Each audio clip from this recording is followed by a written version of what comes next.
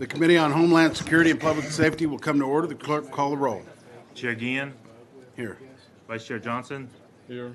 Representative Bowers. Representative Canales. Here. Representative Durazio. Representative Goodwin. Representative Harless. Representative Holland. Here. Representative Troxclair. A quorum is present, members. As a reminder, anyone that's testifying before the committee today and hasn't done so already, please register at the kiosks located in the hallways behind the hearing room. If you require assistance in registering or testifying, please contact committee staff. I want to remind everyone that committee hearing rooms fall under the same decorum rules as the House gallery. Please restrict any outbursts in the audience. The House sergeants have the responsibility to maintain order of the rooms of the House and will take appropriate action if necessary. Due to the number of witnesses who we expect to register and to accommodate all who wish to testify, there will be a time limit of 2 minutes per witness during the public testimony period.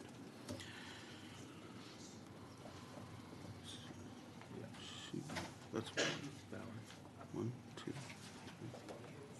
three. Okay. Chair now lays. She's here. Yeah. Let the record reflect that Representative Bowers is present. Chair now lays out as pending business House Bill 71. No, we're not voting on it until later. We're not voting? She's here. She's yes? She's yes. Okay. Yeah. Chair lays out as pending business House Bill 71 by Chairman Canales. Members, this is a bill we heard previously that allows DPS to issue digital driver's licenses. Chairman. No, the chair offers a committee substitute. The chair offers a committee substitute. The committee substitute adds members. The committee substitute adds language allowing for a hunting license, fishing license, combination hunting and fishing license, and handgun license as kinds of licenses that can be available on the application for a digital license. It also adds language to allow DPS to charge a fee for a digital license. Is there objection to the adoption of the committee substitute? There being, yes. There being none, the substitute is adopted. Representative Vice Chair Johnson moves that House Bill 71 as substituted be reported favorably to the full House with the recommendation that it do pass and be printed. Clerk, call the roll.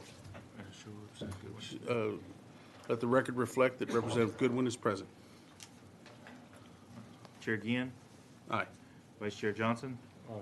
Representative Bowers. Aye. Representative Canales. Aye. Representative Durazio. No. Representative Goodwin. Aye. Representative Harless. Representative Holland. Aye. Representative Troxclair. 6, 1. There being 6 ayes, 1 nay, and 0. two absent, and 0 present not voting, the motion prevails. All right. Chair now lays out House Bill 3362 and recognizes Chairman Metcalf to explain the measure.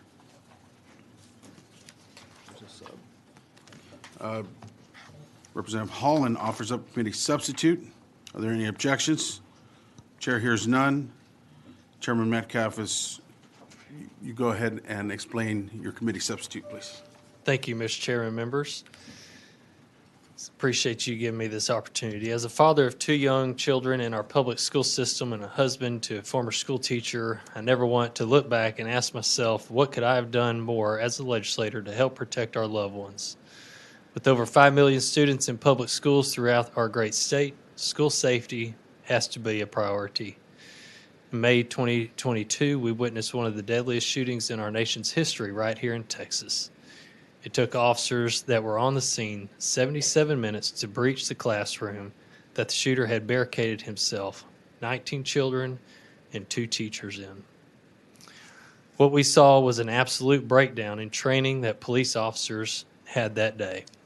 No child or teacher should fear going to school. No spouse or parent should be concerned for their safety while there. House Bill 3362 seeks to ensure proper training of law enforcement. As mentioned, the committee substitute replaces provided with developed on line 9.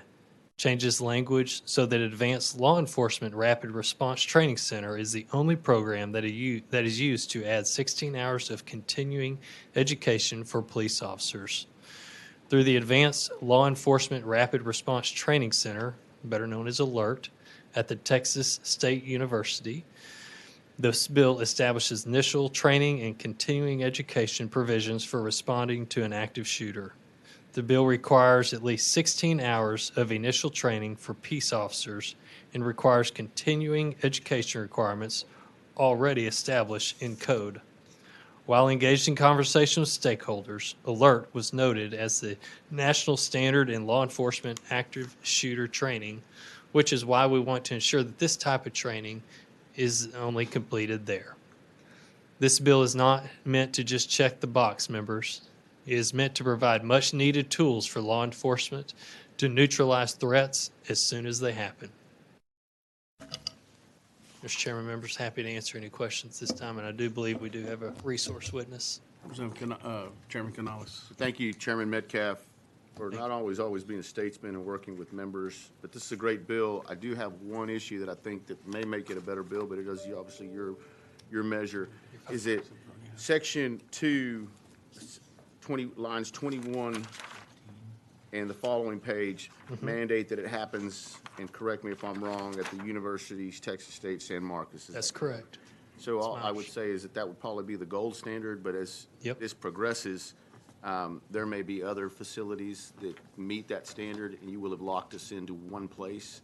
And for instance, I live almost 300 miles from San Marcos, and we've got police training academies where I'm from. Of course. And I believe if somebody taught them how to do it, we wouldn't necessarily need to come to San Marcos. Have to go all the way do to it. San Marcos. And so all I would say is that you may want to use San Marcos as the gold standard, but have an amendment that says if somebody's trained elsewhere that meets that standard, that way we've opened up the training ability statewide to other areas and lessen the cost, because across the board, law enforcement doesn't have the money to do a whole lot. Certainly. Getting them to San Marcos from Abilene isn't the easiest thing. Understood completely. And I totally understand your point. And like I said, this is the gold standard, which is why we put this in here. But I'm open to other options as well, as long as they meet this gold standard, because they have been recognized. Sure, and that's my point. I think that San Marcos will have the ability to spread the knowledge, and as we do throughout Understood. Texas. And I think that we should keep the gold standard in there, but Correct. there should be the measure of being able to teach other people how I to do it. understand. Thank you.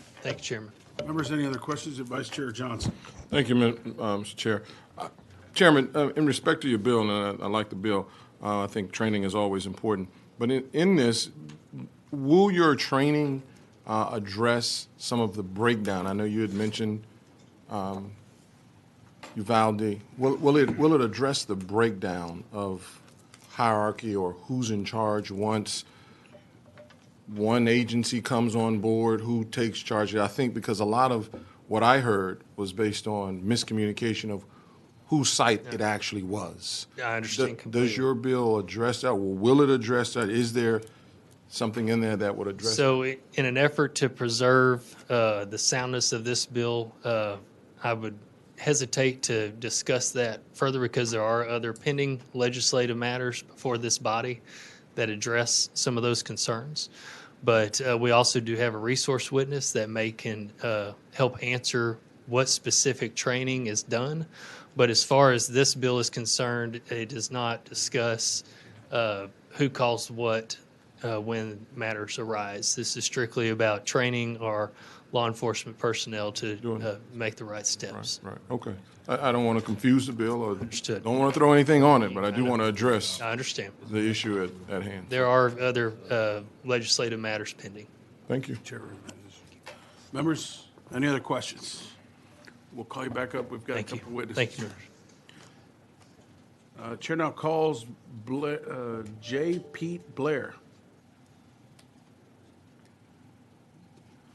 We have you registered as J. Pete Blair, representing ALERT, Texas State University, testifying on the bill. Is that correct? Yes, sir. Please continue. I'm the Executive Director of the Advanced Law Enforcement Rapid Response Training Center, here as a resource witness. Members, any questions? If I can address Mr. Canales' Okay, yes. Chairman Canales. I wanted to ask you, obviously, that, he talks about, you heard the testimony and my questions. The Texas State University of San Marcos is by all definitions the gold standard. This is obviously something that we can teach other people to do. Yeah, 95% of the training that we do is mobile on the road. So we do have a great facility to train in San Marcos, but most of the training we do is on the road. Our primary mechanism for doing training in a large scale like we do in the state is to use a train-the-trainer system where we train instructors from different departments, and then they can go back to their departments and train their departments. And there's no doubt in my mind that that's going to work. All I'm saying is that we should always want to have the ability for other people to learn how to do what you're doing and have it at a local level, even if there's somebody that there's some sort of certification or something that you do. I think limited it to one place, even if you are mobile. We want as much access to training for law enforcement for these situations as humanly possible. And if that means y'all teaching other people or us giving you funding to teach other people, even local places, I think that's what the goal should be. I think we should leave you as the gold standard, but also leave the window of opportunity open to teach other people how to do it. Yeah, so our train-the-trainer system does that. We produce certified instructors who go to their home agencies and can train their home agencies. We also go throughout the state. We have MOUs with different training facilities to do training there on a reoccurring, consistent basis. So we have the bandwidth to absolutely reach the whole state. Thank you. Members, any other questions? Thank you, sir. Chair now calls TJ Vineyard. We have you registered as TJ Vineyard, representing the Texas Commission on Law Enforcement, testifying on the bill. Is that correct? Yes, sir, it is. Please go ahead. I'm just here as a resource witness if you had any questions. Members, he's here as a resource witness. Do we have any questions? All right, thank you. Yes, sir. Is there anyone else wishing to testify on, for, or against the committee's substitute to House Bill 3362? There being none, Chair recognizes Chairman Metcalf to close. Thank you, Mr. Chairman, members. I appreciate your time this afternoon and respectfully ask for your favorable consideration if this matter is brought back before you, and I close. Thank you. Yes. The committee members, any questions? All right, the committee substitute to Chairman. HB 3362 is withdrawn, and if there's no objection, House Bill 3362 will be left pending. Is there objection? Chair hears none. House Bill 3362 is left pending. Which one are we going to next? Let's go to her zero or his zero.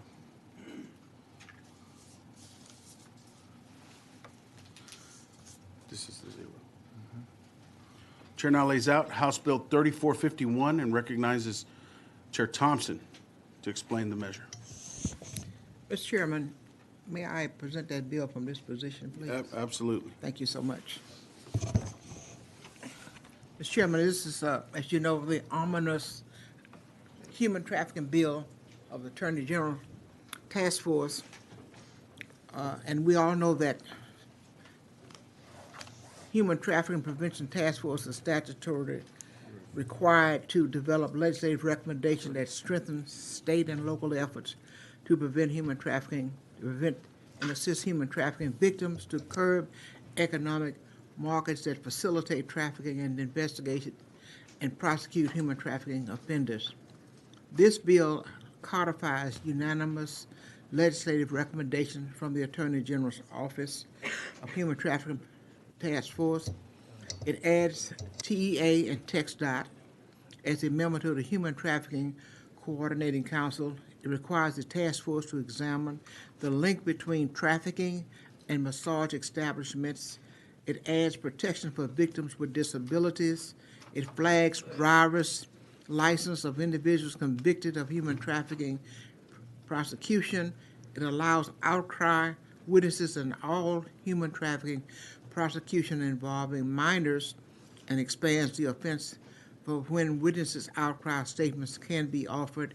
It enhances child pornography sentences when multiple images are processed or promoted.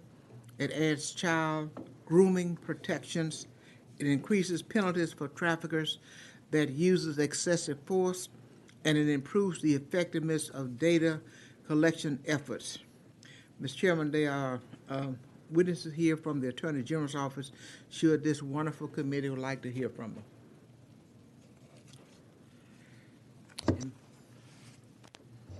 Members, any questions? All right, is there anyone out there wishing to testify on, for, or against House Bill 3451? There being none, Chair recognizes Chairman Thompson to close. Mr. Chairman, I won't be offended if you want to vote this out now. All right. But I close. Members, any questions? If there's no objection, House Bill 3451 will be left pending. Is there objection? Chair hears none. House Bill 3451 is left pending. Let's do, he has 0? Yeah. Chair now lays out House Bill 2154 and recognizes Representative Morales to explain the measure.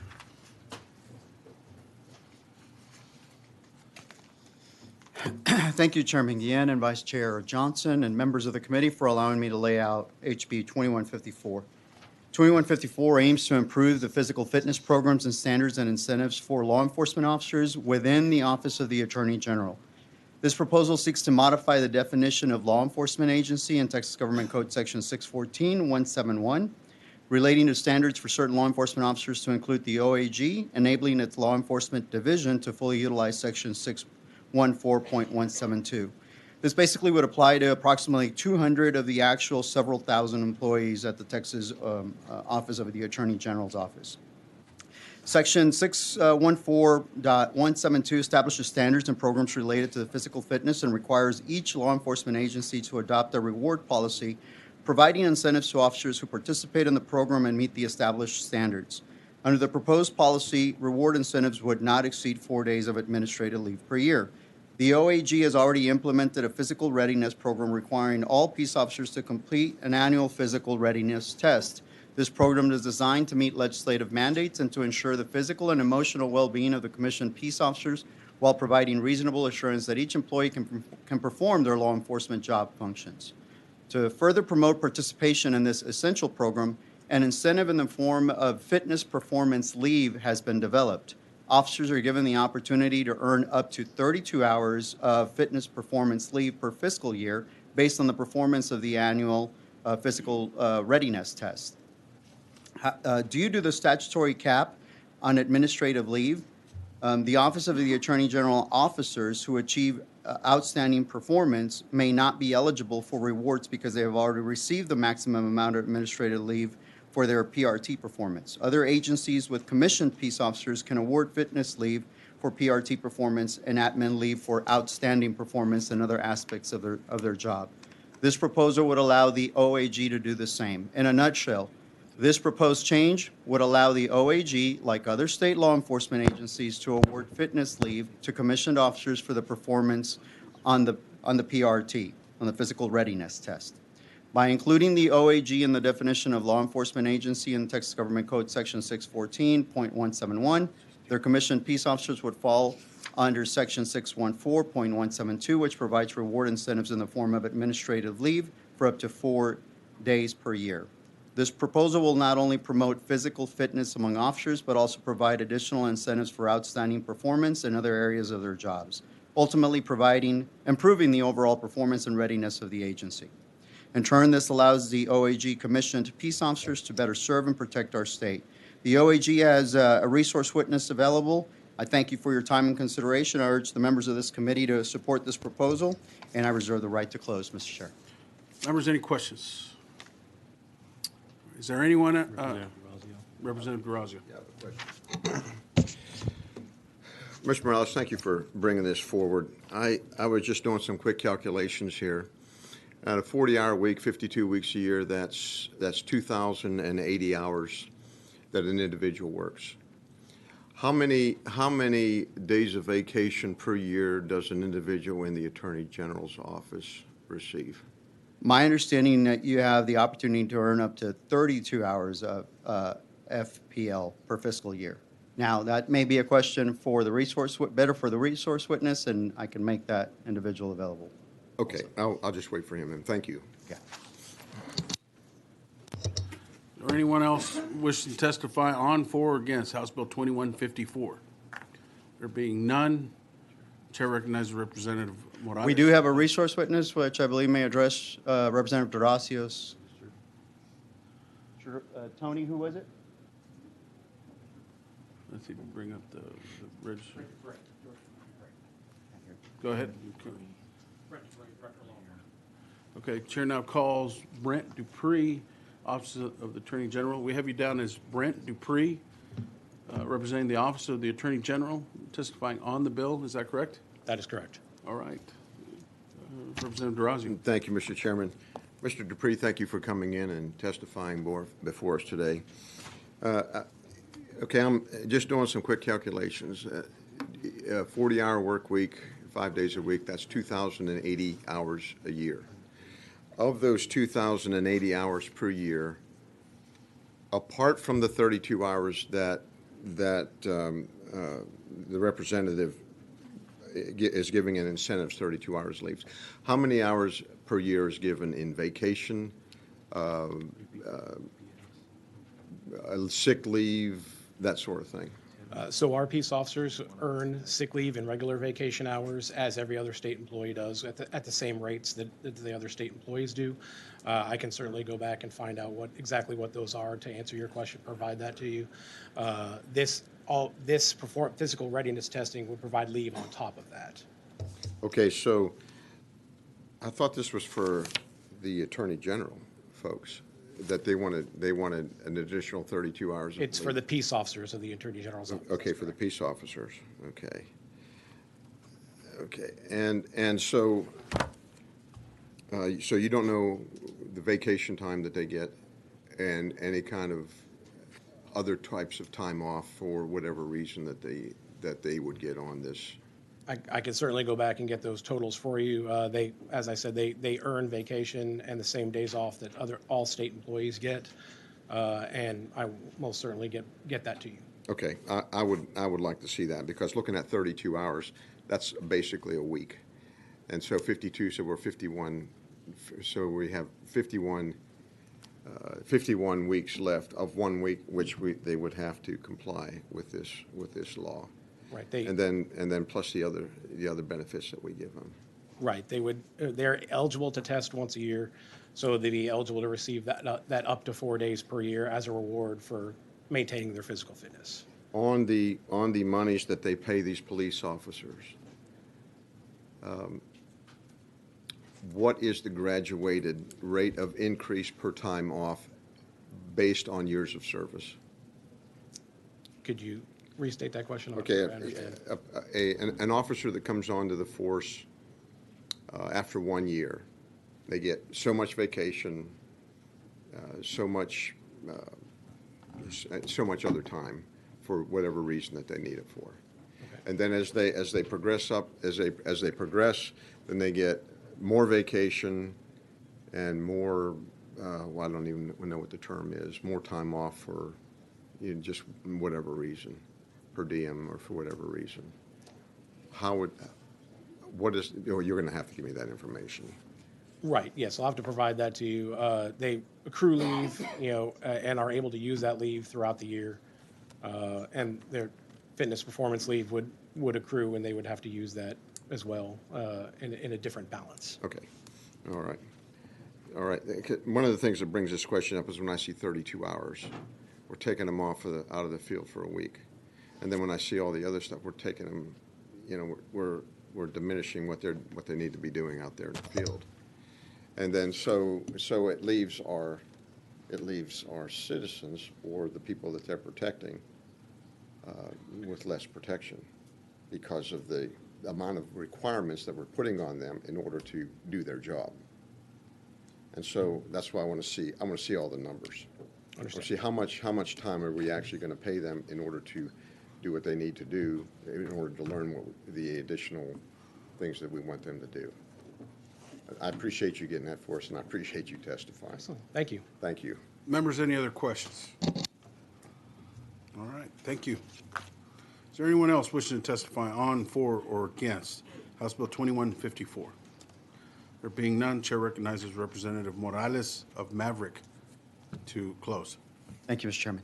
Representative Horacio, this would affect, as I mentioned, approximately 200 of the peace officers within the Office of the Attorney General. Those are the ones that we need to put on par with the rest of the state and the rest of the law enforcement officers that already receive these benefits. And it's a benefit. It's not a we're not asking them to do more. This is just something that they can participate so that they can receive no more than 4 days of administrative leave per year if they participate in this program. And it's discretionary, it's up to them. But that way then we can put all peace officers throughout the state on the same par level as far as receiving incentives. This is not a mandate, and we're not asking them to do more than we would other law enforcement. We just noticed that there was a discrepancy. The Office of the Attorney General brought it to us, and they said, we'd like to put these 200 officers that are within the OAG to be able to receive, if they so desire, the same benefits that every other law enforcement officer within the state of Texas is currently already eligible to receive. Hopefully that clears up, and we'll make sure that we get the information that you just requested so that you can make that informed decision as well.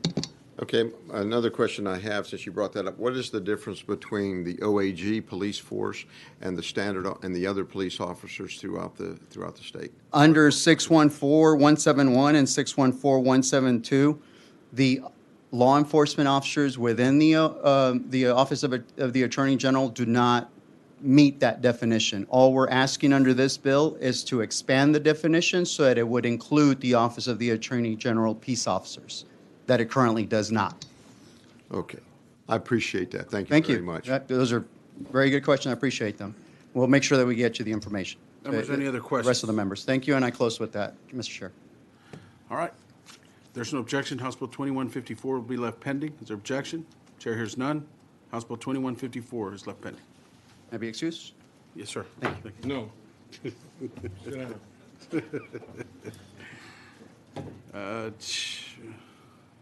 Chair now lays out House Bill 230 and recognizes Representative Gonzalez to explain the measure.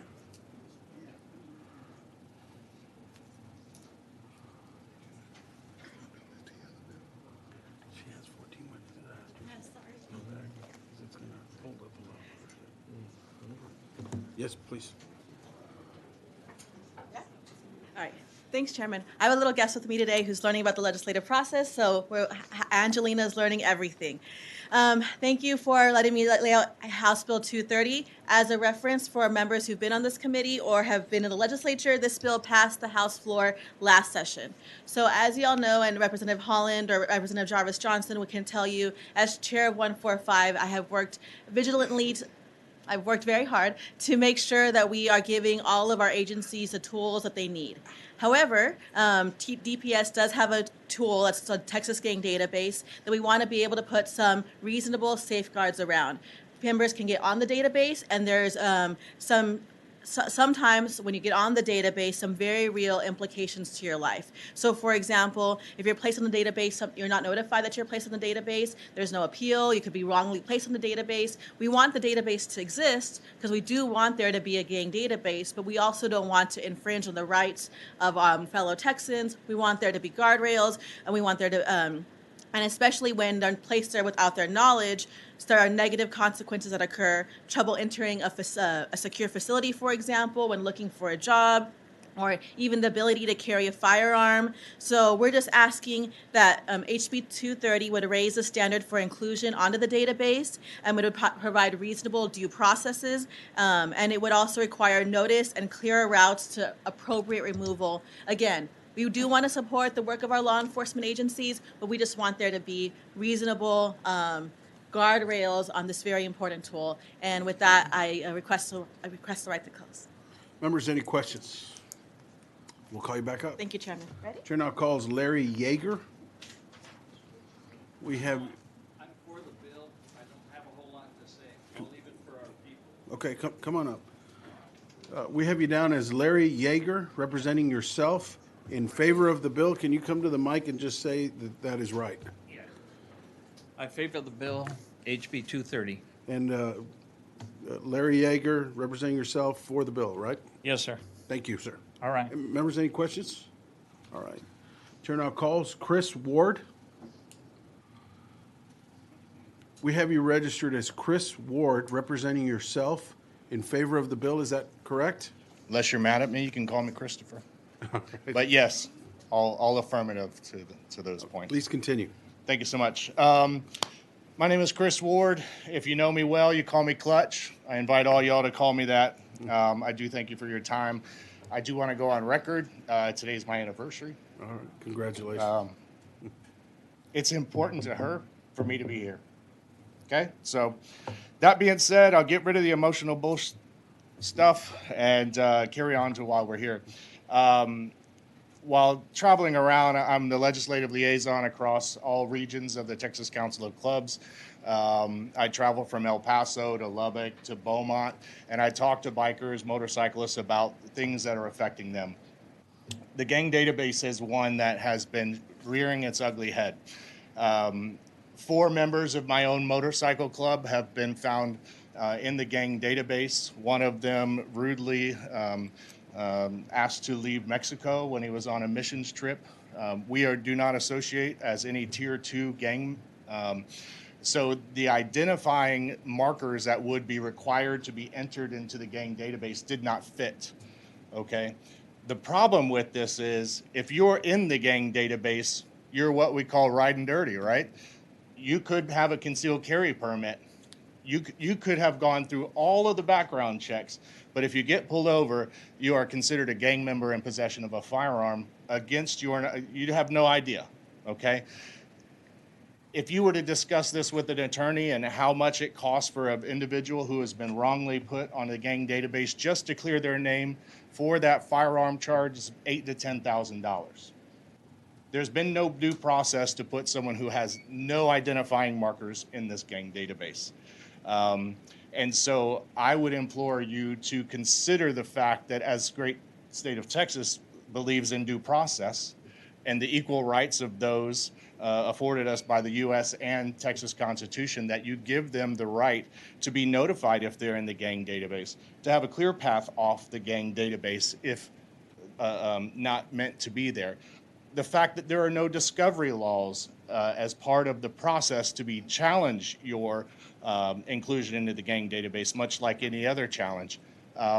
All of these should be implicated. If you're a gang member and you're in this database and you get a letter in the mail that says pick better friends, you're probably going to say, yeah, okay, I'm a gang member. But if you're me, a North American project manager for a large pharmaceutical company who has to travel across the world setting up clinical sites, and I can't go do my job, that's your fault, not yours. Members, any questions? I'd be really happy to answer some.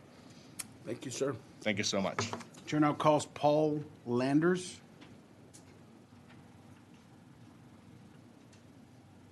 We have you registered as Paul Landers, representing yourself and the Texas Council of Clubs and Independents, registered for the bill. Is that correct? That is correct, sir. Please proceed. Thank you, Mr. Chairman and committee, for letting us talk to you today.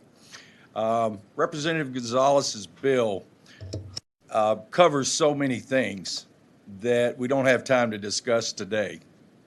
I was a corporate America guy until May 17th of 2015. I happened to be conducting a political meeting in Waco, Texas, when a horrible tragedy happened. So I lost my job. It changed my life, and I've been rebuilding that for the past 8 years. I'm not a criminal, never been a criminal, but I've been on motorcycles for 40-something years. The climate changed after Waco. We saw an uptick in motorcycle clubs, and I would like for the record, everyone here to know, motorcycle clubs are not motorcycle gangs. There's a difference. Service clubs, veterans clubs, Christian clubs, our pastors ride with us. All kinds of motorcycle clubs are represented in our community. It affects your ability to get a license. It affects your ability to get a job. I interviewed 6 times with a perfect resume as a management positions opened up for similar companies. Nobody wanted to touch me. All of those charges, as you're aware, were dropped. Not one charge out of that whole fiasco. But yet that attitude kind of continued. We're not against law enforcement. We support law enforcement. We just want an equitable playing field. As citizen voters in the great state of Texas, we're asking for your vote for this bill. We thank you very much. Any questions for me? Members, any questions? Thank you, sir. Thank you. Chair now calls Daniel Bates. We have you registered as Daniel Bates, representing yourself for the bill. Is that correct? Yes, sir. Please continue. Just want to say I'm a Christian, a chaplain, a husband, a soon-to-be father. Though I may have a speeding ticket or two, I'm not a gang member, and I support this bill. Members, any questions? Thank you, sir. Thank you. Chair now calls Michelle Ferris. We have you registered as Michelle Ferris, representing the Texas Department of Public Safety, testifying on the bill as a resource witness. Is that correct? That's correct. Members, any questions? Questions? Representative Goodwin. Representative Goodwin. I'm just curious, how many people are on the database right now? So there's approximately, I believe, 70 or so thousand individuals that have been documented by law enforcement agencies across the state. How long have they been documented? How long has this database existed? The database has been in existence for quite some time. It was a pointer index prior to our division taking it over. And so it's been in operation for quite some time. It's just grown to what it is now in the recent years. And a witness earlier said that it takes $8,000 to $10,000 to get off of that. Are you aware? I'm not aware of any kind of private attorney costs for trying to take that information to court. As you know, an individual can request a right of review from the Department of Public Safety, and we'll respond to that. We'll search the database. We'll let them know whether or not they have an existing record within the database when they request that. And so what else goes with the review? Can they ask to be taken off? They can request the agency that documented them to review their case to determine why they were documented within the database and request that information to be reviewed and taken to us. They actually would take it to a court, and then they can be removed. Yes, ma'am. Okay, but they do have to hire an attorney, I would imagine. There is some procedural aspects as documented in statute as far as how an individual would be removed. All right, thank you. You're very Did you welcome. say 70,000? Approximately. I can give you the exact numbers. All right. Members, any other questions? Yes, Representative DeBlasio. You were talking about them being able to be removed from the database. What is the process and how much does it cost to get an individual removed from the database? The personal cost an individual would incur, I'm unaware of. Like I said, they can request a right of review from the department. We'll provide that information back to them, and then they can go to the local law enforcement agency that documented them to go through that process with them to get all of that information.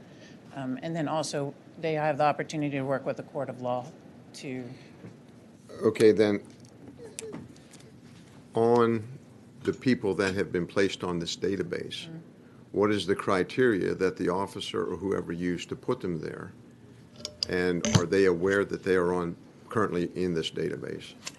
The individuals that are documented, there is no requirement for the department to notify them. It is an intelligence database, so it is a name-based database, so there may be multiple individuals with the same, that share the same name, potentially around the same date of birth, that it would be difficult for us to say this individual is the individual that's listed within the gang database. There is set criteria, submission criteria within the statute, as well as within the Code of Federal Regulations that dictate what criteria must be met for an individual to be documented. There's two standalone criteria, which is a judicial, they have to make a self-admission within the court of law.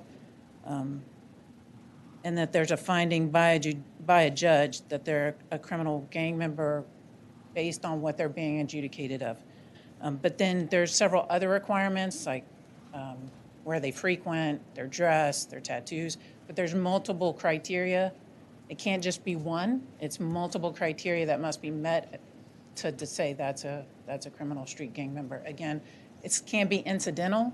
It's not incidental frequenting of a location or incidental use of a certain color of dress.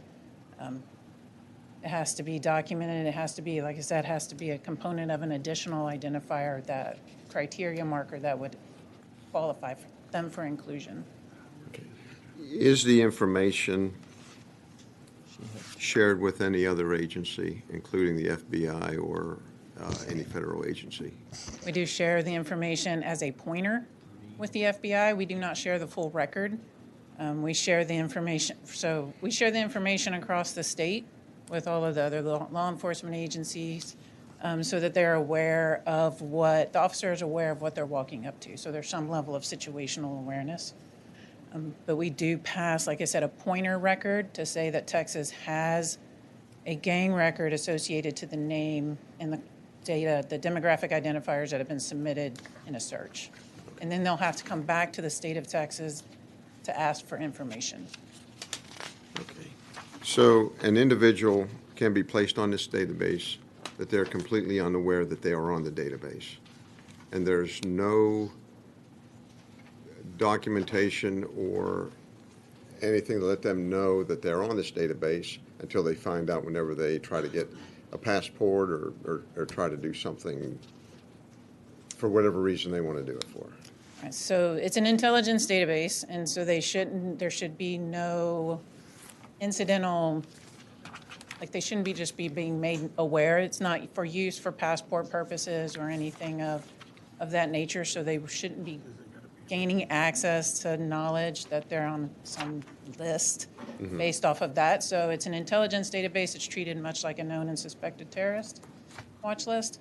So it's heavily protected from dissemination, but there is no current requirement by the local law enforcement agencies or by the department to notify the individuals that they've been documented. No, sir. Okay. Well, thank you so much for your time. I appreciate it. Of course. Hey, so this bill would require that somebody be notified if they get on the database. Correct. So does that include the 70,000 that are already on the database, or would it only be going forward? I don't believe that's stipulated All right. in the bill. Okay. Members, Chairman Canales. Of course. Thank you. So I'm glad you're here because we had a lot of questions of you and another measure that I won't confuse with this bill. So do you have to have committed a crime to get on this database? Only if the court of law finds that based on the offense that you're convicted of, believes it's based on your inclusion in a criminal gang. Let me ask that another way. Can I get on this database without ever having committed a crime? So if a law enforcement agency, based upon the additional criteria, not the judicial statement or review or self-admission, if there's additional criteria that's being met, multiple pieces of criteria together that are being met, if a law enforcement agency believes that you're part of a criminal street gang, they can document you as one, yes. So let's talk about that. So let's call that I haven't committed a crime, but there's a certain recipe that'll get me on this. What is that recipe? So based on the statutory submission criteria list, there's a self-admission by the individual during a judicial proceeding. Which is the one that would involve a crime. Correct. So aside from that. And so there's corroborated identification of the individual. By who? By a member, by an informant, or any other individual of unknown reliability. Of unknown reliability. Correct. Okay. So this is ostensibly what us lawyers would call hearsay. Yeah, I heard it, and you're believing it. Okay, just go. I'm not criticizing you. I just want to know the process so we all know it because we were very confused earlier, and so now that we've got you here, Absolutely, House Bill 4014, yes, sir. So just for further reference, 67.054 of the Code of Criminal Procedure is what documents the submission criteria for text gang. Evidence that the individual frequents a documented area of a criminal street gang. Evidence that the individual uses in more than an incidental manner criminal street gang dress, hand signals, tattoos, or symbols, including expressions of letters, numbers, words, or marks, regardless of how or the means by which the symbols are displayed that are associated with a criminal street gang. So I've got a question for you, and I'll give you one of the examples, and you would know because this is your field, is that one of the most prevalent, especially in Texas, is a gang called Los Cuernos, and their symbol is the UT, Longhorn. And so what if I get booked for something, and I'm actually a graduate of UT, and that officer says, you know what, he's got that, he's one, and he puts me in. Could that possibly happen? If an officer, I suppose, is not following these criteria guidelines strictly, it is always possible that, yes, she could. Okay, so then that's going to take me to my second line question for you. You said DPS has their database, and so what was testified to in the testimony that's been before another committee that I happen to be present was that local people also keep their database. Is that correct? There are agencies with local records management system or And- gang systems, yes, And sir. do you share that information with each other? They're required by statute, if they have a population over a certain number, to share that information with the state. When you receive it, what happens? It runs through its data validation and edit checks to make sure the data is quality controlled, and then it is ingested within the gang repository, and if it meets criteria for submission to the federal file, like I said, the pointer record will go. So that was a whole lot of language that I kind of understand. Sure. And I heard quality control, and I heard all the things that we want to hear. But the real question is, how do you validate that somebody didn't screw it up and put me in a database? And other than, because you got the information digitally, or whether you got it in snail mail, however you got it, and then you run it through your filter, but what is that filter, and how do we know? So if our filter is going to just be strictly composed of data edit checks, right? Is this certain field meet this criteria? We won't know as a state agency if the individual that Pasadena PD is documenting, was that criteria present? We just know that the individual's name has been submitted. The criteria the agency states that this individual fits or has been documented under, and then any of the other information that's available for them to enter. That's highly concerning, because that means anybody at any local level could submit something to you, and as long as it's edit checked, I'm now in the database. That means anybody local official that has it out for a person doesn't like them, and he never knows. He'll never know. And so I think that's so, and dress and all those things. So you said there's a combination of things. How many of the go back to the recipe? How many of the combination? I don't mean to make you jump around. No. How many of the combination things do I need to be in the database? Is it, I wore my blue bandana with my cowboy hat too many times, or I happened to go to the bar where some bad guys hang out because that's where they have the coldest beer in town, and now I'm a gang member, and so that's what I'm saying. I don't know, and I'm trying to figure this out because. What we're doing is we're putting people on a database. And this isn't just any database. It's a secret database. And then what happens to that person once we had a bill that we talked about what happens if you're on that database and are charged with a crime. Well, now I've got to go disprove this thing. And so now that could affect potential plea offers. It could protect probation. It could be an enhancement. It could be a whole bunch of things. And so I'm not, you're here to answer the questions, and I don't think you created this policy, but it sounds to me like we've got an influx of information to and from either local to you, and that could severely affect someone's rights. They could be innocent for all that we know. You said earlier in your testimony, I took real close notes, you could have the same last name and the same date of birth, and you could end up in the database with somebody else. And so all of that stuff is just highly concerning. So that's why I think this is maybe a good thing is we need to know, people need to know, and because it may not be true. How do I get off this thing as of now? So there's In the statute, there is an opportunity for individuals to request whether or not they're in the database. And the only way they find out is they got arrested or trying to get prosecuted, because else they would never know. If they didn't, I would agree. If they didn't know that that statute exists there for their ability to request a right of review, they would not. No. I mean, they didn't know they were in the database, period. So how do you even find out you're in the database? I'm guessing that the easiest way to find out is get yourself arrested for something. But what would be the other way? Like, what would be the normal way? Am I just in the database forever and never know? So there are other elements to the database in terms of requirements for how long the data can be present within the database. So for juveniles, it's 2. For adults, it's 5. And then they're required to be revalidated over a period of time to ensure that the criteria is still being met and still is accurate for their continued inclusion. Otherwise, the record falls off. And who does that? The local agencies are the record owners. And do you evaluate and make sure that local agencies are doing that? We audit the agencies, yes, sir, for And, their compliance with statute. and what about yourselves? Who audits you? The FBI will come in and audit us. And who audits them? Well, that's a good question. So once they picked up the information, it's possible that you've put me in a database, maybe mistakenly. Now the now the federal government's got it, and nobody knows when I get off that list, right? Well, if we remove it, we would communicate with the FBI to remove it as well. So it wouldn't remain there. So, I mean, I'll tell you this, and this is not anecdotally, this is actually legal practice. I've tried to expunge someone's record, and the FBI will give us the middle finger. They don't care.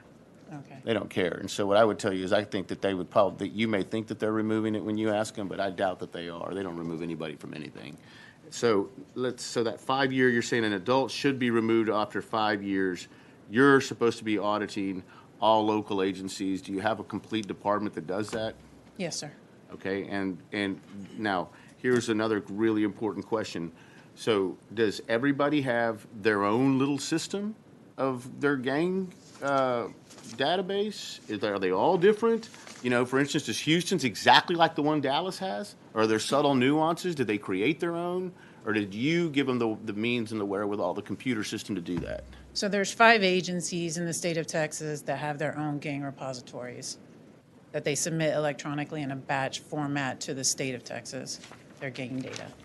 Ready? So there's 5 agencies. Yes. Okay, and what are those agencies? So those agencies are Houston, the Harris County Sheriff's Office, College Station, Bryan Police Department, and the Fort Worth District Attorney's Office. And those are the only people that keep gang databases? That's not the only, the rest of them utilize our own They utilize yours? gang repository as a front-end entry system.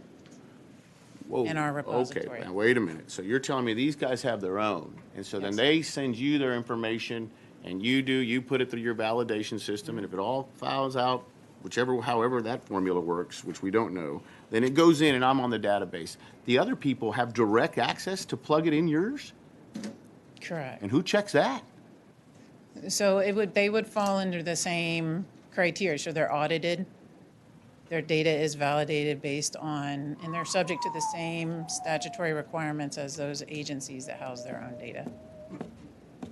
I can tell you, this thing is scary. It really is. I look forward to being here with you next session because we're going to fix some of this stuff. Thank you. Is there a prohibition for you getting us a list of the 70,000, not the names, but how many of them actually committed crimes and how many of them got on there as through a combination of other circumstances? Yeah, we can give you a breakdown numerically based on their criteria. Okay. Absolutely. Can you get that to the committee so we Absolutely. can disseminate it? Of course. Members, any other questions? I got about 100, but I'm going to, for the sake of the committee, move on. Thank you. All right, thank you. Chair now calls Dale Avant.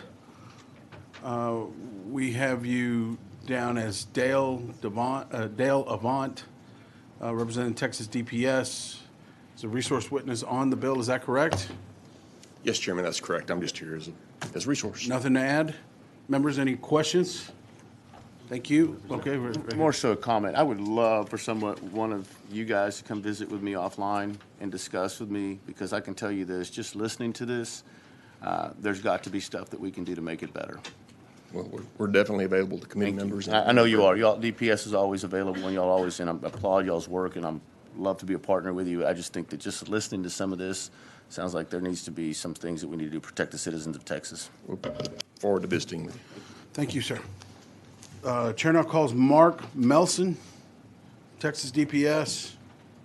We have you down as Mark Melson, representing Texas DPS, testifying on the bill as a resource witness. Anything to add? Chairman, I'm the same way. I'm just here as a resource witness in case there was any And you do further agree questions. with what I said, right?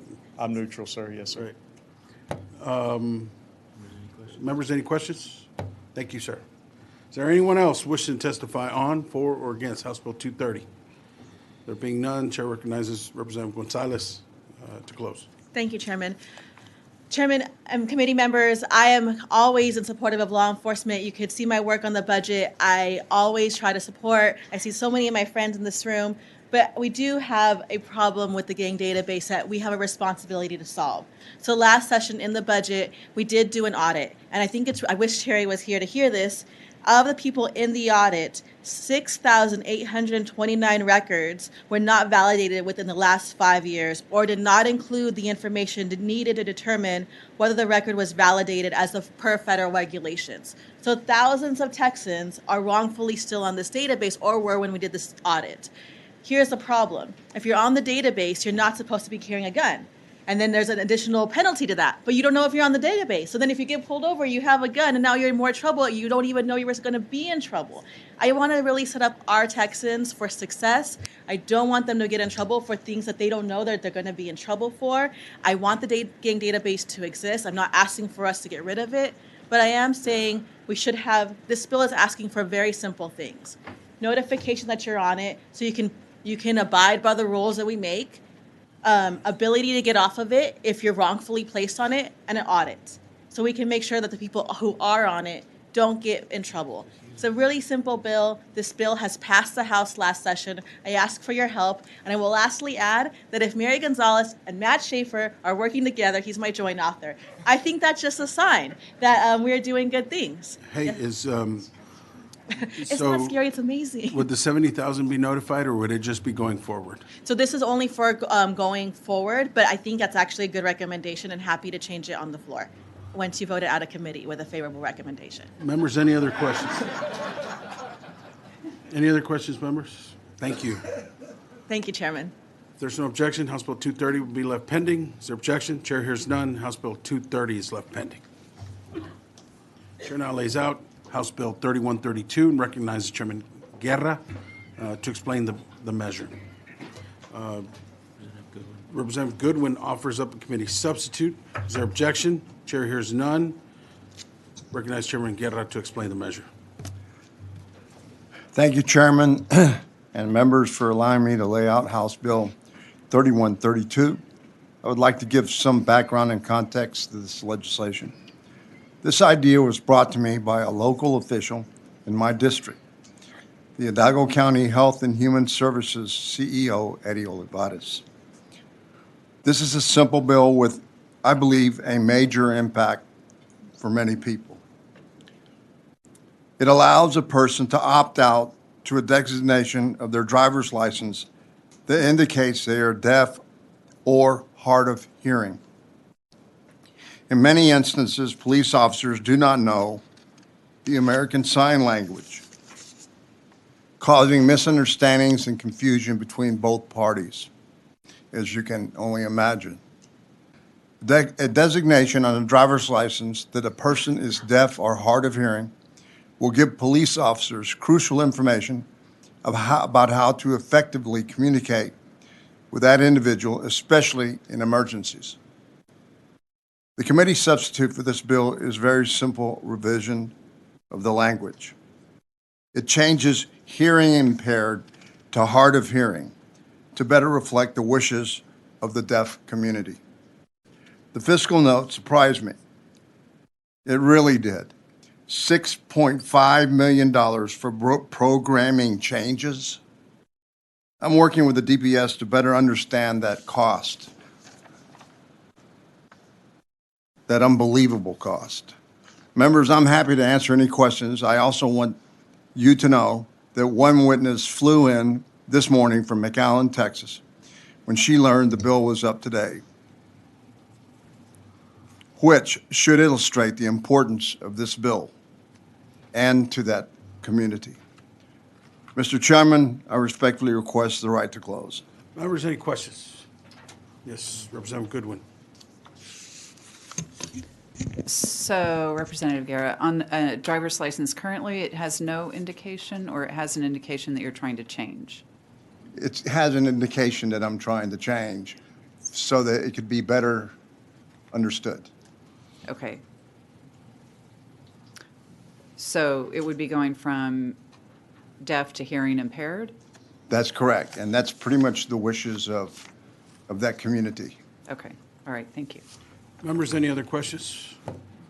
All right, we'll call you back up as soon as we're done. Thank you, Chair Chair. now calls Lisa Lara. We have you registered as Lisa Lara, representing yourself and McAllen ISD in favor of the bill. Is that correct? Yes, that's correct. Please proceed. Good afternoon. My name is Lisa Lara, and I'm the director of the Regional Day School Program for the Deaf at McAllen ISD.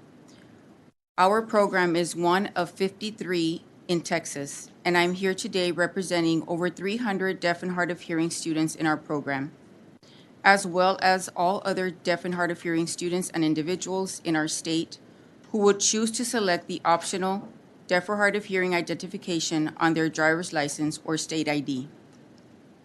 I am passionate about this bill because I know that providing an optional deaf or hard of hearing identification will help promote the safety of all deaf or hard of hearing individuals, especially those who are student drivers. I also believe that having this identification on a state ID will encourage businesses to provide sign language interpreters. I recently had a conversation with a parent whose children are deaf and were part of our program.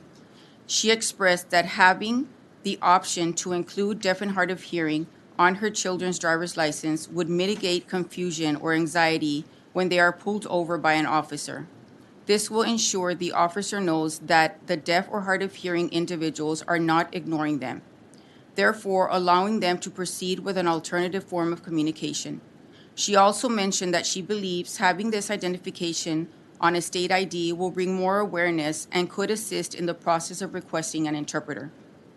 I do encourage lawmakers to consider changing the verbiage from auditory impairment to deaf or hard of hearing, as this is the acceptable terminology in the deaf community.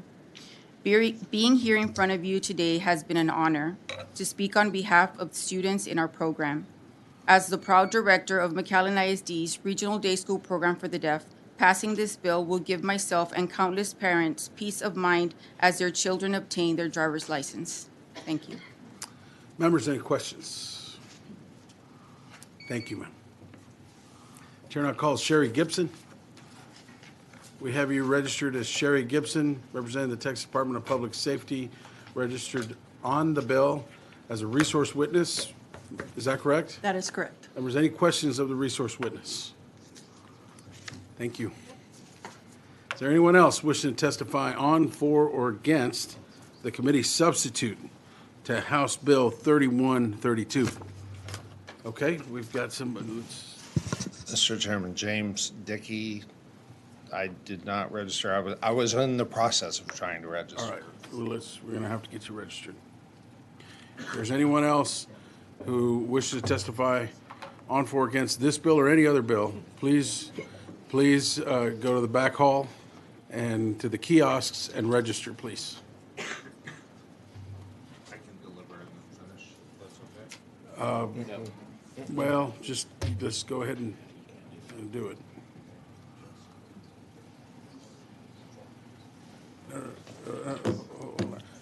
If you're not registered, come over here. What's your name?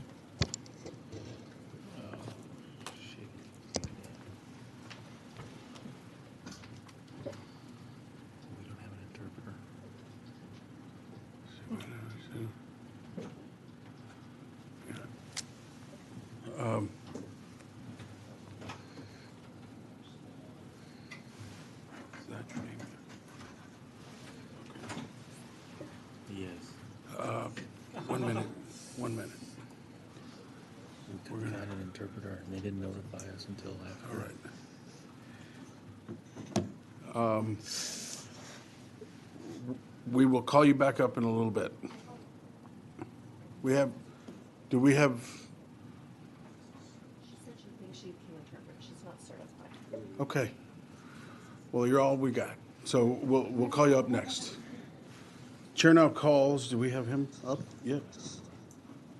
James Dickey, 4. Okay, we have you down as Representing James myself. Dickey, representing yourself in favor of the bill, is that correct? Correct. Please continue. Mr. Chairman, members, thank you. My apologies for not registering earlier. I was here to help Mrs. T do great work here on 410 later. When I heard the purpose of this bill, I have to share. My brother is profoundly deaf. My son is hard of hearing. One of the formative interactions that we had while I was a teenager was with police officers in Fort Worth when my brother and I, picking up a friend in a tough part of town because we lived in a tough part of town. My brother was stopped, or my brother was pulled over, and the policeman gave him a very hard time because while my brother is profoundly deaf, he can read lips, except this police officer had a mustache and beard that made that nearly impossible. And it was at night, which makes it nearly impossible. And my brother has a lot of speech therapy training that taught him to speak fairly well, and therefore be able to get by in a middling amount, in a middling manner. And that police officer refused to believe that my brother had any hearing difficulty, and nearly, in one interaction, nearly undid a decade plus of my parents teaching my brother and I respect for the law. This wording of being hearing impaired is absolutely correct and applies to more cases than I wish it did, and is very important. I strongly encourage you all to pass this bill as substituted. Thank you. Members, any questions? Thank you. Thank you, sir. We're going to pause for just a moment, members, while we get, we're going to stand at ease for just a moment while we get some paperwork up here for the interpreter.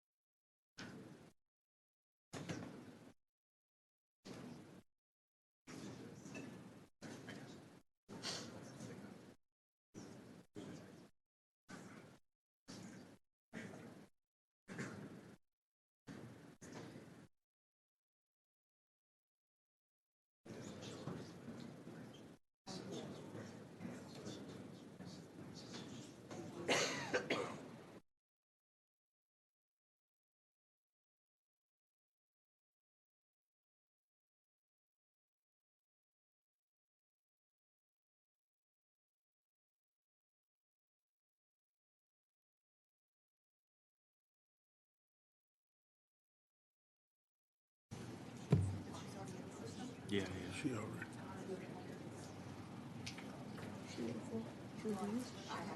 The lady? No, she's McCallum.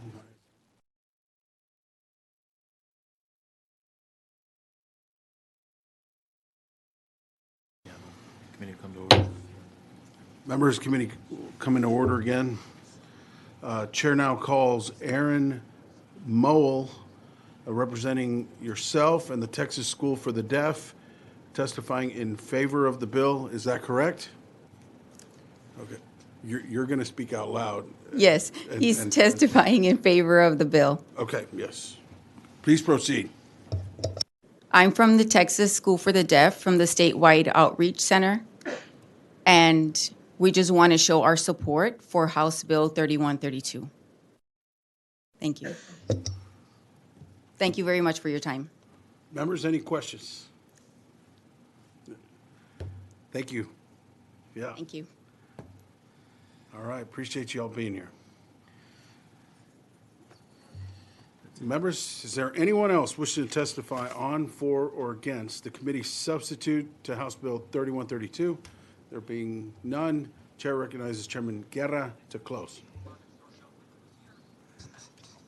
Chairman and members, I think we've tried to illustrate today that all I'm trying to do, is to make sure there's better communication between police officers and the deaf community. Or, basically, there are two groups under communication impediment.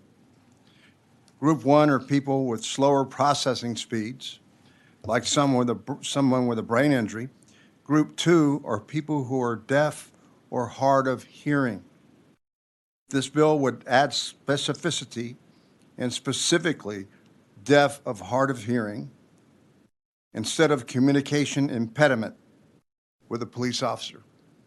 I think all this bill does is just make sure that we have better communication between our law enforcement community, DPS, and of course, the public who have been affected with this impediment.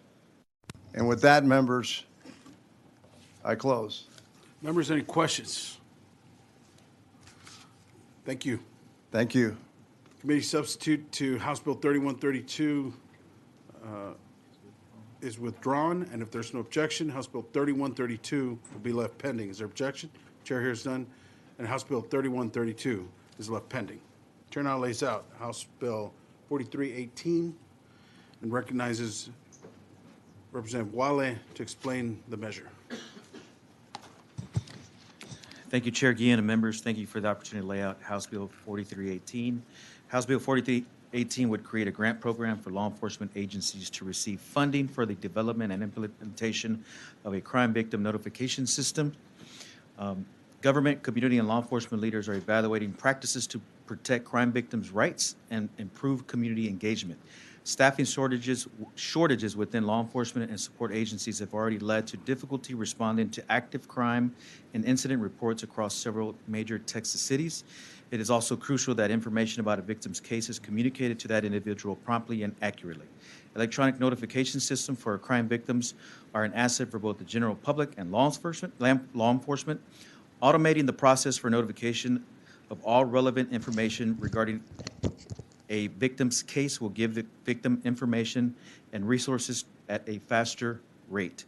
The system will also help with the current extended 911 wait times, as victims have the option to file reports online instead of waiting for immediate service from an officer. Hey, you got a committee substitute. I do have a committee substitute. Representative Goodwin offers up committee substitute. Are there any objections? Chair hears none. Recognize Representative Wale to explain the substitute. You're an experienced chairman, and I was getting to that part. All right. So you were right on point, sir. So the committee substitute members, just to explain that part, in order to not conflict with the work already being done to track sexual assault kit tracking, the committee substitute strikes line 21 through 23 on page 2, subsection D. Critical investments in technology will help agencies all around the state who are seeking to improve access to information, transparency, and accountability accountability between authorities and their communities. So HB 4318 aids Texans by creating grants for local law enforcement agencies to enhance their service to our communities through technological advancements and implementations. Thank you for the opportunity to lay out this bill and its substitute. Would respectfully ask the right to close, and we're glad to answer any questions members might have. Members, any questions? Hold up right there. Is there anyone else here wishing to testify on, for, or against the committee substitute to House Bill 4318? There being none, Chair recognizes Representative Wale to close. Thank you, and I know we have to wait for our Senate counterparts. It's actually already passed the Senate as well, so we're looking forward. And the fiscal note, just to be transparent, we do have a contingency rider in the budget should this committee pass this and it reach the floor and pass the House. So it's $5 million, and we're ready to fund it if it passes. Members, any I close. questions?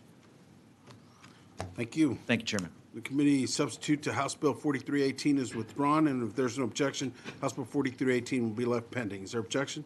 Chair hears none, and House Bill 4318 is left pending.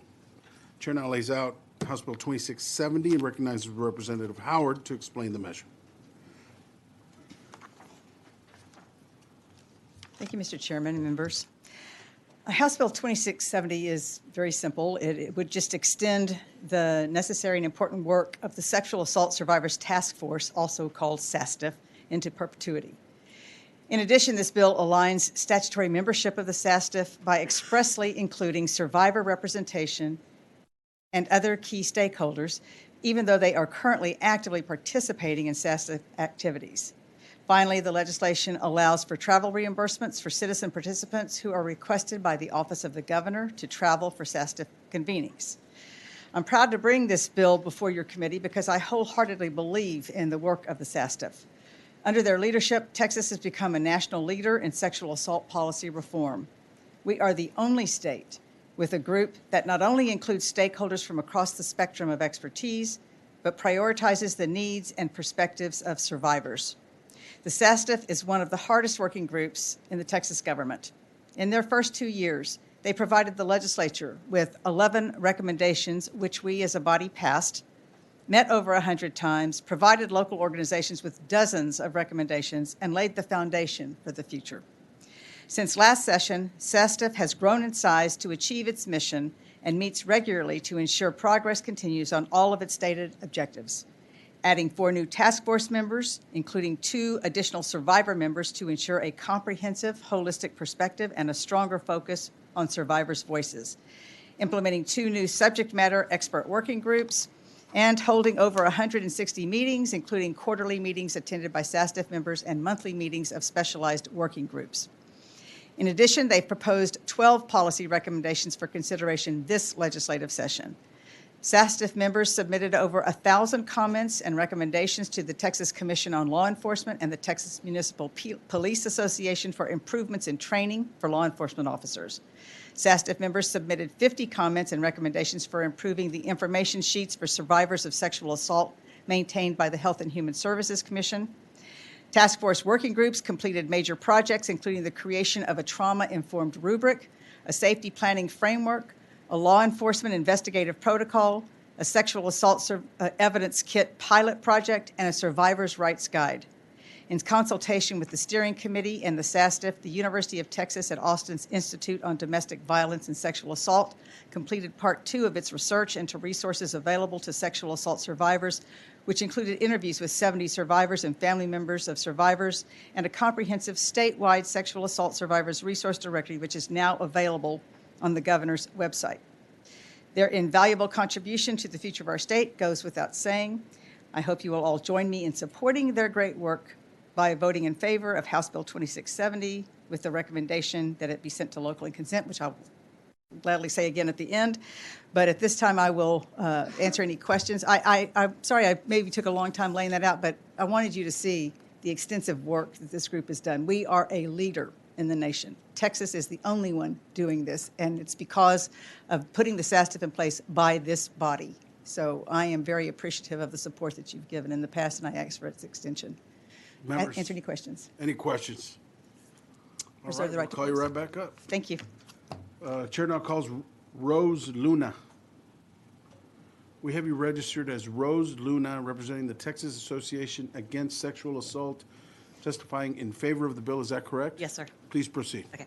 Hello, my name is Rose Luna, and I'm the CEO of the Texas Association Against Sexual Assault, and I'm here in support of HB 2670. In the 86th legislative session, then HB 1590 sought to address the unwieldy issue of sexual violence affecting children and adults in Texas by creating a sexual assault survivors task force in the office of the governor. Since the first meeting in February before COVID, the task force led by the statutorily named steering committee members, which are comprised of the great leadership at the Public Safety Office in the Office of the Governor, CAC Texas representing the child victims, and Texas Association Against Sexual Assault representing adult victims. We have seen monumental shifts in outcomes as a result of the hard work and dedication of each task force member. The Governor's Office Biennial Report lists out the impactful and tangible products created by the work groups within the task force. And not only did the task force provide these tools to improve immediate response and improve response immediately to sexual assault, but more importantly, it dedicated a space for meaningful and courageous conversations aimed at directly addressing the gaps. There are pockets in Texas that are doing excellent work, and there are other areas of Texas that require growth. What the Sexual Assault Survivor Task Force does is synthesize this intel from a bird's eye view to begin identifying and addressing patterns. The past 3 years, the task force has propelled an authentic exchange of ideas and thoughts that, believe it or not, would not have happened otherwise. As we all work in our silos and, to be honest, point fingers at each other and who's doing what and who's not doing what. So the magic was in bringing these people to the table, but most notably in this piece of legislation, including survivors at the decision-making table. But as with everything else, there is no silver bullet or one-stop solution to this complex crime. It is for that reason that we come in support of HB 2670 to not only continue the vitality of the office of the Governor's Office of Sexual Assault Survivor Task Force, but also to continue the tremendous impact it brings to the public safety and mental health across the entire 254 counties of our great state. Thank you. Members, any questions? Thank you. Okay. Is there anyone else wishing to testify on, for, or against House Bill 2670? There being none, Chair recognizes Representative Howard to close. Thank you, Mr. Chairman, members. As I said, I hope that you will consider this for local and consent. I think it's really important that we continue the critical work that this group has been doing and to continue to improve the response to sexual assault survivors in our state. And with that, I close. Members, any questions? All right. If there's no objection, House Bill 2670 will be left pending. Is there objection? Chair hears none, and House Bill 2670 is left pending. Chair now lays out House Bill 2650 and recognizes Representative Howard to explain the measure. Vice Chair Johnson, Office Subcommittee Substitute. Thank you. Is there objection? Chair hears none. Chair recognizes Representative Howard to explain the substitute. Thank you, Mr. Chairman. Committee Substitute House Bill 2650 is a bill that is a recommendation of the Sexual Assault Survivors Task Force. We've already talked about the SASTF and what it is and how important it is. I just want to reiterate again that this is a group that is led by a steering committee composed of the Children's Advocacy Centers of Texas, the Texas Association Against Sexual Assault, and the Office of the Governor. It includes a long list of members, among which, though, I will mention specifically the Office of the Attorney General, the Texas Commission on Law Enforcement, Texas Department of Public Safety, and law enforcement representatives. We've already talked about many of the things that they have done and the fact that we have passed legislation already addressing their recommendations last session and will hopefully do so again this session. Committee Substitute for House Bill 2650 builds on this legacy we've created and would require the Texas Commission on Law Enforcement, TCOLE, in collaboration with the SASTF, to establish a training program that includes best practices and trauma-informed response techniques to effectively recognize, investigate, and document child sexual abuse and adult sexual assault cases. It differs from previously passed legislation in that it requires all Texas law enforcement officers to participate in the training. The committee substitute is wording that was created in working with TCOLE to address some of their concerns. But I want to remind you that TCOLE is a member of SASTF, so they have been intimately involved in what we're presenting here. The decision to report a sexual assault to law enforcement is not an easy one for all survivors to make. For some, going to law enforcement could mean reporting a family member or a powerful community leader. For others, it could be the first step in leaving a dangerous situation at home. But for every survivor, making the decision to go to law enforcement is a significant step in their healing journey. Once a survivor makes the decision to report to law enforcement, it is critical that every officer they come into contact with has received the training they need to appropriately handle these unique and delicate situations. This bill is of utmost importance, especially in light of the fact that according to FBI records in 2020, Texas had an estimated total of 13,509 rape offenses, the highest in the nation. And that's the number of reported sexual assaults. According to research done by the Institute of Domestic Violence and Sexual Assault, only 9.2% of victims actually reported their experience to law enforcement. And of those, about 3% actually proceed to a full investigation and trial. This bill provides Texas law enforcement the tools necessary to understand the unique dynamics that exist in child sexual abuse and adult sexual assault investigations. We must do more to improve every part of the system that a survivor comes into contact with. Doing so may actually encourage more to pursue justice through the law and will also ensure that every survivor in Texas feels supported and believed throughout the process. With that, I am happy to answer any questions and reserve the right to close. Members, any questions? All right, we'll call you right back up. Chair now calls Justin Wood. We have you registered as Justin Wood, representing the Children's Advocacy Centers of Texas in favor of the bill. Is that correct? Yes, Chairman. Please continue. Good afternoon, Chairman and members. I'm Justin Wood. I'm General Counsel for Children's Advocacy Centers of Texas, and I am here in support of HB 2650. And Chairman, we appreciate you being a joint author on this bill as well. In my role, I am proud to represent CEC Texas on the steering committee of this task force, along with my friend and colleague Rose Luna, who you've heard from, along with the Office of the Governor. We are joined by our fellow task force members and working group members, all committed to a mission that was tasked to us by you all in the 86th legislative session, and that was to establish a survivor-centered, collaborative, and coordinated response to sexual violence experienced by both adults and children throughout our state. In our fourth year of work, we are happy to bring forward another set of robust policy recommendations for your consideration, and we are hopeful for the same overwhelming support we received last time from you all when all of those recommendations were passed last session. Much of our work over the last 2 years has focused on how investigations of child sexual abuse and adult sexual assault can be improved to better serve survivors. In doing so, we have relied heavily on the insight and expertise of our law enforcement working group. I'm always inspired when this group gets together because it has police chiefs, it has majors at DPS, TCOL leadership, line child abuse and sexual assault investigators, all showing up and contributing to push forward meaningful recommendations that will improve law enforcement response to sexual assault. HB 2650 is a good example of this.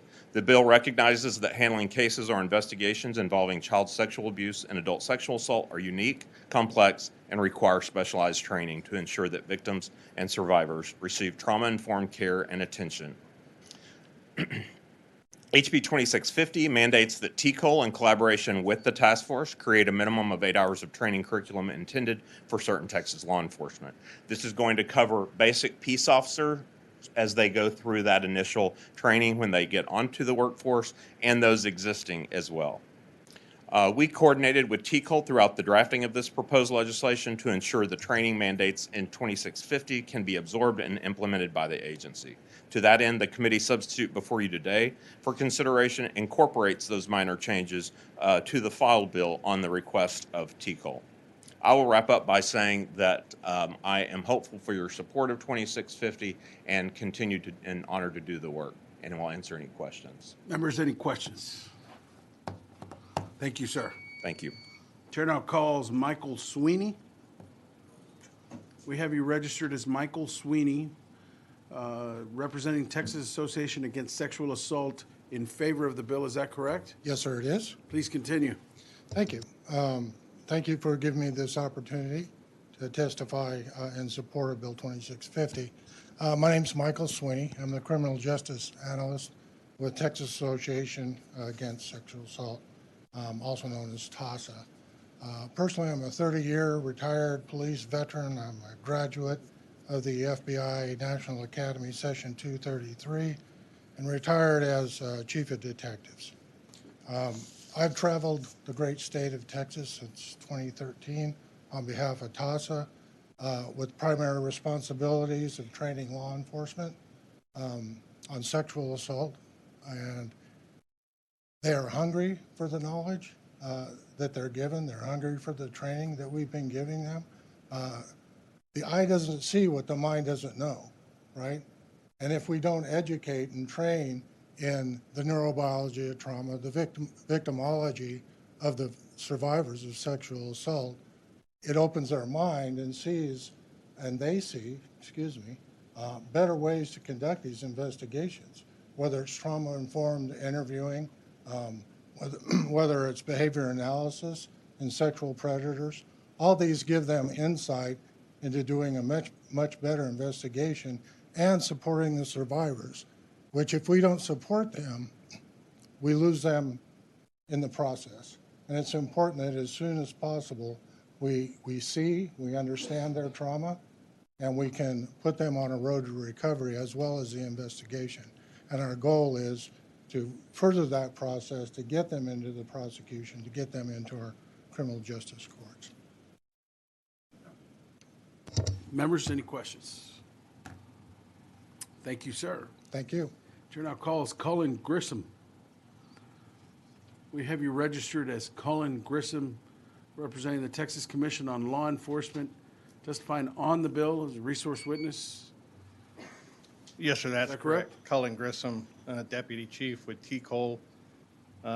We look forward to continuing the work with T-Cole with the task force, and I'm available for any questions you might have on our implementation.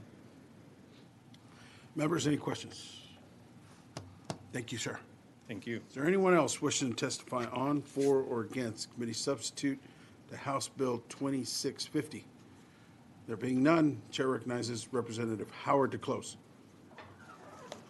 Thank you, Mr. Chair and members. I think what you've just seen is the benefit of having this kind of a group where you have those that are directly involved, working in the field, coming together and determining how they can communicate better with one another and to do a more effective job that will ensure that we have the kind of support for survivors that will encourage them to use the law enforcement justice path that they have before them.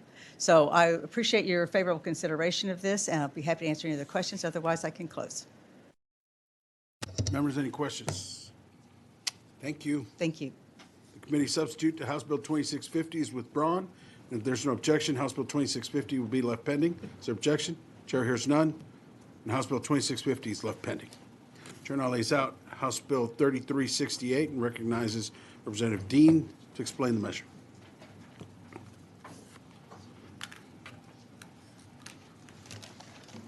Thank you, Chairman, members. Today I want to talk to you about the theft of tubular steel products in the oil and gas industry. I've been in the industry for about 45 years.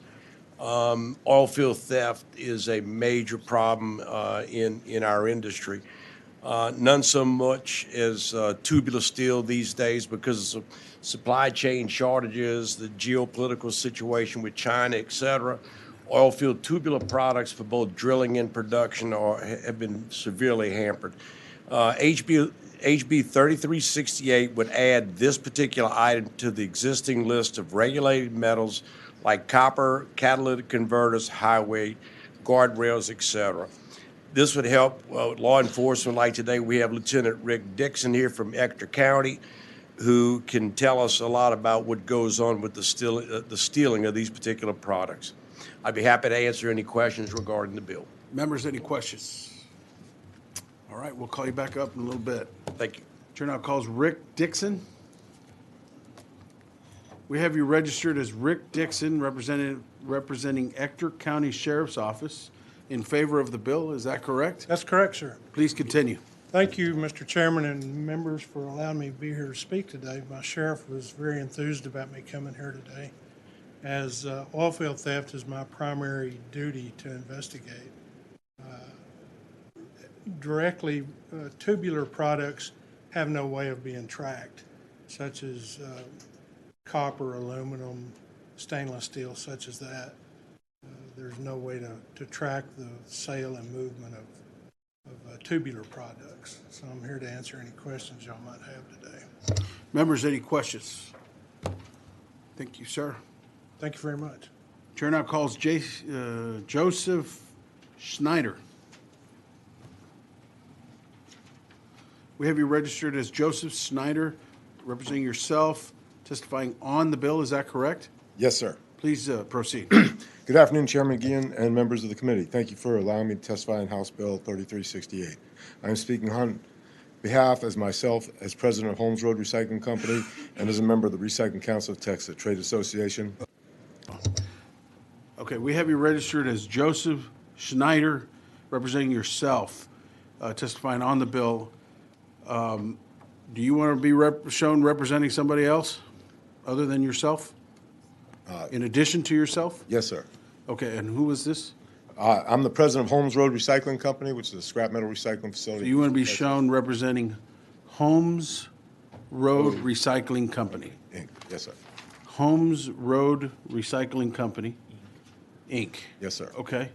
So we have your permission to correct the record and make sure that you're representing yourself and Holmes Road Recycling Company, Inc. Yes, sir. On the bill. Yes, sir. Okay, please proceed. And as a member of the Recycling Council of Texas, which represents hundreds of Texas companies that are metal recycling entities, I'm not representing them. I'm just a member of that organization, or MREs regulated by the Department of Public Safety. We are opposed to the bill as written, but Chairman Dean has asked for our input for a committee substitute that we hope will reach a compromise across stakeholders. Our main concern as metal recycling entities is that we have no way of accurately identifying pipe, particularly used pipe or tubular steel products when commingled with other scrap steel that this bill calls upon us to record and keep and report on. There's no feasible way for MREs to comply with the requirements this bill proposes, and we do not believe the proposed provisions will lead to success in stopping this theft. Pipe of this sort normally doesn't end up in scrap recycling facilities. We support law enforcement in combating this illicit activity and actively work through issues like this one through the Department of Public Safety State Metal Recycling Advisory Committee, which currently has members from various industries that experience metal theft, law enforcement, and representatives of recycling industry. The purpose of this committee is to get industry and law enforcement working together and bring in the best practices from both across the state. We propose adding a representative from the oil and gas industry and a sheriff of the county with experience in investigating the theft of tubular steel used in the process of drilling and completing oil and gas wells to this committee so that this industry can work through this issue on an ongoing basis with law enforcement and jointly determine the best way to stop this specific theft. We appreciate the continued work of this committee, the legislature, and all relevant stakeholders for their work on this issue. We look to be a continued partner with all of you on this. Thank you. All right, members, any questions? Thank you, sir. Thank you. Chair now calls Jason Hester. We have you registered as Jason Hester, representing the Texas Department of Public Safety, testifying on the bill as a resource witness. Is that correct? Yes, sir, that is correct. Any questions of a resource witness, members? Anything to add? No, sir. We've been in contact with the office and the Recycling Council folks to work through the regulatory components of the legislation. Members, any other questions? All right, thank you, sir. Thank you. Is there anyone else wishing to testify on, for, or against House Bill 3368? There being none, Chair recognizes Representative Dean to close. Thank you, Chairman and committee, and we will continue to try to work with our recyclers, but let's be very clear about something. Oil field theft is a major industry. In the recycling business, I have friends that own scrap yards. They know who's bringing this material to their yard. I want to continue and hope the committee will assist me in continuing to help people like Lieutenant Dixon, because the sheriff's departments typically are the ones that get the calls. So I appreciate y'all help with this bill. Any other questions, members? Thank you, sir. Thank you. If there's no objection, House Bill 3368 will be left pending. Is there objection? Chair hears none, and House Bill 3368 is left pending. Chair now lays out House Bill 1184 and recognizes Representative Rose to explain the measure.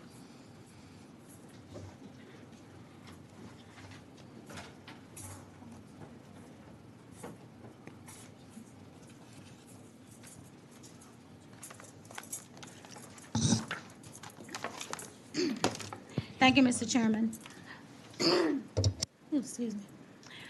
Thank you, Mr. Chairman and committee members, for the opportunity to lay out House Bill 1184. Criminal history data is kept in two places: the National Crime Information Center, which is controlled by the Department of Homeland and Security, and the Texas Crime Information Center, which is controlled by the Texas Department of Public Safety. Researchers can only do bulk data pulls from these two sources if they are entirely funded by the state. However, many justice agencies and research institutions receive grants, municipal or county funds to conduct this research. Without the ability to do bulk data pools, researchers have to go through the labor-intensive process of searching individual criminal history records. When one district attorney's office hired a researcher to study the AIM Youthful Offender Specialty Court, it took an investigator more than 2 days to run 250 reports. House Bill 1184 would allow researchers approved by the Texas Department of Public Safety and funded by a criminal justice grant or government funds to utilize these databases in the most efficient way possible, thereby saving time and government resources. Thank you, Mr. Chairman and members. I reserve the right to close, and I have a witness who may, and I can answer questions as well, but I also have a witness that may better suit your needs for answering questions. Members, any questions? All right, we'll call you back up. Thank you, Mr. Chairman. Chair now calls Julie Turnbull. We have you registered as Julie Turnbull, representing the Dallas DA office and Texas Association Specialty Courts. In favor of the bill, is that correct? Yes, sir. Please proceed. Thank you. Good afternoon, Mr. Chairman and members of the committee. My name is Julie Turnbull, and I'm here in support of House Bill 1184, and I'm representing the Dallas County District Attorney's Office, as well as the Texas Association of Specialty Courts. I currently am the chief of the Restorative Justice Division, and I supervise all of the prosecutors who serve in our 13 specialty courts in Dallas. For those who may be unfamiliar with specialty courts, in a nutshell, they are non-adversarial courts where judges, prosecutors, the defense bar, licensed assessors, case managers, and counselors work collaboratively to provide intensive court supervision and case manager supervision, as well as treatment plans to change a defendant's behavior and break the revolving door in and out of the criminal justice system for the individual. I've been the prosecutor in Divert Court, which was the first adult drug specialty court established in Dallas since its inception in 1998, so it's been a long time. I'm also past president of the Texas Association of Specialty Courts, and I'm the current legislative committee co-chair for them. Being passionate about specialty courts, I want to ensure that all of these courts run effectively according to evidence-based practices and that they all produce good outcomes. The best way to do this is to engage in research and evaluation of these courts. Recidivism is an important performance measure for justice agencies, and it really should be at the heart of any effort to evaluate program outcomes. The most common way to measure recidivism is to count whether a person is arrested for a new offense after successfully completing a program. To ascertain whether a person has a new arrest, it is necessary to run a criminal history report. For example, we did a study that Representative Rose mentioned for the AIM Youthful Offender Court in Dallas, and that study found that there was a 74% reduction in recidivism of successful graduates versus those that were placed on probation. We also evaluated the cost savings by preventing re-arrests, and we determined that each additional dollar put into the AIM court generated a savings of $9.73 in averted legal system cost. This type of analysis is not possible without the criminal history data. And as Representative Rose said, in order to do that study, we had an investigator have to spend 2 days running those criminal background checks for us. Currently, the statute permits research projects only for state funds. Many justice agencies fund research through grant funds or municipal or county funds. The proposed changes in House Bill 1184 provide more avenues to fund these very important projects while also keeping the protections and the controls within the purview of the Department of Public Safety. For those reasons, I encourage you to approve this bill. Thank you for your time, and I'm happy to answer any questions. Members, any questions? Thank you. Thank you very much. Is there anyone else wishing to testify on, for, or against House Bill 1184? There being none, Chair recognizes Representative Rose to close.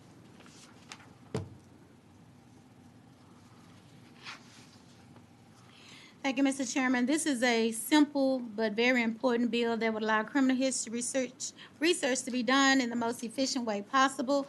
And so with that, I close. Members, any questions? All right, if there's no objection, the House Bill 1184 will be left pending. Is there objection? Chair hears none. House Bill 1184 is left pending. Chair now lays out House Bill 3981 and recognizes Representative Paul to explain the measure. Thank you, Mr. Chairman. Members, I know y'all got a lot of stuff. This is a quick. Hold on. Representative Troxler, Office of Committee Substitute. Is there any objection? Chair hears none. And Chair now recognizes Representative Paul to explain the committee substitute.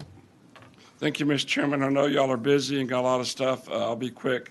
In 2009, the legislature passed House Bill 3201 by now Senator Phil King to amend Article 212 of the Code of Criminal Procedures to clarify that fire marshals investigating or inspectors who hold or work for emergency service districts or counties and hold peace officer licenses are considered peace officers for the purpose of code and criminal procedure. House Bill 3981 was brought to me by League City in my district and will simply allow fire marshals, inspectors, or investigators who hold peace officers license and work for incorporated cities to the list of peace officers in the Code of Criminal Procedure. Thank you, Mr. Chairman. I don't think we have any witnesses. I'll be glad to answer any questions. Members, any questions? All right. Is this it? Yeah.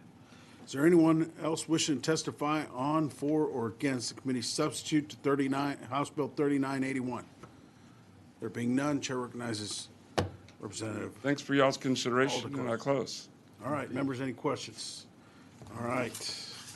The committee substitute, House Bill 3981 is withdrawn, and if there's no objection, House Bill 3981 will be left pending. Is there objection? Chair hears none. House Bill 3981 is left pending.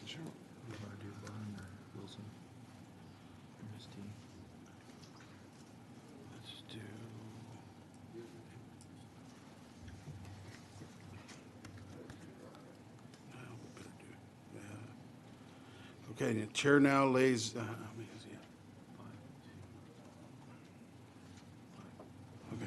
Chair now lays out House Bill 5081 and recognizes Chairman Wilson to explain the measure. Representative Holland offers up committee substitute to House Bill 5081. Is there objection? Chair hears none. Chair now recognizes Chairman Wilson to explain the measure. Thank you, Mr. Chairman. Members, out of respect with your busy schedule, I'm going to head straight to it. 5081 sets the portion of a car inspection fee that a licensed inspection station can keep to the hourly rate minimum of a Schedule A6 state employee. That equates to $13.35 per hour. That would only increase when the increased state employee pay schedules increase. And with that, reserve the right to close. Members, any questions? All right, we'll call you back up. Chair now call. We have a question? Yes, we got one question here. Representative Garazio. Mr. Wilson, I appreciate your testimony on this. I learned some new terms today. An A6 employee. What is the salary range of an A6 employee? Sure, I can tell you the low end because that's what this was based on, and that's $23,706 annually. Divide that in terms of 50 weeks, anticipated work, 40-hour work week equates to $13.35 an hour. Okay. Boy, I wish I could get somebody for $13.35 an hour. I know it, but it's a good start, right? $7 to $13.35 is quite a jump. Okay. All right. Thank you. Absolutely, sir. All right. Any other questions, members? All right. Chair now calls Greg Cole. We have you registered as Greg Cole, representing yourself and the Texas State Inspection Association in favor of the bill. Is that correct? That is correct. Please continue. My name is Greg Cole. I've been in the inspection industry since 1997. Currently serve as chairman of the board of the Texas State Inspection Association. I want to thank Representative Wilson for carrying this bill. Current fee structure is a huge problem in the state. We've had one fee increase since 1951. That was a $2 increase in 1999. So we've had no increases in 24 years. Labor rates have more than doubled since that time. People around in the safe non-emissions markets are having a hard time finding places to get inspections done because more and more people are dropping out of the program because the economics are not there. Every time they pull a car in their bay to do inspection, they're losing money basically, if they have something else that would be there otherwise. Safety inspections are valuable to the citizens in the state of Texas to help keep cars safe and everybody else on the road with you. We have the highest fatality rates in the country in Texas on highways. We have millions and millions of miles on rural roads, which are very dangerous. Safety inspections absolutely save lives. The data supports it. If we'll take the time to really look at the common sense of what we do every day, tires alone are a big problem. We need to inspect vehicles. People don't know much about cars these days. They know where to put the gas and put the key or maybe plug it into an electric charger. But this bill would really help to rectify the situation. We'd have a lot more inspection stations out there, certainly in the rural areas, and would allow people to get their inspections done quicker and easier. One note, several programs around the country that I'm familiar with were in Oklahoma and Mississippi. These programs ultimately collapsed due to lack of funding. Stations were getting $5 and paying the state $1. And when pushback came on the program, the stations at the end of the day said, we don't want to do them anymore for $4. So we don't want to have the same thing happen here. Thank you. Members, any questions? All right, thank you, sir. Chair now calls Charles Ray. We have you registered as Charles Ray, representing yourself, DECRA Vice President, Operations, Vehicle Inspections and Claims, in favor of the bill. Is that correct? Yes, sir. Okay, please continue. So again, thank you for your time. I appreciate it. For the record, my name is Charles Ray. I am here representing DECRA and want to make sure that I am testifying for the bill. I have been an inspector for the state of Texas since 1994. I am also currently an ASE Master Certified Technician. DECRA has more than 71 emissions and safety stations nationally. DECRA has performed over 28 million inspections in 2022 globally. This will grow to 30 million in 2023. We are for the bill because this will address a massive problem in our industry by allowing DPS the ability to increase the inspection fee based on the cost of providing inspections. The vehicle safety inspection program is important to keeping our fatality rates lower than they are otherwise would be without the program. With Texas having the highest number of fatality rates in the country, this is a very important program, and yet safety inspection fees have not been increased in over 28 years. In fact, Texas has the lowest rates in the country for vehicle and safety inspections at $7, which is a portion of the inspection station keeps for this service provided. There is no other service in the state that provides this kind of value for $7. In North Carolina, the station owners gets to keep close to $13 for this service. Very similar service that was provided in Texas as well. In Virginia, the station owner gets to keep $15 of the portion that they provide, which is another similar service. It is not possible for small businesses to continue to provide a service to Texans at this current rate, and it must be increased to keep up with the cost of labor, rent, inflation, and many other factors. I thank you for your time and are happy to answer any questions that you may have. Members, any questions? Okay, thank you. Chair now calls Charissa Barnes.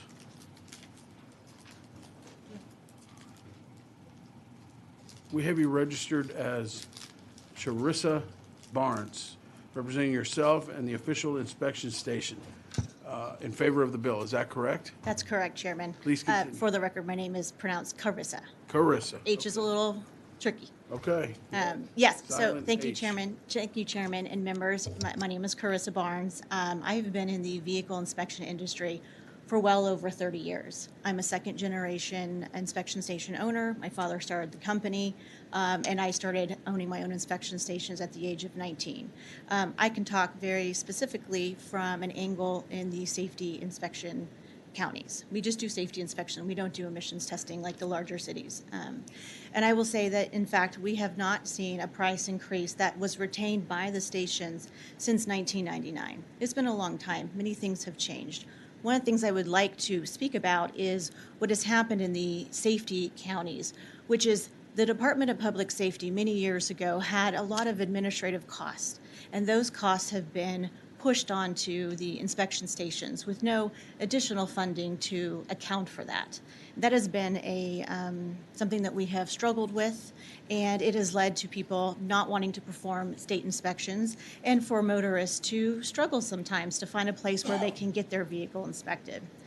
Also, I'm in favor of this bill because it would allow us to be able to hire appropriate employees. We do struggle with being able to find employees that are willing to do the work. And as things have changed in the last 24 years, especially in the last 3 years, labor cost is quite expensive. It has really exploded since the pandemic. I would also like to point out that we have a lot of growth in Texas. We have a lot of new Texans, and it's important that we are able to meet them where they show up and decide to live. We have a lot of expansion in parts of the state. I'm from the San Antonio area. The expansion is quite significant. And unfortunately, what the lack of the appropriate funding to have inspection stations has created is an inspection desert. So many people are growing in the expansion areas, but they're having to drive quite a distance to be able to make sure their cars are safe on the road. Members, any questions? Thank you. Thank you so much. Chair now calls Byron Schirmbeck.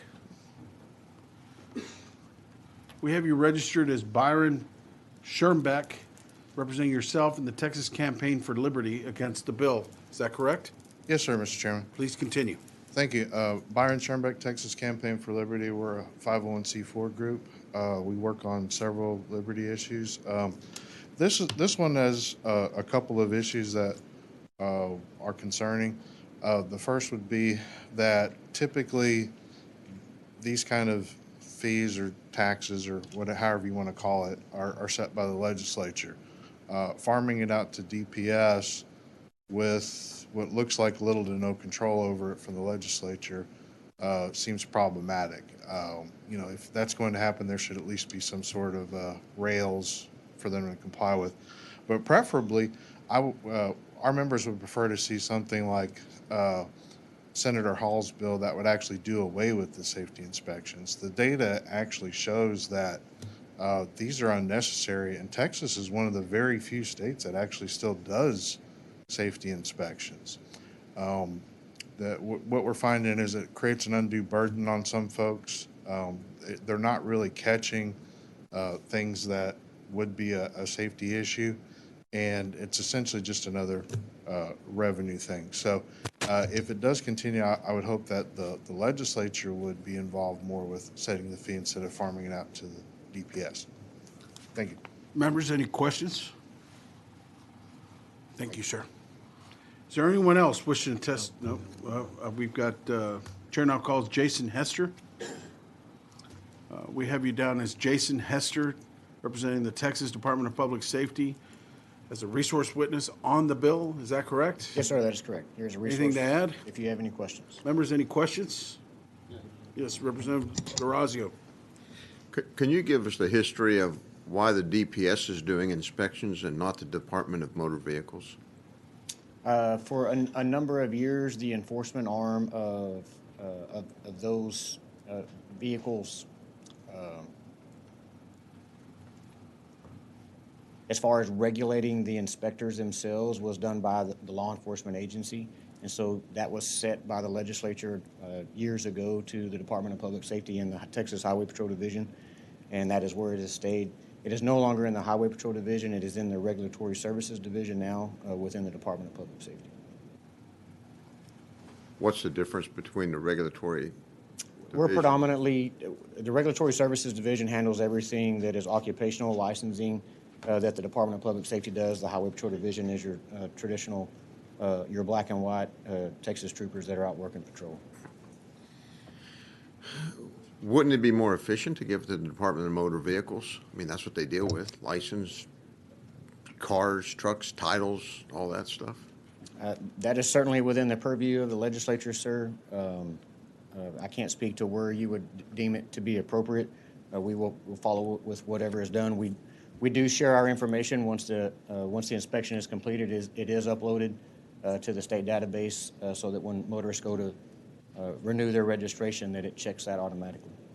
Thank you. Yes, sir. Members, any other questions? Thank you, sir. Thank you. Is there anyone else wishing to testify on, for, or against the committee substitute to House Bill 5081? There being none, the chair recognizes Chairman Wilson to close.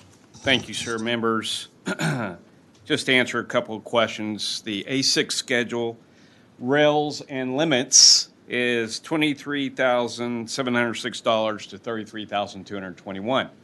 That's the boundaries. This bill focuses on the minimums to set the rate to make sure that's clear. So an additional set of rails. Facts are important. So according to the Center of Transportation Research, only 14 states do not have, 14, not most, 14 states. That would be Alabama, Alaska, Arkansas, Iowa, Michigan, Minnesota, Mississippi, Montana, North Dakota, South Carolina, South Dakota, Florida, Washington, and Wyoming. Most of those I've trained in. I will tell you that when you look at the research that the Center of Transportation has provided, and my own personal experience in terms of, especially in Alabama, you go without vehicle registration or inspections, you're going to have significant problems, as per that research dictates. And I have personally seen. So with that, I'm open to any questions. Members, any questions? I close. Yeah. Yes, sir. Thank you for that. Would you be opposed to using the entire range of the A6 salary? I'd have to make sure that the language is exact and so that we do have boundaries on that. But right now, I'd have to look and see if we can do a substitute to be able to equate and not go out of the bounds of the bill as currently written. Thank you very much. Thank you. Yes, sir. Right. Thank you. The committee substitute to House Bill 5081 is withdrawn, and if there's no objection, House Bill 5081 will be left pending. Is there objection? Chair hears none, and House Bill 5081 is left pending. Chair now lays out House Bill 410 and recognizes Chairwoman Thompson to explain the measure.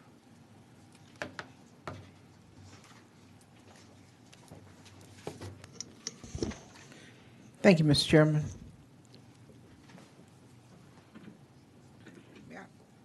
May I do this from this position? Yes.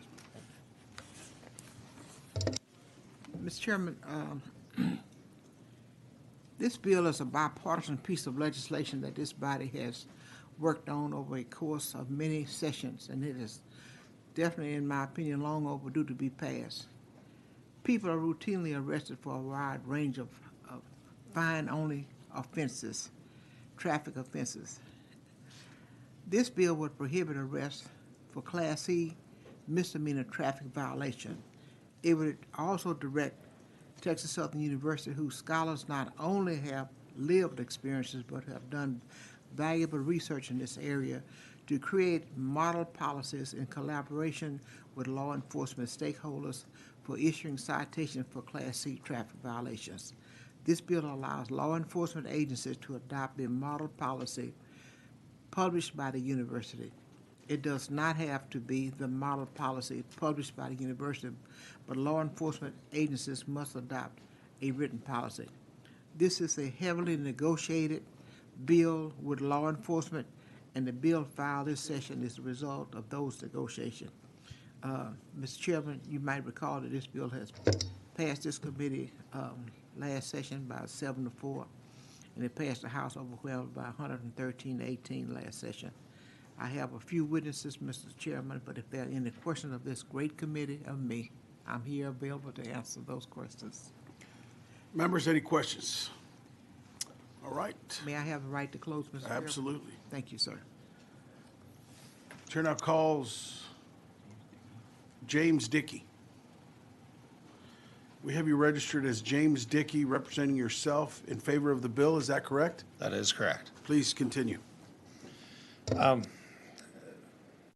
years ago, Eric Garner was selling cigarettes. The father of six was on a street corner, and unfortunately, he was doing that in New York, where they value their tax income off cigarettes so much that police went after him for selling those individual cigarettes, and that negative interaction cost him his life and ruined a bunch of police officers' lives. For years now, since long before that, I have taken it as the conservative position that I want to advance, that those of us who believe in law and order and believe in safety for our communities, that it is our own interest and the interest of law enforcement officers to reduce negative interactions between our sworn officers and those of us they are sworn to protect at every chance possible. It is the best example of the Jefferson quote that government governs best that governs least. The less chance we have for negative interactions between police and the public, the better, especially when it's constitutionally protected and we have a Fourth Amendment right against seizure, which can be subverted by an arrest for an action that you, our representatives, on purpose did not decide could get arrest. I ask you, please, I have worked with the representative for years to try to advance this. This is very good policy for any of us, no matter why we come at this, and it's the right thing to do. I ask you to please vote it out. Members, any questions? Yes, Representative Troxclair. Hi, James. How are you? It's good to see you. Yeah. I'm thrilled to have you as my representative. Thank you. Thank you. I appreciate you being here today and for you voicing support for Ms. Thompson's bill. So I just want to get a handle on whether or not this is a bipartisan bill. It looks like it is, but can you just expand on why you, maybe as a limited government conservative that I know you to be, would support, but also someone who Yes. supports and respects law enforcement Absolutely. very much, why you've decided to lend your support for this bill. Yeah, well, a big part of it was during the window during which I was most active in state Republican politics, including during the time while I served as chair. It was actually in our platform that we do this, that we not that we reduce negative interactions between the police and the public, and not have extrajudicial capabilities that almost inevitably turn negative. And so as a conservative, I don't want to be spending money on jail time that we shouldn't spend money on. I don't want negative interactions with police that we need to be able to trust and have positive relationships with. And I don't want to see us step outside our Fourth Amendment rights and have search and seizure of people's vehicles and so on that can be accommodated by an arrest for something that's a non-arrestable offense. Members, any other questions? Thank you, sir. Thank you. Chair now calls Ruth York.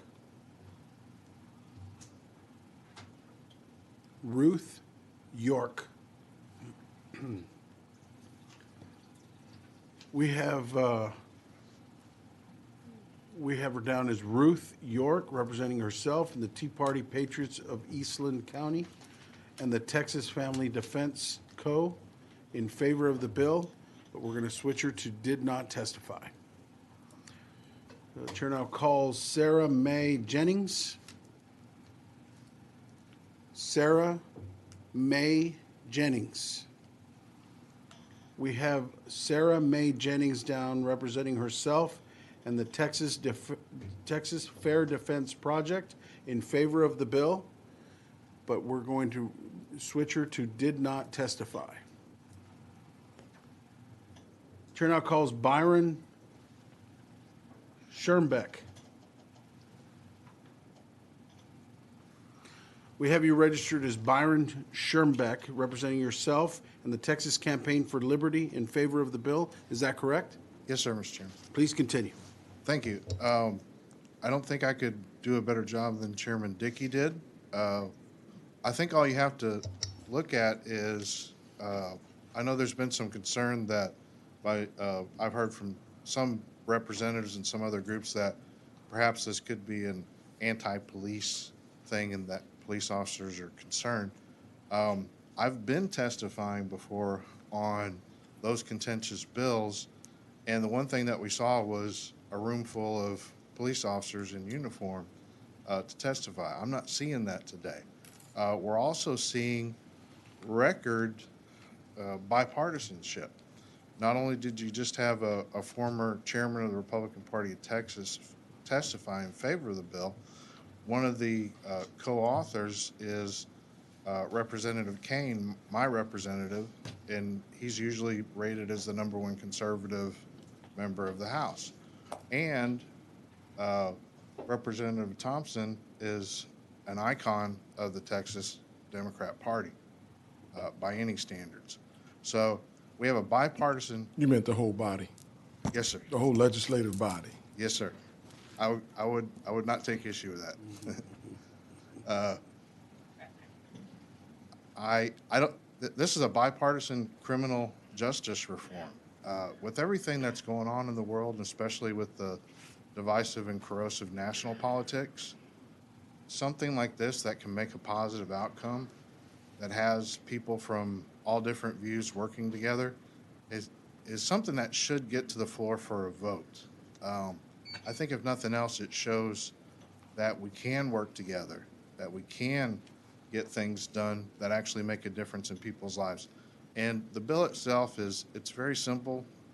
If you can't be placed in jail for the maximum penalty, they can't arrest you while you're being confronted by police officers. That's good for everybody. Thank you. Members, any questions? Thank you. Chair now calls Kathy Mitchell. We have you registered as Kathy Mitchell, representing yourself and Just Liberty in favor of the bill. Is that correct? That is correct. And, Please continue. I'll keep this very brief. This bill has been limited to traffic offenses. That was I believe in the layout, Ms. T said that there had been considerable work on the bill last session and the session before. This is its third or fourth run. And this bill, I think, reflects a version of the bill that addresses most cases where people are arrested for a fine-only offense, in fact, are happening at traffic stops. And so this is limiting the bill to those incidents where an officer pulls someone over for failure to signal or some other traffic infraction, and they shouldn't be arresting them for that. If there are other crimes that are being committed, those are still arrestable, but you cannot arrest on the traffic infraction. So I think we've crystallized the bill to the thing that is useful, reduces negative interactions with police, as the chairman said, and hopefully officers fully understand what this rule means. Members, any questions? Yes, Representative D'Orazio. Yes, sir. Thank you. I'm a little confused. If an officer pulls somebody over for not using their turn signal, and they have a warrant for their arrest, they will still be able to do that. Okay. Yes, absolutely. No, it doesn't change the existence of a warrant on another issue. Okay. Right. It simply means that if an officer stops a person and all they have done is that failure to signal, they should get a ticket and send them on their way. Okay, thank you. Members, any other questions? Thank you, ma'am. Chair now calls Nikki Presley. We have you registered as Nikki Presley, representing the Texas Public Policy Foundation, in favor of the bill. Is that correct? Yes, sir. Please proceed. Thank you, Chairman and Committee, and thank you, Representative Thompson. My name is Nikki Presley, and I'm the Texas State Director for Right on Crime, which is a national campaign of the Texas Public Policy Foundation, and we are in support of the bill. The Texas Penal Code limits the sanction for those individuals found guilty of Class C misdemeanors to a maximum fine of $500 but no jail time, while the use of incarceration as punishment for conviction of a Class C misdemeanor is not permitted under the law. Law enforcement in Texas can arrest, book into jail, and cause a bail bond to be conditioned for release on any individual accused of a Class C misdemeanor. This gives law enforcement the power to enforce a more intense punishment pre-due process than is legally allowed post-adjudication. HB 410 would end the practice of arresting individuals accused of Class C traffic offenses alone. Arresting individuals for an offense that carries no jail time if convicted is a waste of resources and infringes on due process rights. I also wanted to mention that I was hoping to provide some data for y'all on the numbers of arrests that are happening for Class C traffic offenses today. But when I was going through to double check, DPS has released a new report, the 2023 report on arrests in Texas by offense, and the numbers are not matching up with previous reports. So, for example, in the previous reports, the 2019 numbers were around 32,000 arrests, but then you look at the 2023 data, and it's only reporting 7 arrests in 2019. So I don't know if someone from DPS maybe is here that could talk about that a little bit. Members, any questions? Thank you. Chair now calls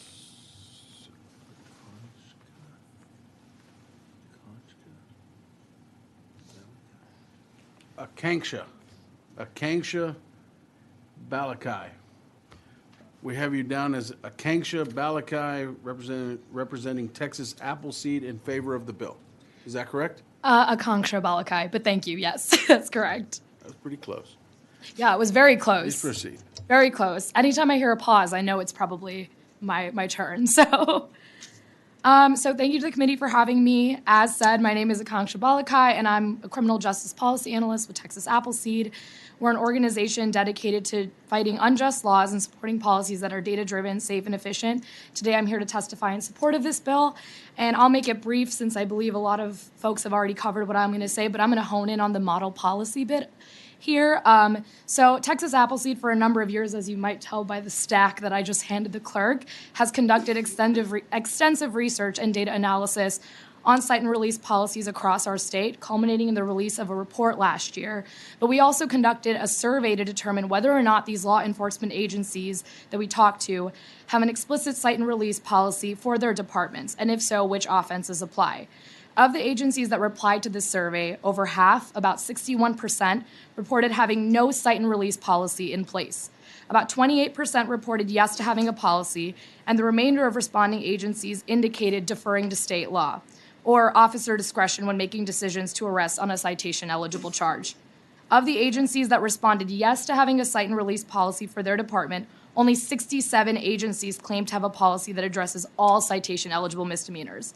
So HB 410, especially that model policy bit, helps address these discrepancies by creating a citation policy that will serve as an effective blueprint for law enforcement agencies across our state to adopt. Creating this blueprint stands to offer a number of benefits. I believe the benefits of cite and release have largely been outlined, but I'll reiterate. It helps alleviate the existing overcrowding of our jails. It helps preserve law enforcement time and resources so they can prioritize addressing crimes that are a real threat to public safety, and it helps save money. And it's also worth noting that Texans support policies like this. In a statewide poll commissioned by Texas Appleseed, conducted by Strategic Research Associates, 91% of respondents said that, in general, if a person commits a nonviolent misdemeanor crime, that person should be issued a citation and a court date rather than jail time. So with that, I want to once again express our support for this bill, and I'm happy to take any questions now or later on this issue. Members, any questions? Thank you, ma'am. Thank you. Chair now calls Chris Ward. We have you registered as Chris Ward, representing yourself in favor of the bill. Is that correct? That is correct. Please continue. I'd like to paint a picture to you, for you. Imagine riding your motorcycle down the road. You decide to make a U-turn or don't use your turn signal, and all of a sudden you see the blue lights. All you're trying to do is get gas, or maybe you went the wrong direction, and you get pulled over. And because of the colors you're wearing on your back, or however you dress, or your mode of transportation, you are held on the side of the road. At the threat of arrest, based on you not using your turn signal or that U-turn without using your turn signal, you are coercively searched at the threat of going to jail. Your pictures are taken on the side of the road, ultimately to be put into what we discussed earlier, the Texas Gang Database. So this bill helps relieve a little bit of the tension between law enforcement and bikers by saying, hey, look, I'm going to address the cause of which you were pulled over. We're not going to help you longer than it takes, or not going to hold you longer than it takes to effectuate the purpose of the stop, and we're going to send you on your way. There is no reason that we should be using this as a coercive nature to search motorcycles or any other car at the threat of arrest. I challenge you to look up King versus Austin PD and Cost versus Texas DPS. These are two cases where there have been financial settlements for this very reason, where stops had started at a Class C misdemeanor, and these stops had extended to 45 minutes or more, all in dangerous situations, ultimately taking pictures, again, to be put into what we discussed earlier. Thank you. Members, any questions? Thank you, sir. Chair now calls Crystal Erickson Collins, or Christelle Erickson Collins. We have you down as Crystal Erickson Collins, representing yourself and in favor of the bill. Is that correct? That's great. Thank you. Thank you, Chairman, committee members, and Representative Thompson. My name is Christelle Erickson Collins. I'm speaking on behalf of myself, thanking you for bringing this bill and asking you to vote it out of committee. I'm here today as a member of my community, as a faithful Unitarian Universalist, and as a member of Undoing White Supremacy Austin.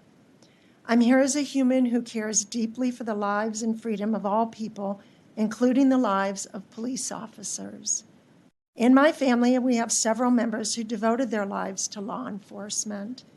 Officers' jobs are to enforce laws. Clear and unequivocal laws make their jobs easier and safer. Confusion and ambiguity create dangerous spaces for officers and civilians. When an officer pulls an individual over for a traffic or moving violation that is punishable by fine only, and the officer and civilian both know there is not a possibility of arrest for the originating offense, there's less threat on both sides. This bill will decrease the potential for escalation and tragedy, as occurred with Sandra Bland and others. This bill requires that policy be written with law enforcement collaboration, thus including them in the process. I lived in Fort Bend County when Ms. Bland died in police custody. Her death was devastating to her family and the community, and I believe it was preventable. We can do better, which is why I'm here asking you for the third time to pass this piece of the original Sandra Bland Act. Thank you. Members, any questions? Thank you, ma'am. Chair now calls Caden Norton. We have you registered as Caden Norton, representing the Prison Fellowship Ministries, in favor of the bill. Is that correct? Yes, sir. Please continue. Thank you, Mr. Chairman and members. My name is Caden Norton. I'm here on behalf of Prison Fellowship Ministries, testifying in support of House Bill 410. Thank you for the opportunity to visit with you. Thank you, Representative Thompson, for your continued efforts on this important issue. By way of background, Prison Fellowship is the nation's largest Christian nonprofit serving prisoners, former prisoners, and their families. It's a leading advocate for criminal justice reform. Prison Fellowship serves men and women in more than 20 Texas prison facilities communities through character education programs like the Prison Fellowship Academy. In a fair justice system, jail before trial must be exercised prudently as a public safety tool to avoid unnecessary hardship to families and communities. Arresting and jailing people for offenses that only merit a fine creates multiple harms. First, imposing a punishment before conviction that's harsher than the punishment that can be received after conviction defies logic and the fundamental precepts of due process and innocence, presumption of innocence. It's simply unfair and unjust. Overuse of pretrial detention can also have grave consequences on Texans' livelihoods. Even a brief temporary detention pretrial can disrupt somebody's ability to maintain employment and to care for their family. And finally, arresting Texans for fine-only traffic offenses escalates the tension of encounters between civilians and law enforcement, increasing the risk of harmful interactions, and diverts critical law enforcement resources away from addressing serious violent crimes and community safety, instead towards arrest and booking of low-risk defendants. Prohibiting arrest for non-jailable fine-only traffic offenses strengthens due process, limits disruption to Texans' jobs and families, and focuses critical law enforcement resources on keeping Texas communities safe. For these reasons, Prison Fellowship supports HB 410. Thank you for your time. I'm happy to answer any questions you may have. Members, any questions? Thank you, sir. Thank you. Chair now calls Chris Harris.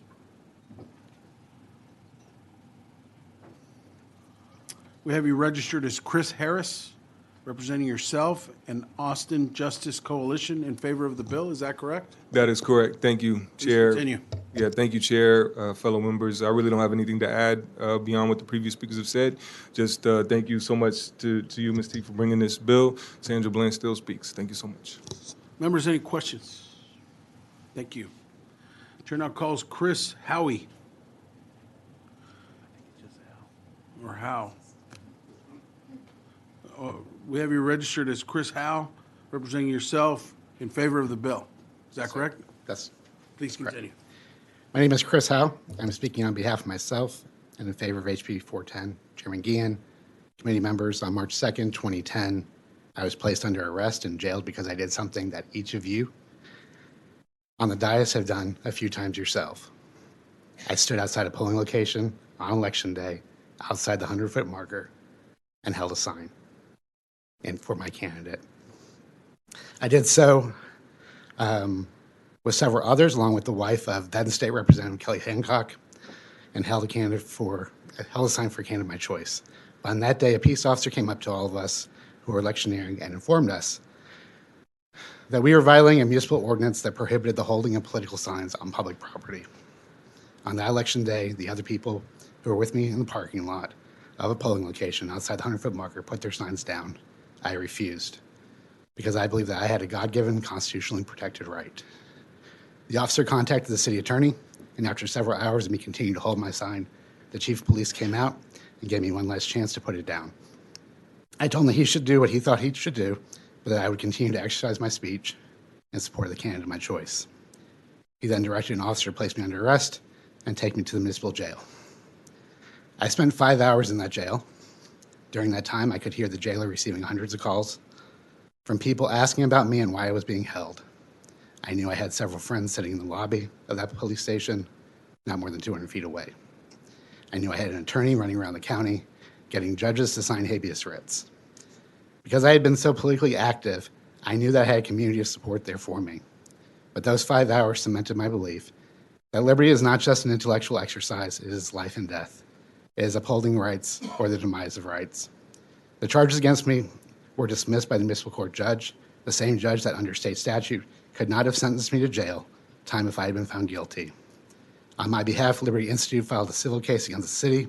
We offered to settle the case, and if the city admitted their ordinance was unconstitutional, required each officer to undergo training on the First Amendment, pay a $100 token settlement, and pay attorney's fees. The city refused that offer and instead countered to settle the case for $40,000. The current version of this no jail for non-jailables bill would not have kept me out of jail for that Class C misdemeanor, but I recognize that even with my own traumatic experience, I am one of the lucky ones. Not everyone driving through Texas who gets arrested for a wide right turn has a supportive community willing to burn down the phone lines, or organizations like Liberty Institute willing to go to bat for them on their behalf like I did. But their rights need to be upheld too, and HB 410 will go a long way towards protecting the God-given rights of Texans. I urge your support. Members, any questions? Thank you, sir. Thank you. Chair now calls Jennifer Szymanski. Jennifer Szymanski.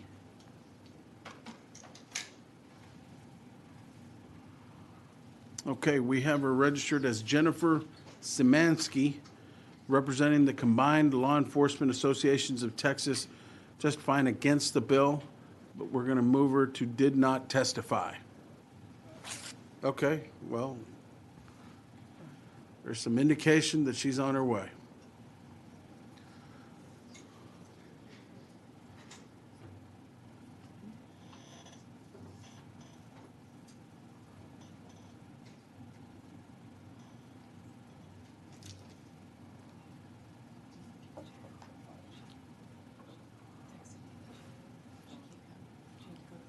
Okay.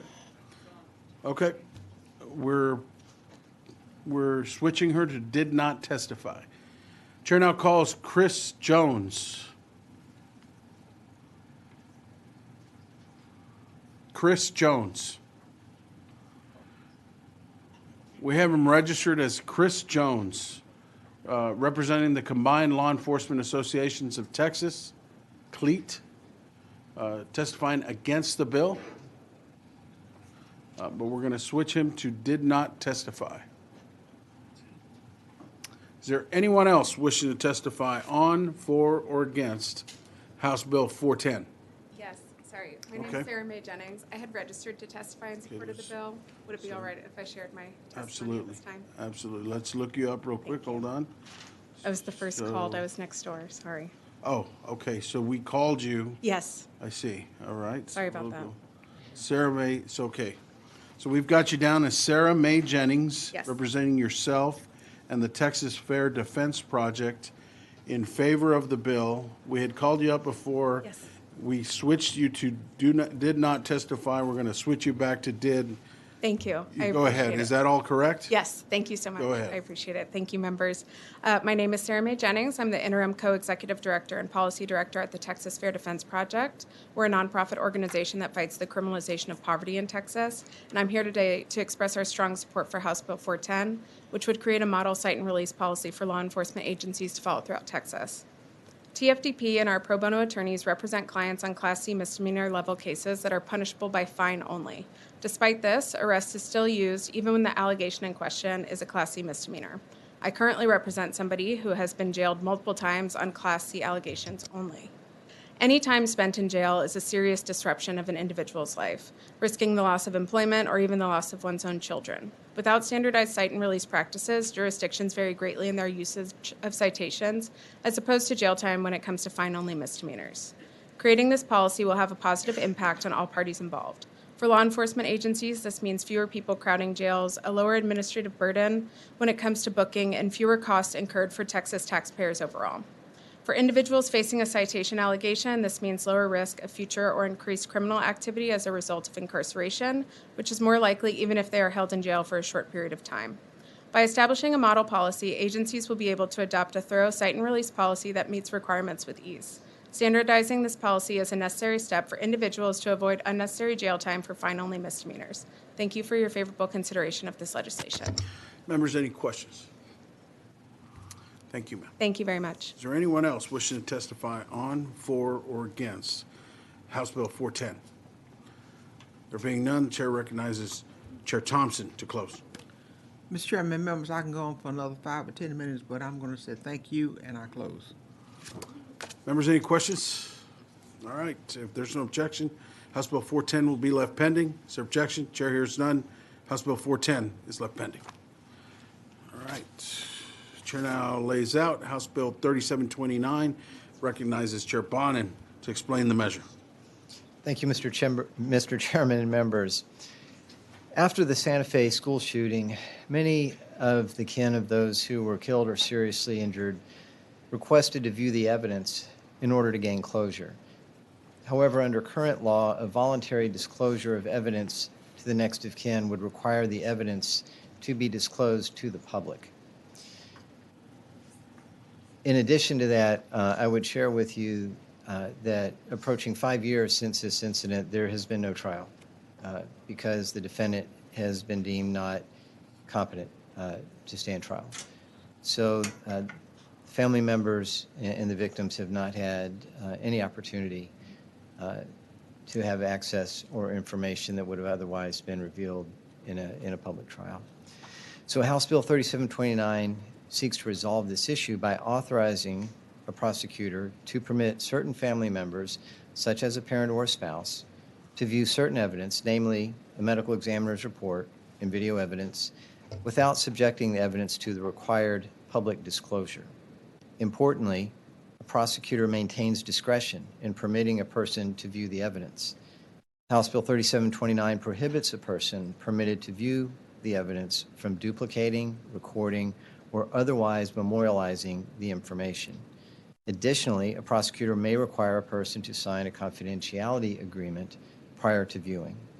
House Bill 3729 does not affect the confidentiality of information as it pertains to state or federal law.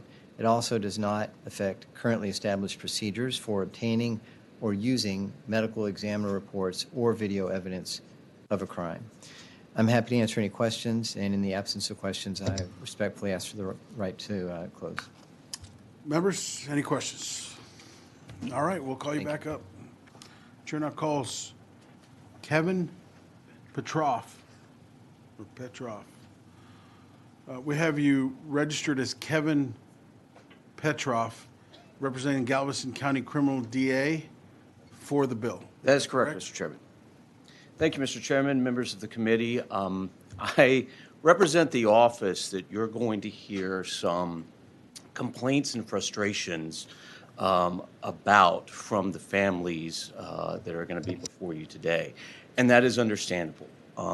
It has been very difficult, if not heartbreaking, to not be able to give these families answers to their questions, the information that they're looking for.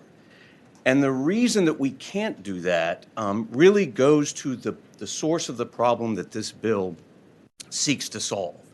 And that is that there are pretty strict ethical regulations about pretrial publicity in criminal cases. And the reasoning for that is pretty clear. It's to ensure a fair trial for both the defendant and the state.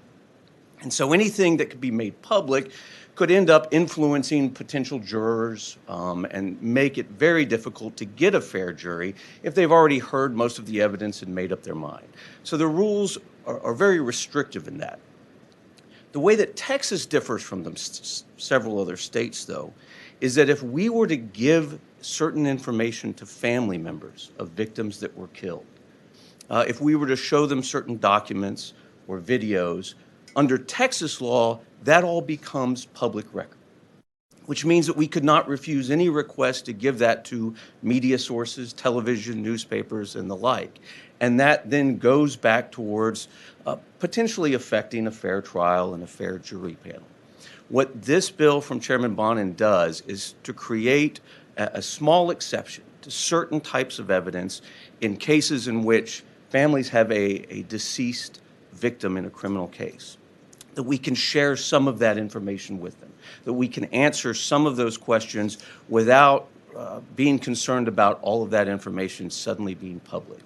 And so we look forward to hoping this bill passes and to being able to answer some of those difficult questions and to assist those families. And we are in support of the bill. I'm happy to answer any questions. Members, any questions?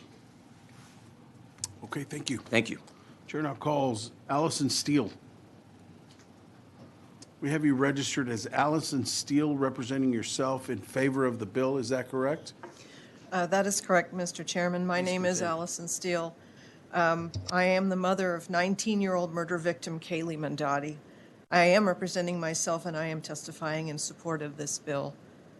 The most important thing that I ask this committee to realize is that this bill will actually help thousands of Texans to cope with the aftermath of murder. The bill may have been brought in response to a specific mass murder event, but we all face the same injustices because of the needlessly restrictive handling of criminal evidence. In our case, we had to wait 4 months to receive Kaylee's autopsy, but even then, I was given just 22 minutes to come to terms with the medical examiner's finding that she'd been brutally beaten to death. 22 minutes before that autopsy was emailed to every news organization that asked for it. The rest of Kaylee's loved ones had no time to emotionally prepare for that report. They found out what happened to Kaylee through the media. The judge with jurisdiction over that autopsy desperately wanted to handle that situation with greater respect, but her hands were tied by the way that our laws were written. When we asked our prosecutor to see other criminal evidence, including videos, we were politely told, of course, get a subpoena. We were given no opportunity to prepare emotionally for the crime-related videos that were ultimately shown in court, no opportunity to access mental health services to help us cope with that. And because our first prosecution ended in a mistrial, 5.5 years after my daughter was killed, we still have no way of finding out if additional video even exists. And that keeps me awake every night of my life. House Bill 3729 will bring some much-needed humanity to this process for all Texas murder survivors. Thank you for hearing me. Members, any questions? Thank you. Chair now calls Jessica Gehring. Oh, you said it right. I knew it was me because you took a second. We have you down as Jessica Gehring, representing yourself in favor of the bill. Is that correct? Yes, sir. I also wanted to add that I am also representing the family of Brendan Truman. Okay. We're, with your permission, going to add that you're representing the family of Brandon Truman. Yes, please.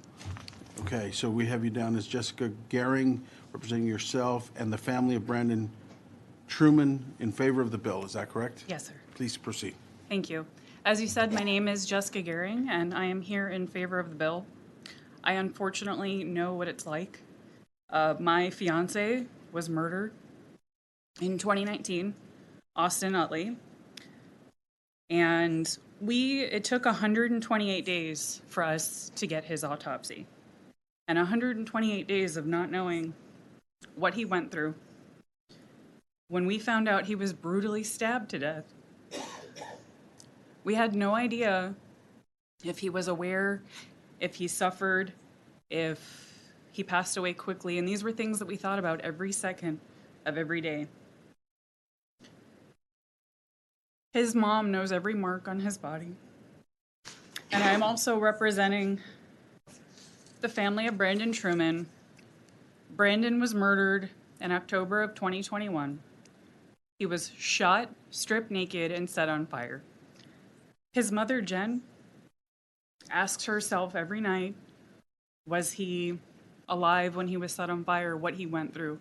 Having access to the autopsy would give her those answers. These here are the only answers that I have about what happened to my fiance. His murderer has never had to say one word, ever. So this is all I have, and this is all that many families will get. So I would beg the committee to please consider the impact of the victims' families. Members, any questions? Thank you, ma'am.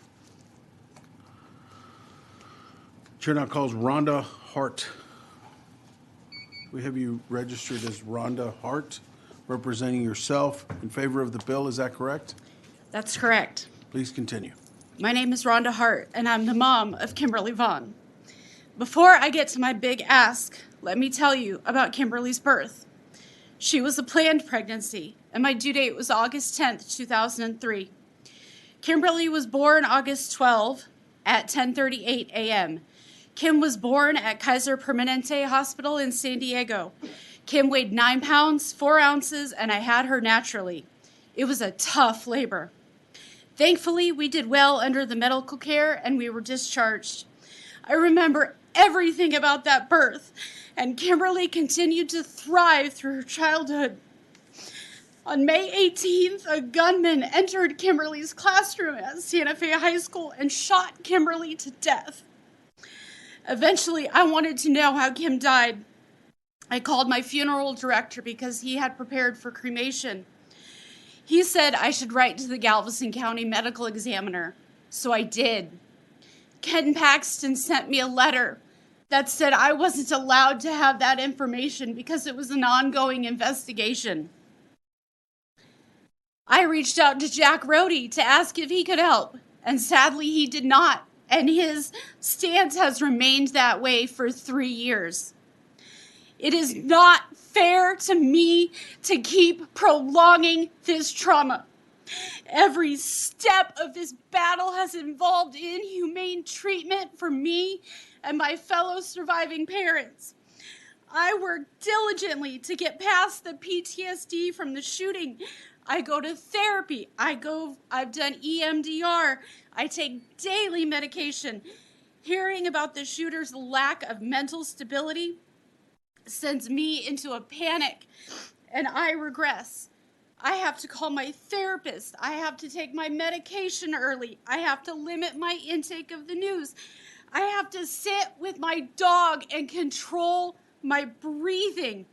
I have to fight to keep myself in the present because I have a surviving child that depends on me to survive.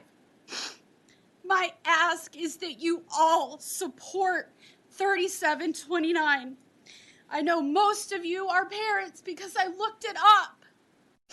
Imagine knowing how your child was born, how they entered into this world, but not how they died, and how that would impact you. Imagine it's because a man in Austin in his office said that you can't know. Not knowing how Kimberly died keeps me awake at night. There's a chance that our judge will be recused from our case in a couple weeks.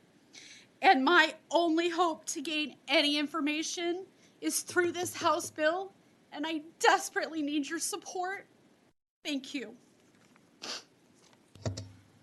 Members, any questions? Thank you, ma'am.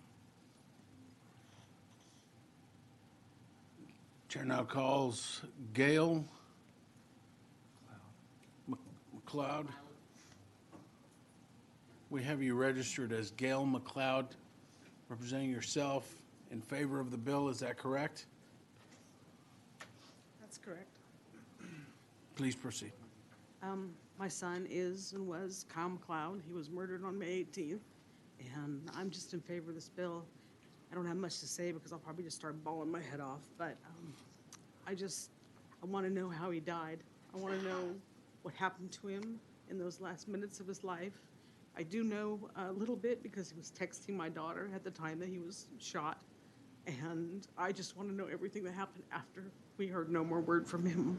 So please just listen to all of us and take it in your heart that you don't ever want to have to go through this, and if you do, you want answers. Thank you. Members, any questions? Thank you. Chair now calls Rosie Stone.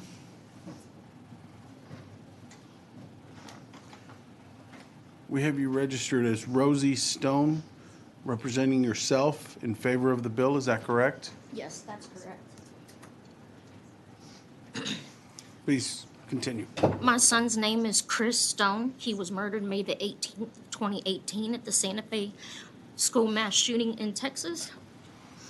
He is an actual hero that day. He saved 7 students by holding the doors shut, and 7 students got to walk away that day. I can't tell you anything about my son, how he passed away. This is not something that I want to learn in a court setting. I have my heart set on that we will see that day one day, but this is not something I want to learn there. I need to learn it in my own privacy of anywhere they can give it to me. Not knowing what happened to Chris, it keeps me up. When you think that you're having a good day, you get slapped with the reality of what actually happened. And when you don't have those answers, it makes your recovery a lot harder. The one thing that I've learned since I lost my son is that victims lose all their rights. Once they're dead, they don't get their rights back anymore. And that's why I've started my advocacy in making sure that we can give victims their rights back.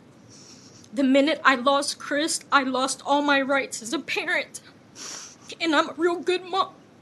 And I shouldn't lose those rights. And I would like those rights back.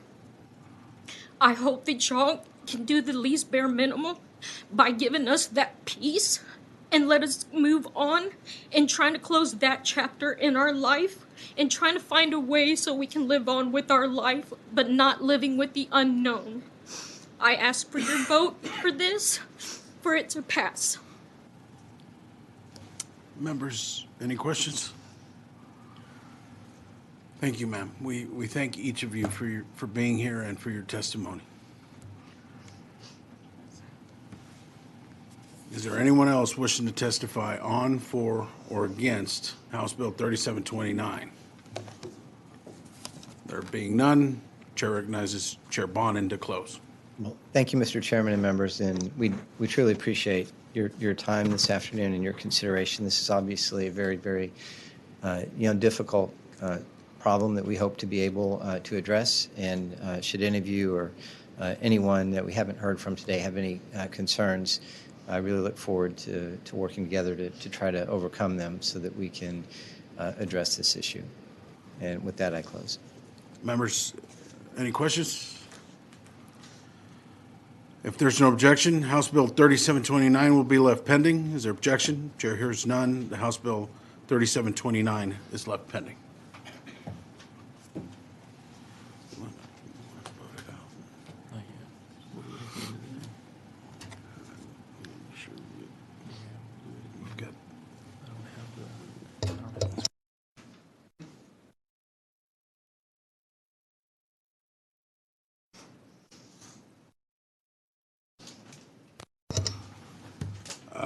Chair lays out House Bill 2660 and recognizes Chairman Oliverson to explain the bill. Representative Holland offers up committee substitute. Is there objection? Chair hears none.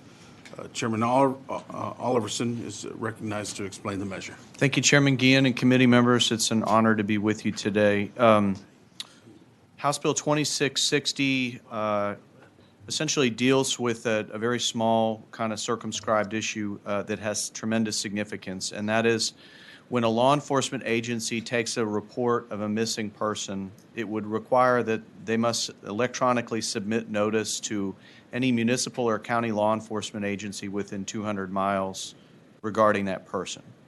The committee substitute I'm laying out before you today, the change is that we've named the bill Tim's Law. For those of you that are from the Williamson and Travis County area, you may remember the story of a constituent of mine by the name of Timothy Perez, who came last March to Austin to visit his brother.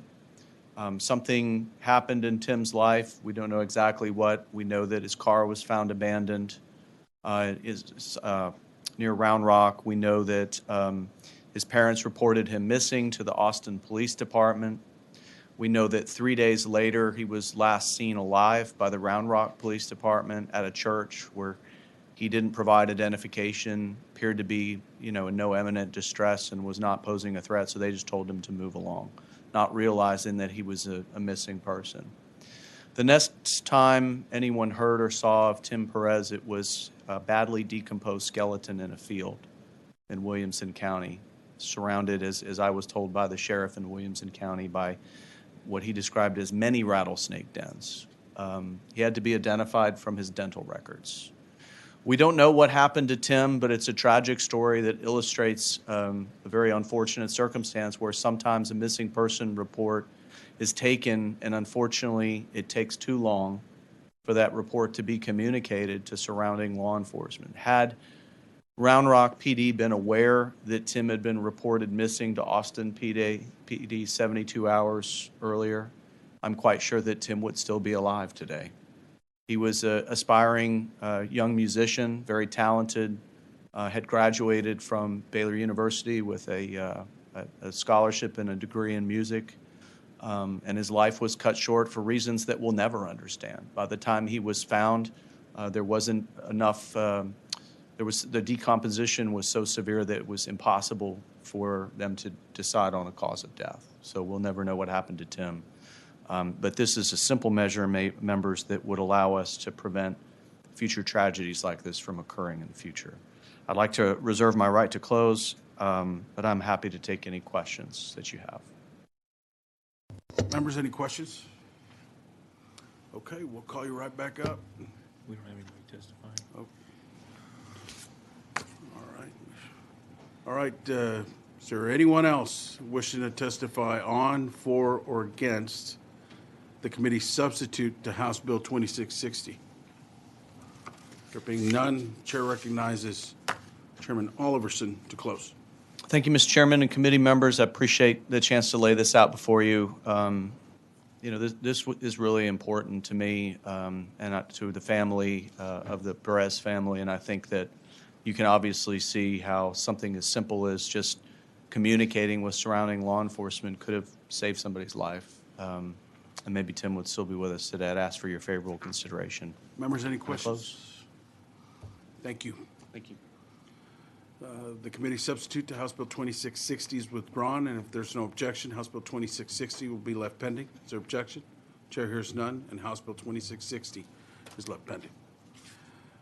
Chair now lays out House Bill 2395 and recognizes Representative Manuel to explain the measure. Representative Goodwin offers up committee substitute. Is there any objection? Chair hears none. Chair recognizes Representative Manuel to explain the committee substitute. Thank you, Chairman and members. Thank you for the opportunity to present this bill today. And it is so lovely to be with a studious group of representatives this afternoon. HB 2395 seeks to amend the Code of Criminal Procedure, which will require responding peace officers and law enforcement agencies to provide victims with a written notice regarding the rights of crime victims when responding to a disturbance call regarding sexual assault. Currently, when law enforcement responds to domestic violence calls, they must provide the victims with written notification of their rights. This bill will expand protection and the knowledge of resources to victims of sexual assault as well. At the peace officer's initial contact or at the earliest possible time after the initial contact with the victim, the officer shall provide to the victim a written referral to the nearest sexual assault program and information about the statewide electronic tracking system, offer to request a forensic medical examination on behalf of the victim, and peace officers will coordinate with local response teams to provide continuing care to the victim or to further investigate the offense. We already have the committee sub, which was just a cleanup to have it a legislative council version. And if there are any questions, I will reserve the right to close. I know there's some witnesses, if not. Members, any questions? All right, we'll call you right back up. Chair now calls Michael, is this the right one? Michael Sweeney. We have you registered as Michael Sweeney, representing the Texas Association Against Sexual Assault in favor of the bill. Is that correct? That's correct, sir. Please proceed. Thank you again, Mr. Chairman, committee, for having me. I'll spare you my bio since I just gave it to you about an hour ago. I'm an old retired police officer. This bill, SB 2395, it not only addresses the victim's right, but also gives them resources. Representative Howard, in the earlier bill that we testified in, mentioned a study by the Institute of Domestic Violence and Sexual Assault at UT Austin. They did an in-depth interview of 70 survivors of sexual assault to see what their unmet needs were throughout that investigation. Most of those in that study had reported to police, and what they found was that they had no idea. They had no idea how to navigate our systems, our institutions. They didn't know what resources were made available to them. And you wouldn't, right? I mean, you're traumatized by an assault, probably not been in the criminal justice system or involved in it. Navigating that in the institutions, they felt like they were left in the dark. we prepare, our state is a state of preparedness. We prepare for national disasters. We prepare for all types of events that happen, school shootings, all kinds of trauma. Nobody is ever prepared to be sexually assaulted. Simply by handing them an information card, getting them in contact with the nearest rape crisis center, again, helps them navigate that system, lead to that road to recovery. And from a law enforcement standpoint, we can engage with them, keep them invested in the process, and get them into the prosecution and into our courts. Thank you for your time. Members, any questions? All right, thank you, sir. Thank you, sir. Chair now calls Juliana Gonzalez. Okay. Juliana Gonzalez, or Juliana Gonzalez. We have her down as Juliana Gonzalez representing herself and Safe Alliance in favor of the bill, but we're going to switch her to did not testify.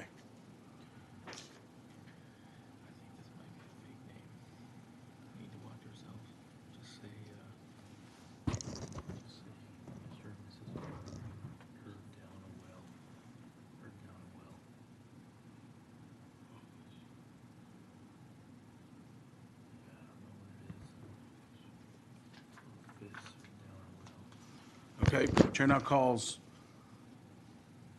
Office or Donowell? Office or Donowell? We have this person down as Office or Donowell representing themselves against the bill, and we're going to switch them to did not testify. Okay, is there anyone else wishing to testify on, for, or against the committee substitute to House Bill 2395? There being none, Chair recognizes Representative Manuel to close. Mr. Chairman and members, thank you again. I think the sad fact is we know statistically 6 out of 10 women are either raped or sexually assaulted. And that's a very disturbing number. And we know that is probably far less because people don't report. I think sending notice to these people who have been and could be that there's going to be a protection for them and someone there is something that is going to deter and help people and make them not feel alone. I urge you to please consider this for all the people who have been victims and people who could be victims, to know that there's a safe place for them to be able to heal, to be able to get answers. And I close unless there are any questions. Members, any questions? Thank you. Thank you so much. The committee substitute to House Bill 2395 is withdrawn, and if there's no objection, House Bill 2395 will be left pending. Is there objection? Chair hears none, and House Bill 2395 is left pending.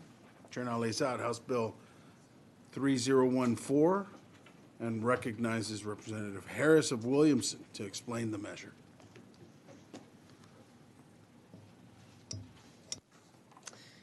Good afternoon, Mr. Chairman and members.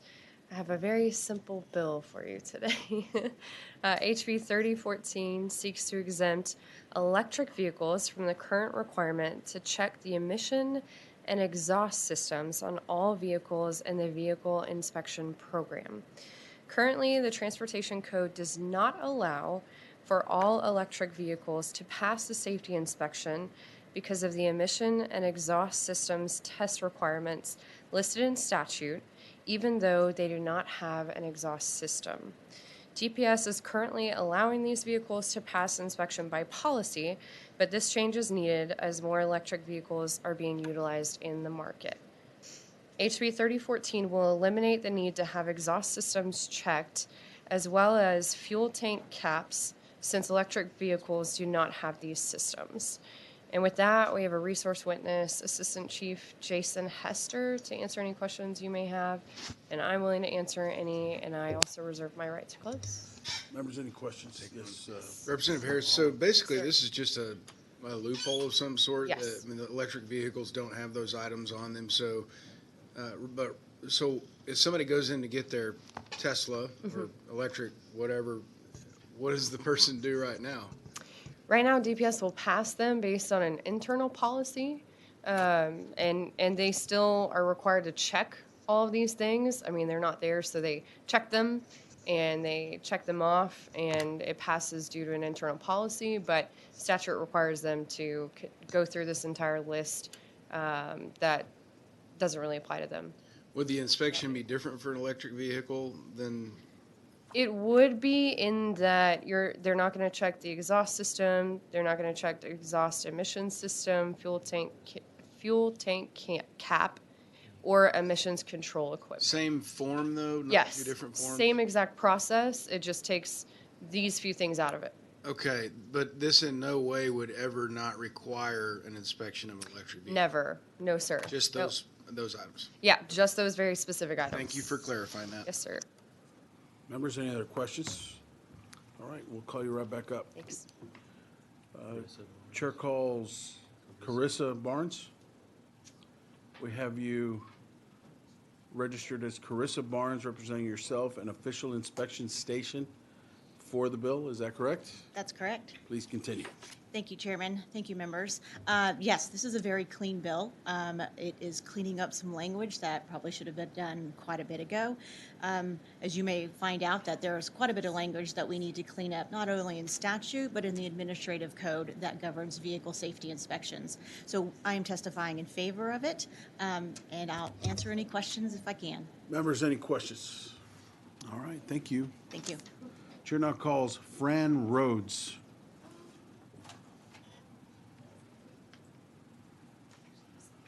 Fran Rhodes.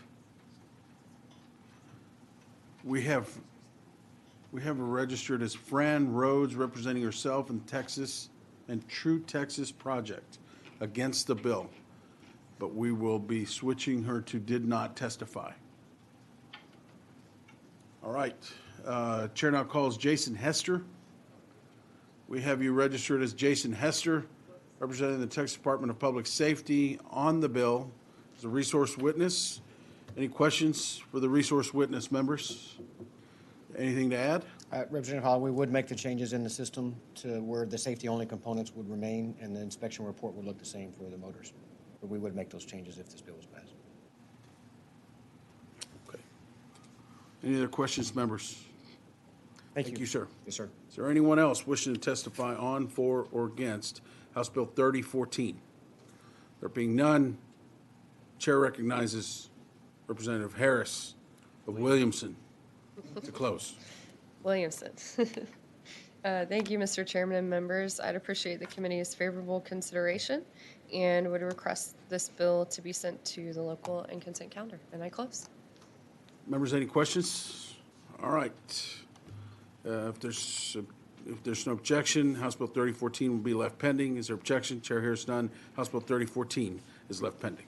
Thank you. Chair now lays out House Bill 4966 and recognizes Chairman King to explain the measure.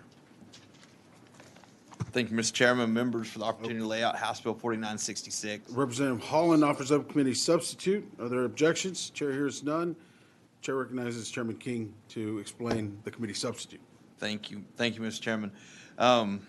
Over the past decade, thousands of peace officers in Texas who were fired from law enforcement agencies with dishonorable or general discharge on their record were rehired by other agencies. One example was an officer from San Antonio PD who gave a homeless person a feces sandwich. He was eventually fired only to get rehired as an officer in Floresville. I believe that is in your district, Mr. Chairman. Just a few months later, TCO acknowledged in its sunset report that we need to rethink discharge categories and consider improving transparency on how officers separate from an agency. The committee substitute for House Bill 4966 builds on the progress from SB 24 that we passed last session by standardizing the personnel files that the agency are required to keep. It also reforms the F5, following what many other states do, requiring agencies report basic neutral reasons for why an officer leaves an agency. With that, Mr. Chairman, I would stand for questions or reserve my right to close. Members, any questions? All right, we'll get you right back up. The chair now calls Luis Soberon. Luis Soberon. We have you down as Luis Soberon, representing Texas 2036 in favor of the bill. Is that correct? Yes, sir, that's correct. I'm not sure if that's the way you pronounce it, but You pronounced it flawlessly. I okay, appreciate there it. we go. Thank you, Mr. Chairman and members. My name is Luis Sobron. I'm here on behalf of Texas 2036. Very happy to support HB 4966. So the reason that Texas 2036 is even engaged in this kind of issue is because we recognize that public trust in law enforcement is a public safety strategy.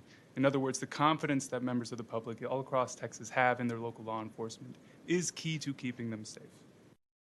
We also know that it just takes one bad actor to spoil the bunch and one bad actor to jeopardize that earned trust that most honorable men and women have gained in serving as law enforcement officers.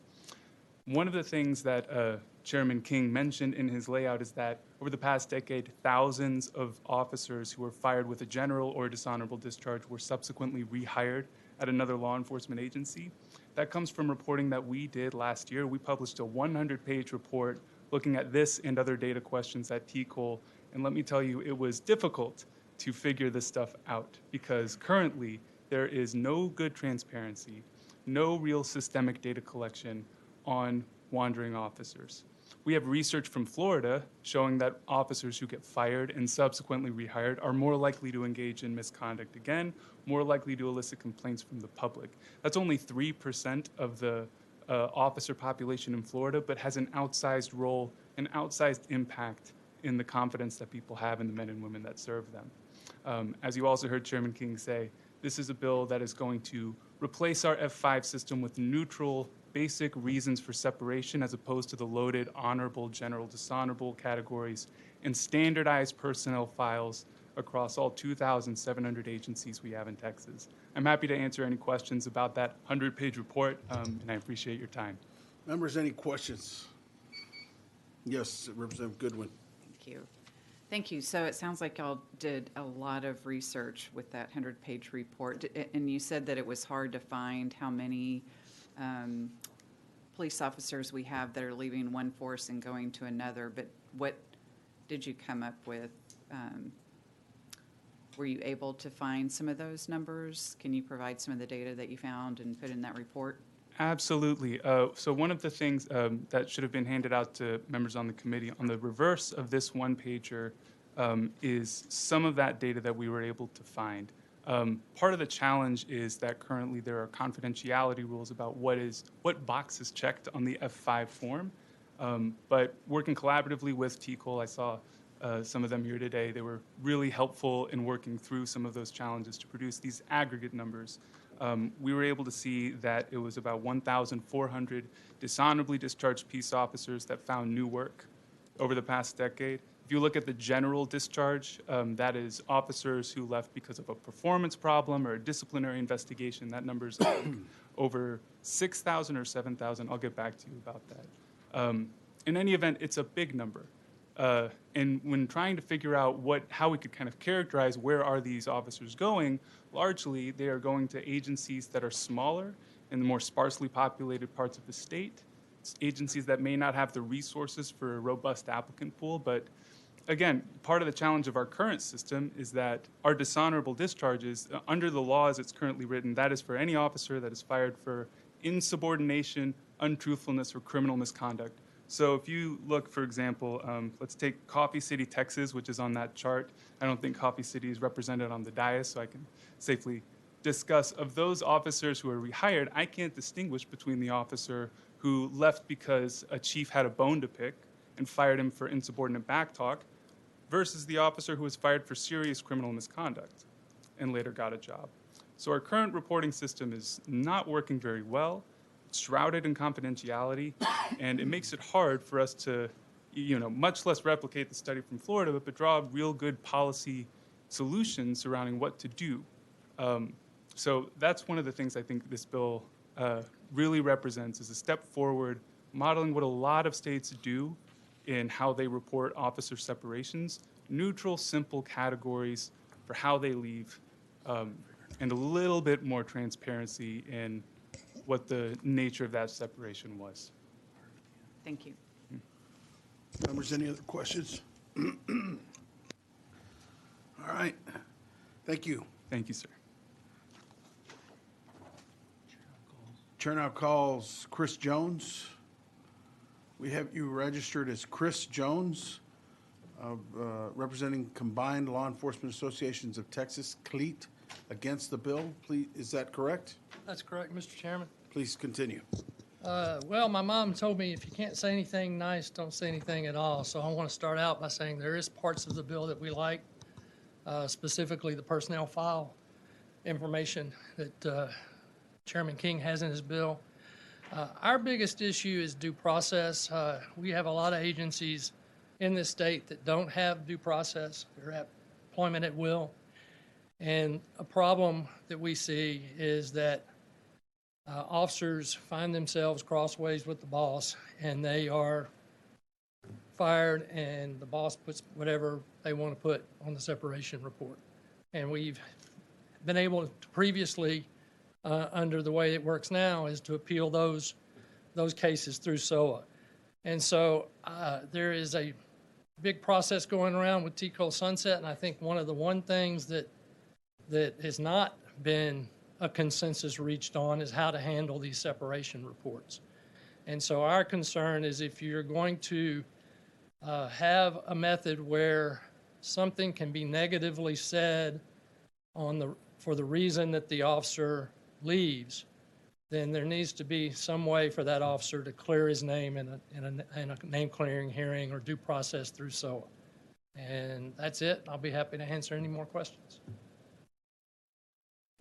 Members, any questions? Representative Goodwin.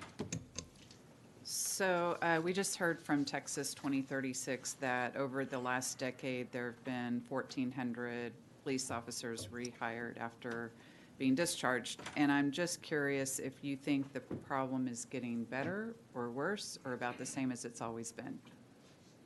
I think with the passage, well, first of all, I don't know if they were discharged for what specific reason or whether they were honorable, dishonorable, or general. Based on that information that you just said, we see a lot of movements in law enforcement, not for misconduct. You leave because you want to go to a department with civil service, or you leave to go to a department that pays more or has more benefits or a better pension. So it's not always misconduct driven. And then on top of that, TCOL has, with the passage of SB 24 last session and with the secure share system, hiring agencies now have a mandated system of retrieving investigation records and personnel records from all previous agents. Those documents now have to be uploaded to TCOL and secure share, and prospective employers of those officers have to review those records before making a hiring decision. So they are getting far more information now than just the F5 report since SB 24 was passed last session. And so I don't know, TCOL might be here and can answer a question on what they've seen the difference is now that secure share is in place. Our position is, though, is the ability of the officer to clear their name if a negative separation report, which is public, is put out there, then we want to be able to defend that officers if they say, hey, I didn't do that. Whatever they said, I didn't do. So is your only problem with his bill that they don't get an opportunity to clear their name? That has been our problem from day one with at-will departments. That's been our problem day one when separation reports were first initiated, is that if the previous agency is going to make a statement as to the reason that the officer left employment and is derogatory in any way toward the officer, then they need to be able to rebut that. So part of his bill says that a law enforcement agency shall adopt the model policy So it seems like they're trying to come up with policies that really try to, I mean, I've been on this committee for my 3 terms, and it seems like we're always talking about this problem.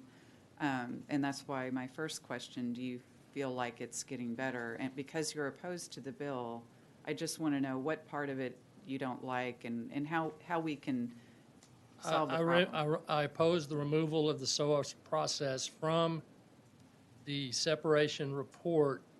If you're just going to say they separated, then that's not as big as issue. But if they're going to say they're separated because of misconduct, or they separated because of some reason that is derogatory in nature in the summary of whatever they put on this report, and we don't know specifically how that's going to work, we would have a problem with that. I know that we had to reach a consensus on separation reports, on F5s, when that bill initially came to be. And it took all the stakeholders meeting to come together to say, how are we going to solve this problem? And it was more of a perception that cops would get in trouble here and go somewhere else and then get in trouble again. And back then, of course, that was probably true because we didn't have the electronics that we have now.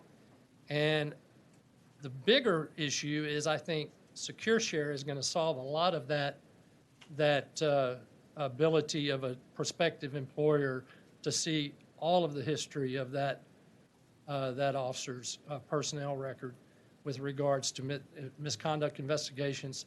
Our only problem is that it ought to be based on substantiated misconduct, cases that have been investigated and proven, and that's where we are. Okay, thank you. Thank you. Members, any other questions? Thank you. Thank you, sir. Chair now calls Kevin Lawrence. We have you registered as Kevin Lawrence, representing the Texas Municipal Police Association, testifying against the bill. Is that correct? Yes, sir, Mr. Chairman. Please proceed. Mr. Chairman, members, thank you very much. Chris mentioned, as much as I hate to agree with Chris about anything, he mentioned a lot of what I want to talk about, but I want to get a little deeper into this. The problem that we have with the bill is that it takes away what little due process there is for a lot of the cops in this state, but it also reduces the actual transparency and accountability for these agencies. And we have always argued you cannot make any organization professional from the bottom up. It has to start from the top. It has to flow down. Right now, the reason a lot of these F5s are being overturned is because the agency heads just don't show up for the hearing at all. And if you'll ask Luis about that, he can give you the numbers of exactly what those percentages are, but it's very high. A lot of these department heads are telling these officers, I'm going to give you a dishonorable, but go ahead and appeal it, and we won't show up. It's being laid out there right up front. So until we start holding these agencies, not just the department heads, but their bosses as well, superintendents, city managers, everybody's got to be held accountable in this process if we're going to make these agencies more professional. For every wandering officer you can cite, I can cite you at least one agency that is complicit in that. So we got to attack this problem from both ends. Otherwise, we're going to trade one generation of wandering cops for the next generation of wandering cops, especially when you consider the recruiting crisis we've got going on in law enforcement. We can't get enough people to come in anyway. We've got every little nook and cranny out there has got their own law enforcement agency. We have a veritable plethora of training academies that are in it for profits and not for quality, assurances. So our argument is we need to attack this from a holistic standpoint and not just say, okay, we need to run these officers off without any due process whatsoever. Give them due process, demand transparency and accountability from the agencies, and then let's really address the issues. Members, any questions? Thank you. Thank you. Chair now calls TJ Vineyard. We have you down as TJ Vineyard, representing the Texas Commission on Law Enforcement, testifying on the bill as resource witness. Yes, sir. Members, any questions? The resource witness. Do you have anything to add? No, sir. I think everybody's described it pretty accurately. The main thing that I would point out is one of the continuing challenges. I'm over the enforcement division, and so we investigate some of the complaints, and particularly the complaints in the background process. And one of the ongoing problems that we see is the failure to document a problem. If an agency reaches a conflict with an employee, they allow him to resign, and they don't investigate that complaint, then there's no documentation that will follow them past that point. So I think that is the problem that we see with the F5 process now, is that they go to a hearing and it's not defended, and then it changes to an honorable, and that same problem can still occur in some sense if an agency fails to document the reason that that person left. All right, members, questions? Thank you. Thank you. Is there anyone else wishing to testify on, for, or against the committee substitute to House Bill 4966? There being none, Chair recognizes Chairman King to close. Thank you, Mr. Chairman. Members, in closing, I'd just like to say the current F5 process doesn't really allow for due process anyway, because of what the resource witness just stated, that if it's not defended, then it gets changed from a dishonorable to an honorable, and they move down the road and they end up in small districts like I represent. I understand we have recruiting problems. I understand personnel challenges on all fronts, but that's no excuse for allowing repeat offenders to end up in small jurisdictions where they can repeat their behavior. With that, Mr. Chairman, I will close. Members, any questions? All right, thank you, Mr. Chairman. Thank you, Mr. The Chairman. substitute to House Bill 4966 is withdrawn, and if there's no objection, House Bill 4966 will be left pending. Is there objection? Chair hears none. House Bill 4966 is left pending. Chair now lays out House Bill 3297 and recognizes Chairman Harris to explain the measure. Thank you, Mr. Chairman and members, for the opportunity to lay out House Bill 3297 before you today. Texas is one of only 11 states that still requires an annual safety inspection for passenger vehicles. Vehicle inspections are costly, time-consuming, and provide little benefit to public safety. Importantly, many of the items checked during an inspection are not related to safety. These inspections do little to improve road safety and serve only to generate revenue for the state. Today, modern vehicles are equipped with onboard diagnostic systems that constantly monitor their performance and can detect any potential issues. House Bill 3297 will eliminate vehicle inspections in Texas. The Texas Mobility Fund would not be impacted as the bill replaces that portion of the current inspection fee with a replacement fee collected at vehicle registration. It's time for Texas to end this unnecessary burden on our drivers. Thank you, Mr. Chairman. I reserve the right to close and will defer to witnesses to speak for the bill. Members, any questions? Thank you. We'll call you back up. Chair now calls Fran Rhodes. Fran Rhodes. Okay, we had her registered as Fran Rhodes, representing herself and True Texas Project in favor of the bill, but we're switching her to did not testify. Chair now calls Greg Cole. Okay, we've got you registered as Greg Cole, representing yourself and the Texas State Inspection Association against the bill. That is correct, sir. Is that correct? All right, please Thank proceed. you, Mr. Chairman. My name is Greg Cole. Founded Express Automotive Group in Houston in 1997. I had 28 stores in the Houston area before selling a few years ago. Our locations have done over 2 million inspections in the last 25 years. We know a lot about inspections. We know that cars, although they're built to be safe, if they're not maintained properly, they're no longer safe. We're against the bill. The bill would eliminate the service fee, which is the only value in the inspection, and replace the fee that goes to the state with a new tax. So you're eliminating the service and creating a new tax, so taking away the only value in the program. Be shocked to see the number of vehicles that come into our stores with bad tires, completely bald. People are totally unaware of how unsafe that is. The handout I've given you shows the scale of the wet stopping distance where it takes a vehicle to at various tread depths. So if you have a current legal federal standard is 230 seconds, on a slightly wet road, it takes that car 250 feet to stop. At 130 seconds, slightly below failing, takes that car a football field to stop. And they're not the only car on the road usually.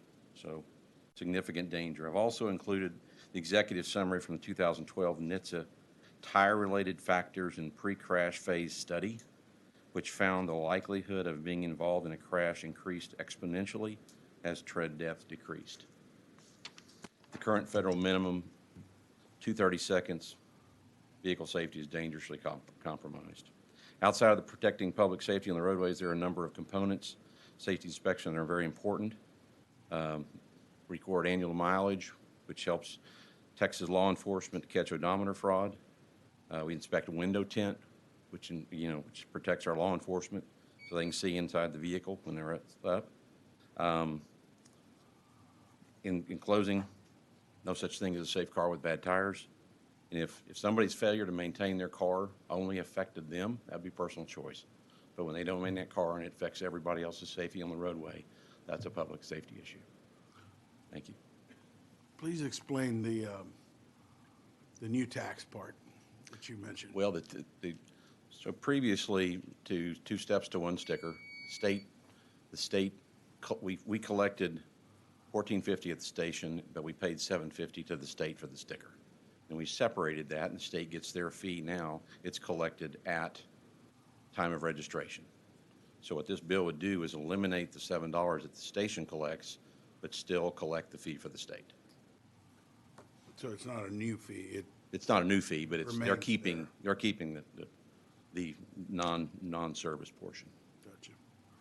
Members, any questions? Thank you, sir. Thank you.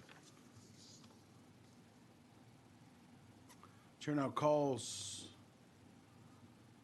Jojo Hesselmeyer. We have you down as Jojo Hesselmeyer, representing the Texas State Inspection Association against the bill. Is that correct? That's correct, sir. Please continue. Thank you, Mr. Chairman and members of the committee. In 2020, I retired from the Texas Department of Public Safety, where I spent 32 years, of which 20 of those years I spent managing the vehicle inspection program in various roles. In 2017, the legislature passed Senate Bill 2076, mandating DPS and DMV to conduct a study on the efficiency and necessity of safety inspections and submit back to the legislature a report on the results of the study. The UT Center for Transportation conducted the study, and DPS worked closely with them for over a year, looking at Texas data to determine if the inspection program provided value. After examining all the data, the UT Center for Transportation Research concluded that the inspection program saves lives and enhances safety, and therefore recommended to keep the safety inspection program in Texas. So in fact, there is data to support that this program makes a difference. They concluded that crashes in Texas involving vehicles with defects were 3 times more likely to result in a fatality than crashes with vehicles without defects. This again clearly demonstrates that the safety inspection program reduces fatalities in Texas. There have been many comments made about how the vehicle inspection isn't convenient. Convenience is a relative concept and depends on context. For example, vehicles were once considered a convenience, yet today are regarded as a normal part of life. In recent hearings, I've also heard the statement, well, only 15 other states even have a safety inspection program now. I leave you with this. What if those other 35 states are wrong? You may be surprised to know that many other states are now considering legislation to bring back safety inspections in their state. For many, common sense tells us that bad brakes and bald tires are dangerous, not just for the driver, but for all of us that share the roadways.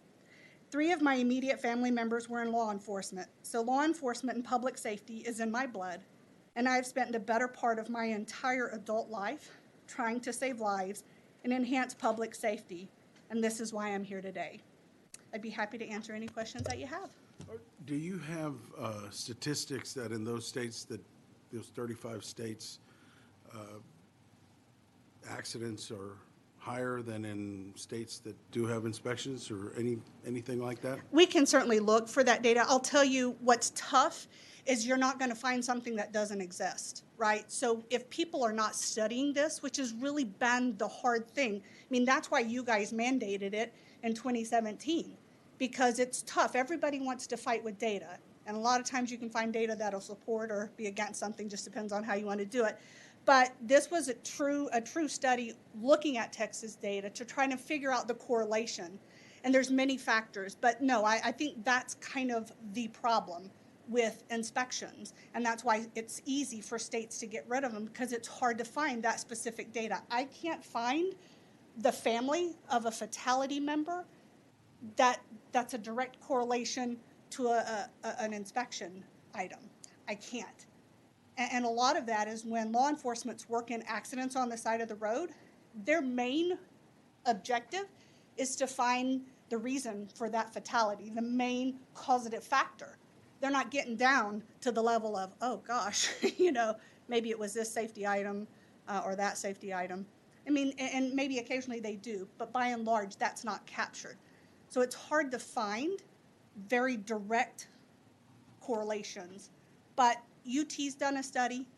Carnegie Mellon has just done a study in 2020. It's gone through a peer review, which is huge. It means other colleges are reviewing this and validating it. And they have also proven that inspections make a difference. So again, it's an upward heel, because we always have this, well, 35 other states do it. But if 35 other states jumped off a bridge, I wouldn't either. So that means nothing to me. I think we have the data. You have the data. It's just whether or not we choose to look at it. Members, any questions? Thank you, ma'am. You are so welcome. Chair now calls Charles Ray. We have you registered as Charles Ray, representing yourself and DECRA, VP Operations, Vehicle Inspections and Claims, testifying against the bill. Is that correct? Yes, sir. Please continue. Thank you for your time. Thank you for the committee members' time. For the record, my name is Charles Ray. I'm representing DECRA and myself as well against the bill. I've been an inspector since 1994, so I can tell you how many times I've seen vehicles that are unsafe that we've prevented from being out on the roads. Again, one of the things that I want to make sure that we understand is that we are against the bill 100%. DECRA has 71 stations nationwide. We are also in worldwide. We do over 28 million inspections a year. As of 2022, that will grow to over 30 million inspections in 2023. We are against this bill because it is bad public policy to end vehicle safety inspections in the state of Texas. When Texas has the highest number of fatalities in the country. In 2021, there were 4,489 fatalities on our roadways in Texas, and that is an increasing annually. You have to go back to the 1980s to see fatality numbers that high. We as a state are going in the wrong direction. In order to reverse this trend, it will take all kinds of tools, and the vehicle safety inspection is an important component of that. TxDOT is currently spending hundreds of millions of dollars on the Vision Zero program to reduce fatalities on our roadways. It doesn't make sense to prioritize spending with one aspect of the program and eliminate a component that is helping to keep those numbers lower than they would otherwise be on the other side.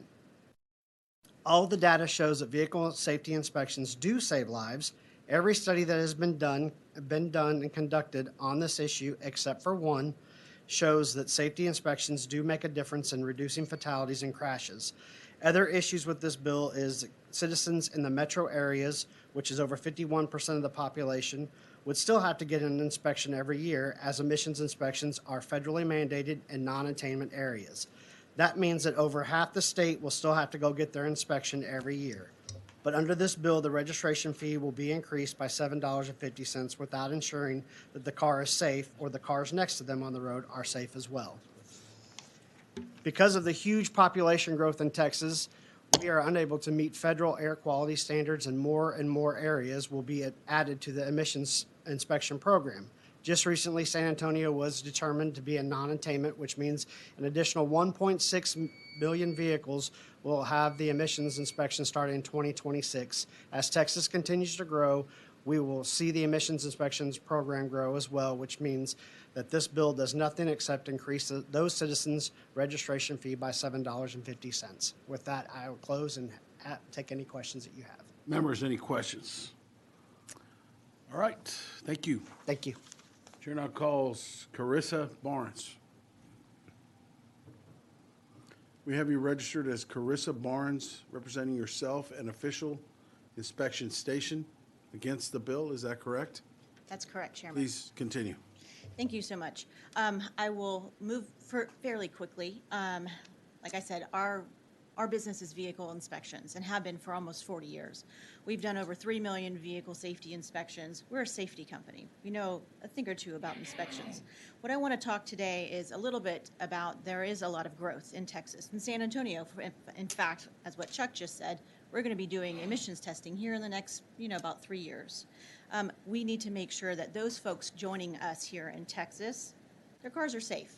I can just share an anecdote. When I was at one of my locations about 6 weeks ago, I happened to see 3 vehicles from California. We went ahead and inspected them. There were some minor things that were wrong, but these things do play into effect of whether or not the vehicle was safe. And what they all said to me is, we're happy to be here. We don't do this in California. I don't know why we don't. Not a problem. We were able to help them identify things that were unsafe for the vehicles, and off they went to join our lovely state. I also want to point out that we have heard over the last several sessions where it's not really a safety issue. How does tent, become a safety issue? But I also want to point out that when people get pulled over for a broken taillight, many times that could lead into an altercation. For people of disparaged communities, people of color, it seems not necessary that they get pulled over for a broken taillight, when in fact that's one of the things that we look for in our safety inspection. My final thing is, I think it's just wrong to continue to charge for the safety inspection portion of it that the state keeps and not get our citizens an actual safety inspection. You mentioned earlier, I think, that I think that's all you do, right? Your stations are just strictly inspections and not any other business? No oil changes, no brake work. We specialize in safety inspections. And so you're able to make a living on the $7 and that's all you do? That's It is 100% of your business. It is quite difficult. We do sell windshield wipers, some mini bulbs, but by and large, the majority of our business is centered around to make sure that people's vehicles are safe.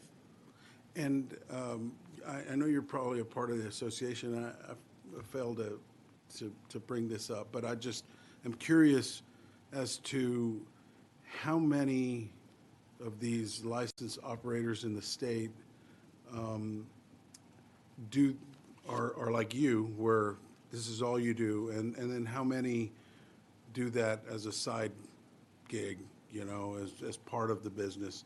And but maybe if the association has those statistics, y'all can send it to the committee. Yes. All right. Happy to do that. Members, any other questions? All right, thank you. Thank you, Chairman. Thank you, members. Is there anyone else wishing to testify on, for, or against House Bill 3297? There being none, Chair recognizes Chairman Harris to close. Thank you, Mr. Chairman and members. I do want to say I do feel badly that people have built in their entire business model around state inspections. Still, I don't think that the necessity for state vehicle inspections remains. The Senate, unfortunately, has passed this same bill out 3 different sessions in a row, and the Texas House has failed to lead on this effort. So now I think this is a good session for that to happen. So with that, I close and appreciate the committee's time. Members, any questions? Thank you. If there's no objection, House Bill 3297 will be left pending. Is there objection? Chair hears none, and House Bill 3297 is left pending. Chair now lays out House Bill 2668 and recognizes Representative Ann Johnson to explain the measure. Good evening, Mr. Chairman, Vice Chair Johnson. This House bill is brought to you part of recommendations from the Texas Sex Assault Survivors Task Force. This was created at the Office of the Governor back in the 86th legislative session. Survivor-centered, trauma-informed, collaborative, coordinated response to sexual violence experienced by adults and children. The heart of this work continues with a multidisciplinary task force and subject matter-driven working groups. And this legislation that's brought to you is to ensure that we're doing and keeping up with their recommendations. What this bill would do is outline that a sexual assault survivor is entitled to have an examination done within 120 hours. Would also recognize that participation in that same exam is consideration for purposes of crime victims' compensation and cooperation with law enforcement, and clarify that all sex assault survivors shall be referred to an exam within 120 hours, and that children will also be referred to an exam because we know that many of those are delayed and may not fit within that 120-hour window. This bill increases access to forensic medical examinations, removes obsolete Office of the Attorney General request form language, and provides compensation. We do have a fiscal note with this bill, but have concerns that it is not accurate. Many of the witnesses that are testifying today have been working on that today. Hope that you'll get a chance to visit with them about that, and I reserve the right to close. Members, any questions? Okay, we'll call you back up in just a moment. Chair calls Justin Wood. We have you registered as Justin Wood, representing the Children's Advocacy Centers of Texas, in favor of the bill. Is that correct? Yes, it is, Chairman. Please continue. Good afternoon once again. I'm Justin Wood. I'm General Counsel at Children's Advocacy Centers of Texas, and I am here today testifying in support of House Bill 2668. As I said before, in my role at CC Texas, I represent us on the steering committee of the Governor's Sexual Assault Survivors Task Force. And as I said before, and as Representative Johnson recognized, we bring before you another set of policy recommendations. This session, HB 2668 being one of those. This bill builds off improvements made last session that helped ensure increased access to forensic medical exams as it was laid out in the bill. However, task force received feedback from the field surrounding implementation of the new law following last session, and HB 2668 aims to make clear that the decision of whether a forensic exam is performed should rest with the survivor and the medical professional performing the exam. Another area where HB 2668 makes great strides is surrounding increased access and eligibility to crime victims' compensation. I can go into more detail about what the bill does to increase that access. And as Representative Johnson laid out up front, unfortunately, as we collectively get better at serving victims and survivors of crime in Texas, it incurs costs to the Crime Victims Compensation Fund. So we are committed to working with all of the stakeholders that we've been in discussions with up to this point, specifically the Office of the Attorney General in working through the fiscal note, but we are actively involved in drilling down on that and decreasing that fiscal note. So as you know, 2668 does a lot of good things, but I will stop with that and wrap up and say that we as part of the task force are honored to continue to do this work and appreciate your support of House Bill 2668. I'm happy to answer any questions. Members, any questions? Okay, thank you. Thanks. Chair now calls Juliana Gonzalez. Juliana Gonzalez. We have her down as Juliana Gonzalez, representing herself and Safe Alliance in favor of the bill, but we're going to switch her to did not testify. Is there anyone else wishing to testify on, for, or against House Bill 2668? There being none, Chair recognizes Representative Ann Johnson of Harris to close. I appreciate your attention to updating these requests from the Sex Assault Task Force, and I close. Members, any questions? All right, thank you.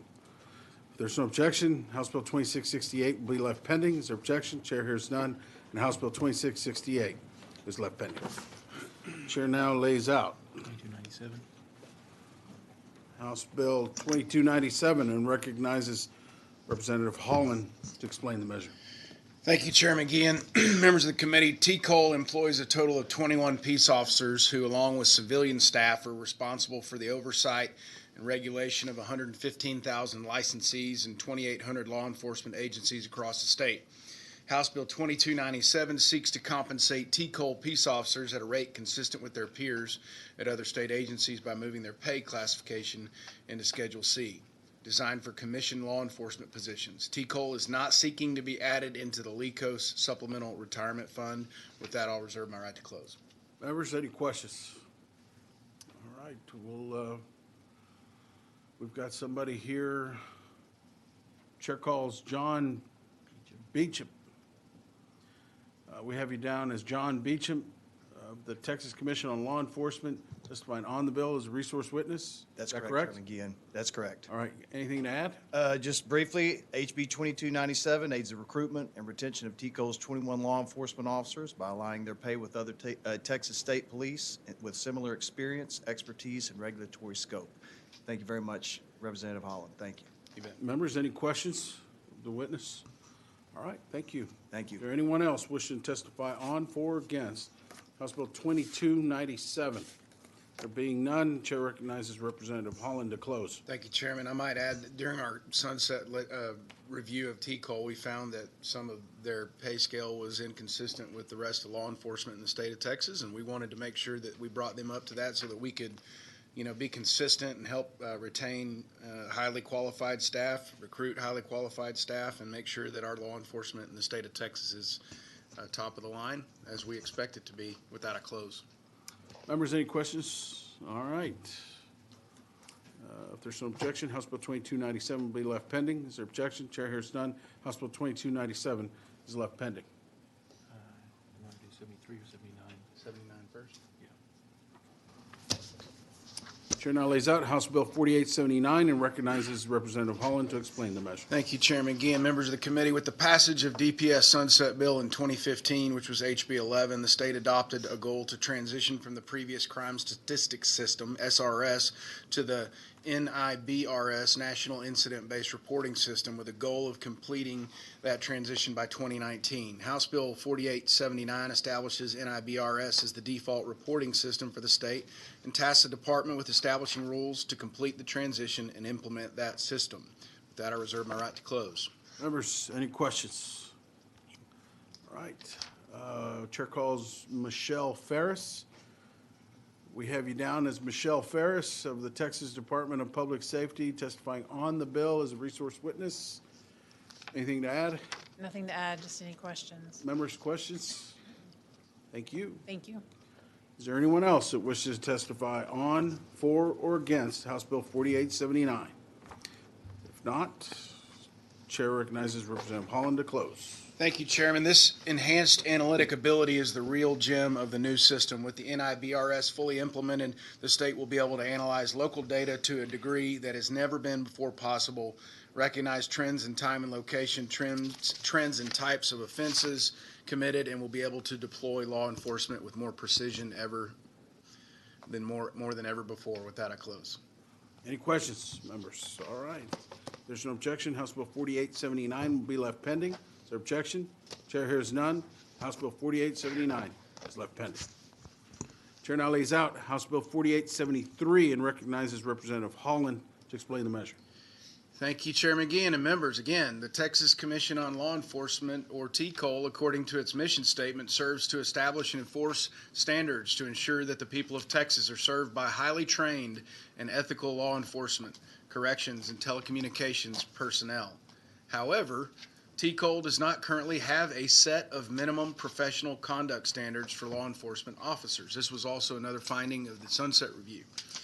House Bill 4873 directs TCOL to create, via rulemaking process, a set of minimum conduct standards in regards to pursuit of a suspect, arrest and control tactics, executing high-risk warrants, and conducting traffic stops.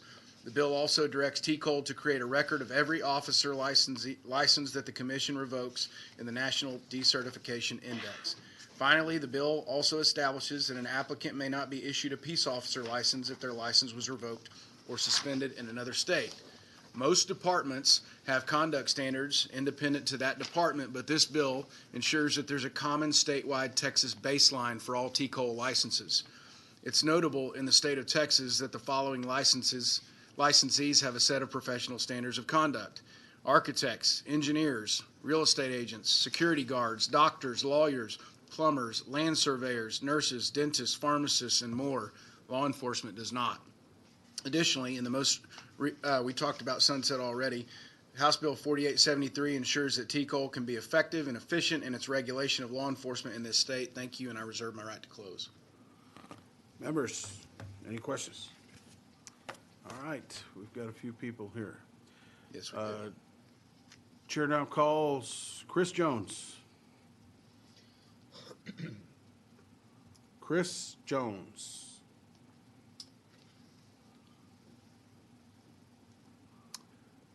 We have him down as Chris Jones, representing the Combined Law Enforcement Associations of Texas, CLEAT, testifying against the bill.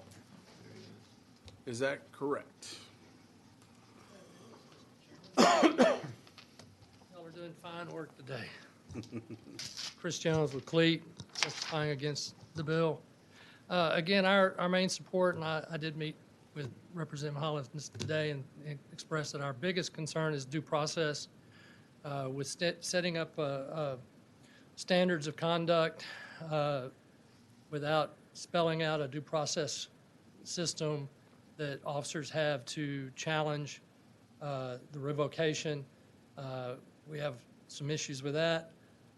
We also have some real issues with the ability of TCOL to conduct investigations into standard of conduct violations.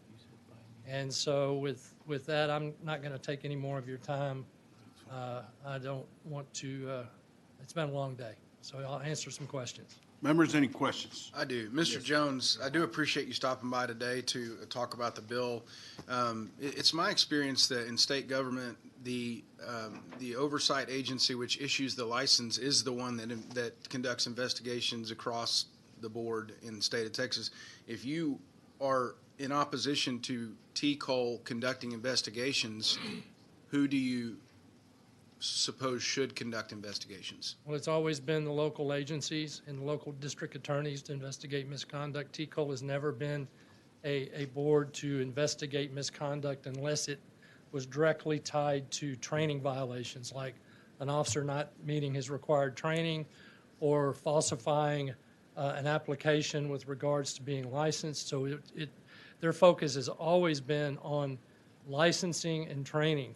And so this would create a whole new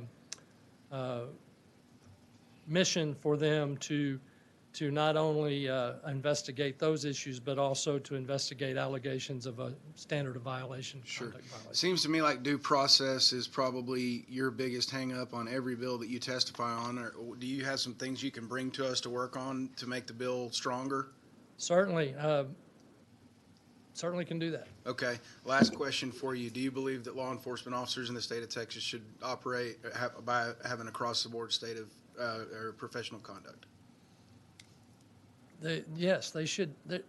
Rather than agency by agency. There is an ethics standard that most agencies adopt, and they have a mission standard. At most agencies, but it's a patchwork of departments, not at the state level with that's for every person that has a license. I don't have problems with creating a standard of conduct that every agency would adopt. I do have a problem with TCOL enforcing it.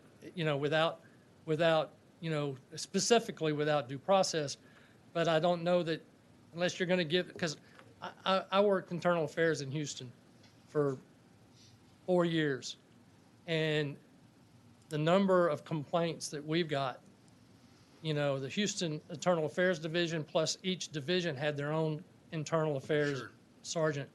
And so unless you're going to give TCOL an extra 150 people to conduct investigations, every time somebody alleges a violation of a standard of conduct, I see that as a problem. Sure. Well, I look forward to working with you and other agents. I've been talking about this since the beginning of session. You heard it during the sunset reviews last year, and I have filed this bill probably over 40 days ago. So if we can start having people come talk to me more earlier than the day of the hearing, that'd be great. Well, I think we all during the sunset process, we talked about our problem with TCOL having independent ability to investigate misconduct outside of the agency's ability to do that. Sure. Let's work together to get something done on this, though. Thank you, Chris. Thank you. Members, any other questions? Oh, yes, Vice Chair Johnson. Thank you, Mr. Chair. Chris, in respect to how do we create some accountability when it comes to police officers and some of the sentiments that are out there in regards to back up? There is an anti-police sentiment out there. Would you? I would agree with that. Would you agree with that? And I think there are ways by which we need to try to kind of quell that and or get rid of it altogether. Would you believe that this may be a step in the right direction to quell some of those sentiments because now there is accountability for the actions of some, not all, officers? I would dispute the assumption that there's not accountability now. I think we have come done amazing jobs in the accountability that we have today as compared to when I first started in 1979. And I think some of the things that we worked on, that we were very supportive of and worked on again and helped pass once due process was included, was working with Senator West on body cameras.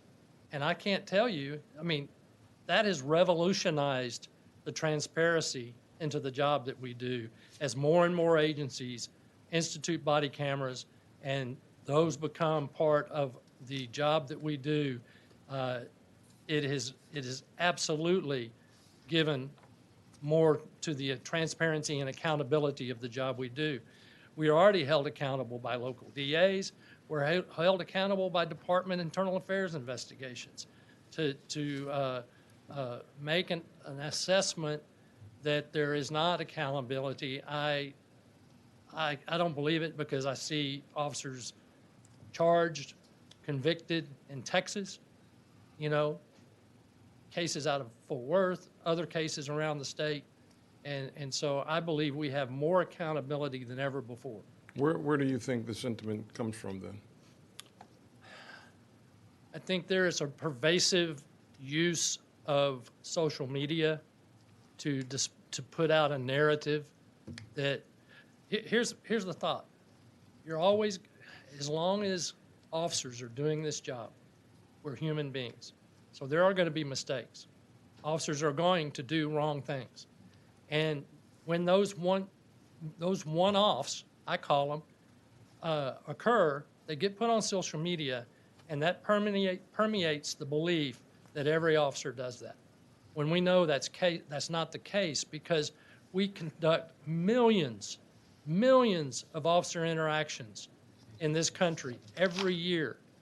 And the officers' complaints and misconduct are a fraction of that.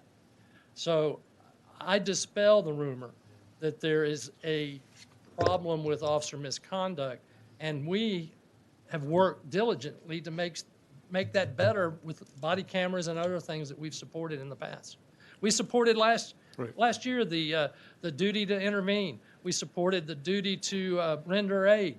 We supported SB 24, which now is giving more insight, mandating that hiring agencies do full-blown investigations and review every document that T. Cole has placed in Secure Share and the previous agencies have placed in Secure Share that has never been done before.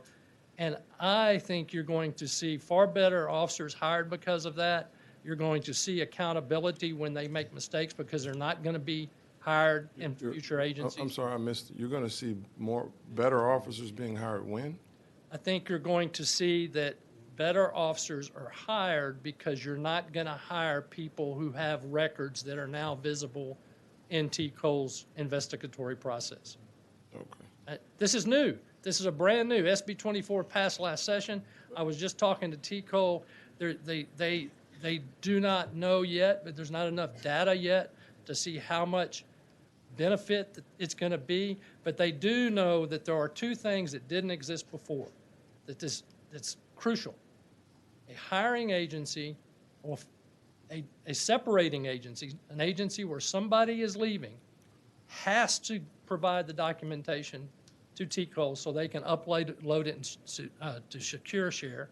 And then a prospective employer, before they make a hiring decision, has to review all of the information in Secure Share. So again, when you look at this particular bill, it just simply codifies Governor Abbott's executive order 8 to ensure people convicted of a crime cannot pass background checks and purchase a firearm illegally. So there's a problem with that? No, we're Am I on the wrong bill? Oh, I'm sorry. Oh, this is 79? This is 79. Yeah, okay, all right. I'm sorry, I didn't mean to. No. That's what got me confused, but I'm still on the same, the sentiment And part. I do agree, and again, if you don't, if, I do agree that we need to look at the records of people that are coming here from other states. I'm not against that information being put into a national database. So there are things that we can work together on, because the whole idea, it makes our job a whole lot easier when we hire people that go out there and do what we expect them to do and do a professional job. Yeah, and so in regards back to the accountability part and certainly the sentiments that are out there, I think, and this is just my own personal opinion, I think it would behoove of us all to work together, because as you mentioned, there have been officers that have been convicted of crimes that have gone against policy. There have been so many that have been exonerated as well that also went against policy. And agencies like yours kind of come to their defense. And so when you dig in for them, then the community digs in against them, and then now we're at this, as opposed to us having a compromise and to be able to come together to.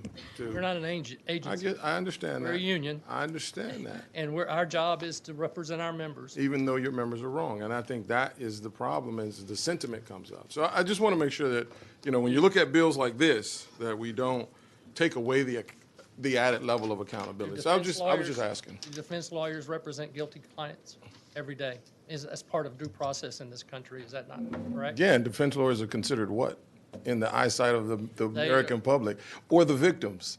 The victims think about them, defense lawyers, a certain way too. That's not a good. I'm not condoning officers that make mistakes. I said. But you defend them. No, I said if an officer has made mistakes, we more than anyone do not want officers who are bad cops to be on the force.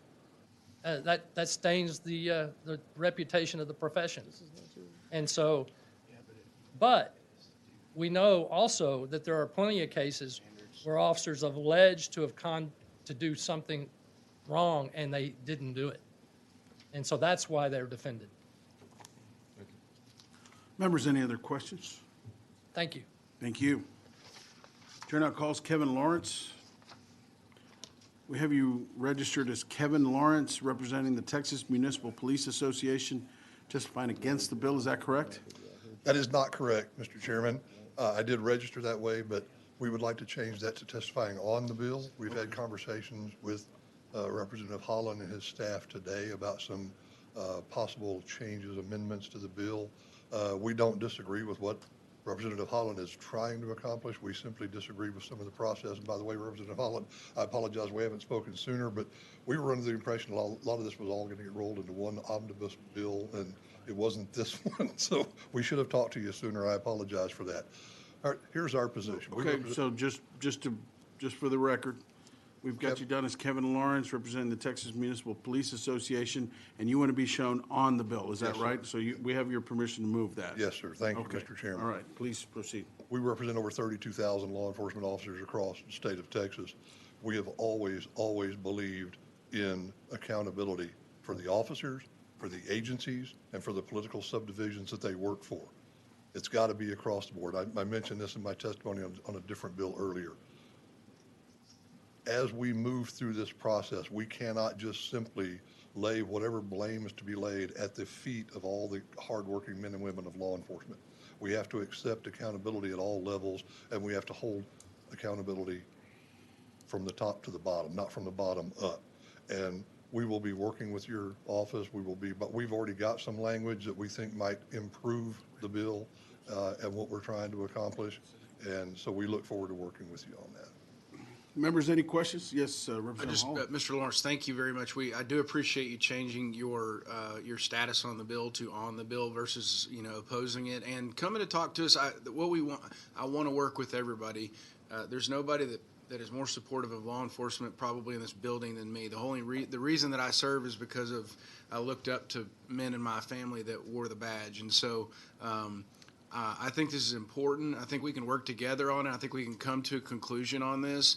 Appreciate you guys work. I want to work with everybody. And I've told the sheriff groups, I've told your groups and the others, and DPS groups and whatnot. Let's come to the table and come up with something that we can all be proud of. So thank you for your testimony today. I appreciate that, sir. You have no idea how much I didn't want to come in here and oppose one of your bills. Me I too. promise you. Me too. I do believe, though, there's a provision in there that talks about the officers' licenses being revoked or suspended we need to guarantee a fair shake.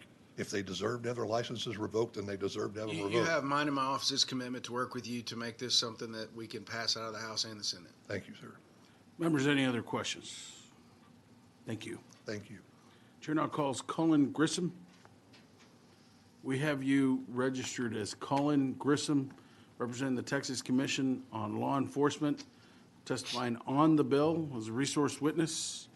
Is that correct? Correct, Mr. Chairman. Anything to add? I don't have anything. I'm Members, any welcome any questions? questions you have.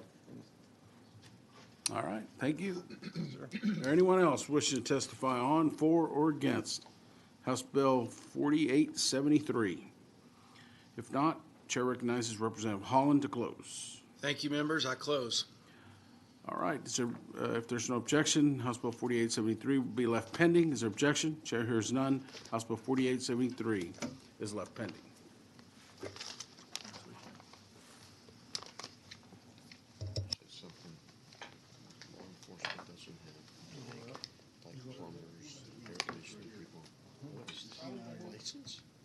They don't have a set of professional standards like ethical code of conduct.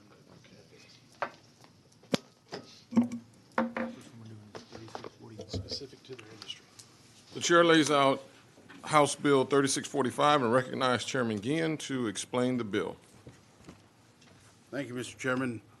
Members, per current law, if an individual holds a valid Class M license in another state, then they must still complete a motorcycle education course to obtain a Class M license in Texas. However, new Texas residents who have a Class C driver's license or a CDL from another state are not required to go through an education course to obtain those type of driver's licenses in Texas. HB 3645 simply removes the education course requirement to obtain a Class M license for those who already have a Class M license from another state, as we already do for other classes of licenses in Texas. I can help answer any questions if you all have any, members. Members, do you have any questions for Chairman Guillen? No? That's the only witness we have. Okay. We don't have any witnesses for this one. No witnesses? Yep. All right, well, if there's anyone else who wishes to testify on, for, or against House Bill 3645, Chair sees none. Chair recognizes Chairman Guillen to close on the bill. Thank you, Mr. Chairman. Members, I close. If you can help answer any questions if you all have any. If not, I ask for your favorable consideration. If there's no objection, the committee will leave House Bill 3645 pending. There's no objection. Chair hears none. House Bill 3645 is left pending. All right. The chair lays out House Bill 4947 and recognize Chairman Guillen to explain the bill. Thank you, Mr. Chairman. Members, in 2005, the legislature created the Homeland Security Advisory Council. And then in 2013, 3 separate bills were passed, each adding different state agencies and committees to the makeup of the Homeland Security Advisory Council. These references specifically name committees of the House and Senate. However, these committee names often change from one session to the next, which can create confusion as to who makes up the council. House Bill 4947 is a cleanup bill that removes references to specific legislative committees and instead adds broader terminology to ensure the committees with jurisdiction over veteran affairs and homeland security are included in the Homeland Security Advisory Council. I can help answer any questions if you all have any, members. Members, are any questions? All right. There's no witnesses. Is there anyone who wishes to, were we? No further questions, we'll call you back to close. Okay. Well, no further questions, we'll call you back to close. Is there anyone who wishes to testify on, for, or against HB 4947? The chair hears none. If not, Chairman Gann, you're welcome to close. Thank you, Mr. Chairman. Members, if there's no further questions, I close and I ask for your favorable consideration. You want us to consider it right now? If there is no objection, HB 4947 will be left pending. The chair hears none. HB 47 is left pending. 4947. 4947. What did I say? Which is 47. 4947. I'm going too fast, trying to impress the chair. All right. The chair now lays out HB 3646 and recognizes Chairman Ging to explain the bill. Thank you, Mr. Chairman. Members, House Bill 3646 is a cleanup bill that aims to address several issues related to driver's licenses and commercial driver's licenses in Texas. First, the bill seeks to align the definition of a commercial motor vehicle in Chapter 522 with the federal definition, which is frequently used by commercial vehicle and law enforcement. Because the federal definition of a CMV may change, it would be most efficient to simply reference the federal statute that defines commercial motor vehicles to ensure that our codes are always aligned. Second, the bill aims to update the lawful presence document requirements for non-domicile CDL applicants, taking into account recent global events that have affected the ability of some applicants to obtain a foreign passport. This is done by allowing I-94 or an unexpired authorized employment document to take the place of the unexpired foreign passport. And lastly, the Federal Motor Carrier Safety Administration amended federal vision standards under 49 CFR Part 391 for CDL holders and provides new alternative vision standards during a medical evaluation by an authorized physician. These alternative vision standards remove the need for federal vision waiver, and House Bill 3646 would simply ensure that the Texas statute would do the same to ensure compliance with federal regulations. Overall, the proposal aims to ensure compliance with federal regulations and provide more flexibility for CDL applicants while maintaining safety standards. We do have a committee sub coming that corrects a minor error made in the drafting process, and we'll get that back to y'all as soon as we get it.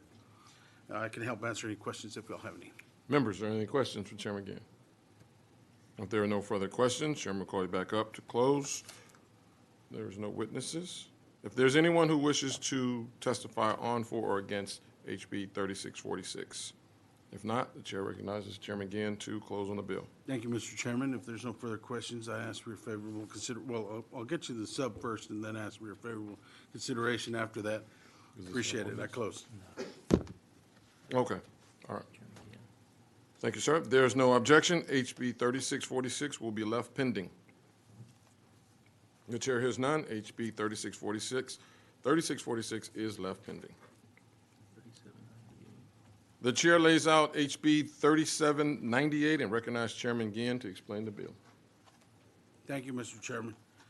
Members, under current law, individuals are only able to make contributions to donation programs when applying for an original or renewed driver's license. In addition to that, they're also limited to just a $1 donation to the Blindness Education Screening and Treatment Program, the only program with a limitation like that. Members, 3798 would help bring uniformity to donation options by standardizing these options for driver's license, CDL, or personal ID transactions, and by removing the $1 limitation on the Blindness Education Screening and Treatment Program. I can help answer any questions if you all have any. Members, are there any questions for Chairman Gann? No questions. We'll call you back up to close on the bill. There are no witnesses, so is there anyone who wishes to testify on, for, or against HB 3798? All right. Seeing none, the chair recognizes Chairman Gann to close on the bill. Thank you, Mr. Chairman. Members, if there's no further questions, I close. I ask for your favorable consideration. If there's no objection, HB 3798 will be left pending. The chair hears none. HB 3798 is left pending. The chair lays out HB 3222 and recognize, well, look at there, Chairman Ginn to explain the bill. Thank you, Mr. Chairman. Members, the Disaster Recovery Loan Program was created in 2019 by SB 6 and was one of TDEM's 44 recommendations that was passed by the legislature after Hurricane Harvey. The intention of the program was to provide short-term loans for disaster recovery projects to eligible political subdivisions. In order to be eligible to receive these loans, a political subdivision must submit their operating budget to the Texas Division of Emergency Management within 15 days of the budget's adoption. However, many have raised concerns stating that the 15-day turnaround time is too restrictive and limits their ability to apply for the loan program, causing TDEM to struggle to expend funds for the program. House Bill 3222 helps address these concerns by extending the deadline for submission of the budget from 15 days to 30 days so that we can help ensure that eligible political subdivisions have enough time to prepare and submit their applications for the loan program.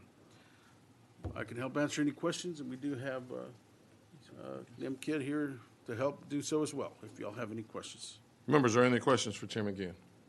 I do have one. When we say the small political subdivisions, is there a footprint that we're looking at? You'll ask? Okay. All right. The chair now calls, there are no further questions. Chairman Ginn will call you back up to close on the bill. The chair now calls Nim Kidd, representing TDEM. You are registered as Nim Kidd, registered on the bill. Is that correct? Yes, sir. Thank you. You may go ahead. Thanks, sir. Again, Nim Kidd, Chief of the Division of Emergency Management. And Chairman Johnson, I believe your specific question was to the size of the jurisdiction. Yeah. I don't believe that applies. Okay. The bill originally as intended was to help. There was a disaster declaration threshold that needed to be met and damages through damage assessment that needed to be exceeded. It needed to be a percentage of that jurisdiction's base budget. Okay. And that's why I think we use the term small, because larger jurisdictions have pretty good sized budgets. Right. Okay. Thank you. Yes, sir. Members, are there any questions? Well, thank you. Thanks, sir. All right. Is there anyone else who wishes to testify on, for, or against HB 3222? If not, Chair recognizes Chairman Ginn to close on the bill. Thank you, Mr. Chairman. If there's no further questions, I close. Thank you, Chairman Ginn. If there are no objections, HB 3222 will be left pending. There's no objection. The chair hears none. HB 3222 is left pending. The chair now lays out HB 3223. How'd you do that? And recognizes Chairman Ginn to explain the bill. Thank you, Mr. Chairman. Members, during Hurricane Harvey in 2017, Texas faced significant challenges in managing the disaster and coordinating the response efforts of federal, state, and local agencies due to the scale and complexity of the event. To ensure that the state is equipped to handle a disaster like this in the future, we must align the state's emergency management system with the National Incident Management System, or NIMS, framework, which is a comprehensive approach to crisis planning used by federal, state, local, and private agencies to manage incidents using a core set of concepts, principles, procedures, processes, terminology, and standards. House Bill 3223 helps accomplish this by amending the government code to authorize the chair of the Texas Emergency Management Council to appoint a disaster district chair based on the disaster event and phase of response in accordance with NIMS. This change would help ensure that we have appropriate leadership with the needed expertise to properly deal with each specific disaster. I can help answer any questions if y'all have any, and of course we've got the chief here to help do so as well. Members, are there any questions for Chairman Ginn? If there are no further questions, we'll call you back up to close. The chair now calls Nim Kidd. We see you registered as Nim Kidd from TDEM, and you're registered on the bill? Yes, sir, that's correct. And happy to answer any questions. As Chairman Ginn laid out, this lines up with federal and local jurisdictions in the way we respond to disasters. Okay. Members, are there any questions? Seeing none, thank you, sir. If there's anyone else who wishes to speak on, for, or against HB 3223, seeing none, The chair recognizes Chairman Gann to close on the bill. Thank you, Mr. Chairman. Members, if there's no further questions, I close. Thank you, Chairman. If there are no objections, HB 3223 will be left pending. The chair hears none. HB 3223 is left pending.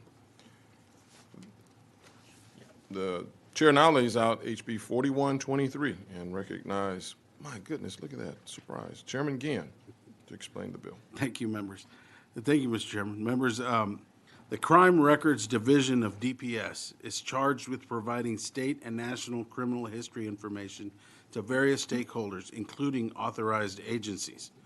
To gain access to national criminal history information, agencies must meet certain requirements outlined in federal law, which include having statutory authority, requiring fingerprinting of applicants, and identifying specific categories of employees falling within its purview.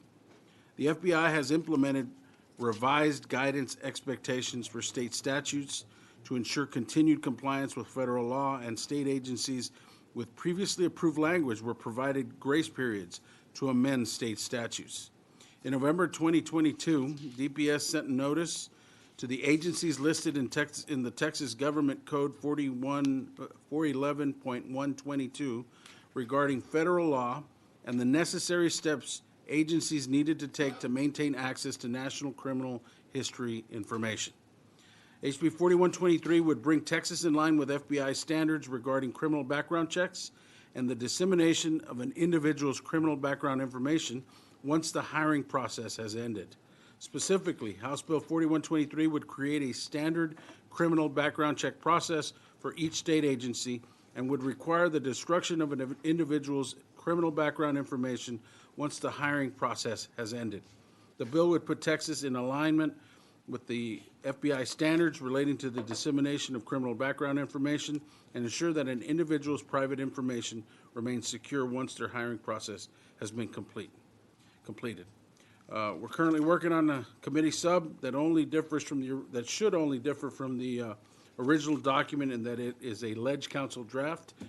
We submitted that about a month ago, and we still haven't received the ledge council draft. Anyway, we'll get that to you as soon as we get it. Members, any questions for Chairman Gann? If there are no further questions, Chairman Gann will call you back up to close. All right. The chair now calls Michelle Ferris from the Texas Department of Public Safety. We show you registered as Michelle Ferris, Texas Department of Public Safety, and testifying on the bill. As a resource witness. As a resource witness, is that correct? Yes, sir. Very good.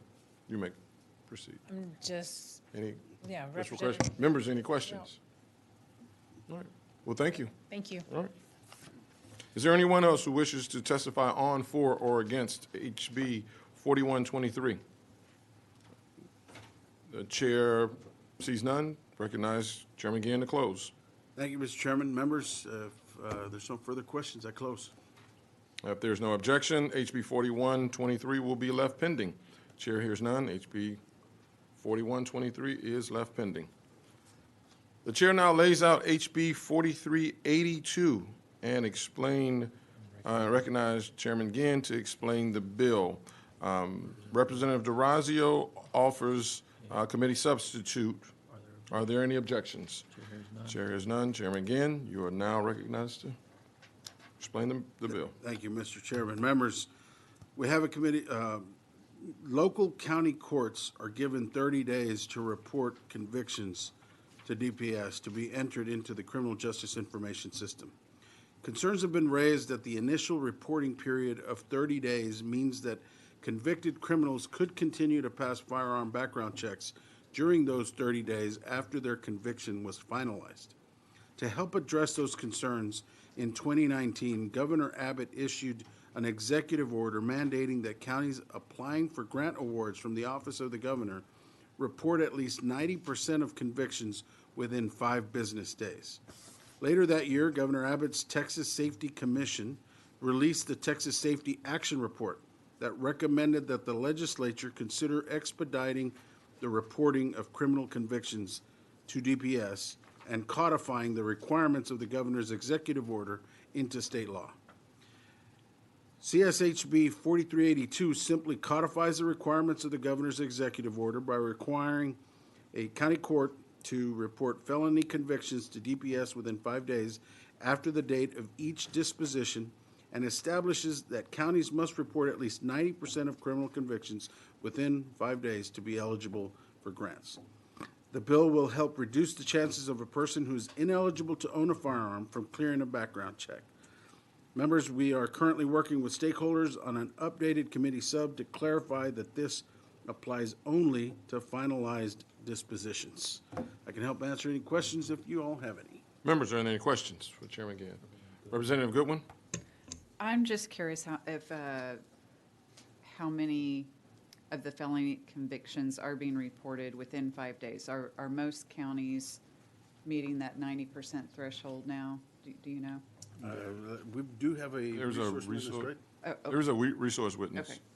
Yeah, well, Members, any other questions? All right. The chair now calls. Oh, I'm sorry. Chair now, we recognize you to close.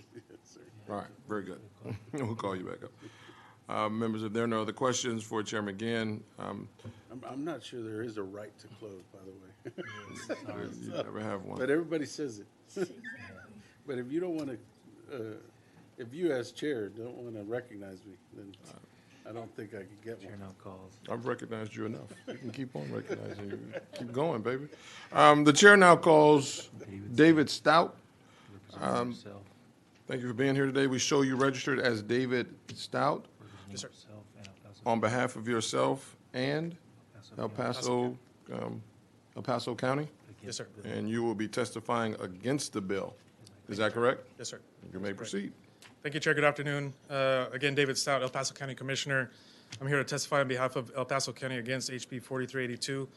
First of all, I think it's a well-intentioned bill. El Paso County understands, I think, more than anyone, the need to have timely disposition of cases, especially so with cases such as the Walmart massacre, which I understand may have been the impetus for filing. Even before our community endured that terrible day and the ensuing exasperating wait for justice that still continues, I was part of a commissioner's court that pushed to light a fire under judges in the process by monitoring and publishing a number of judicial metrics, information that the public can take into account when they're voting in judicial races.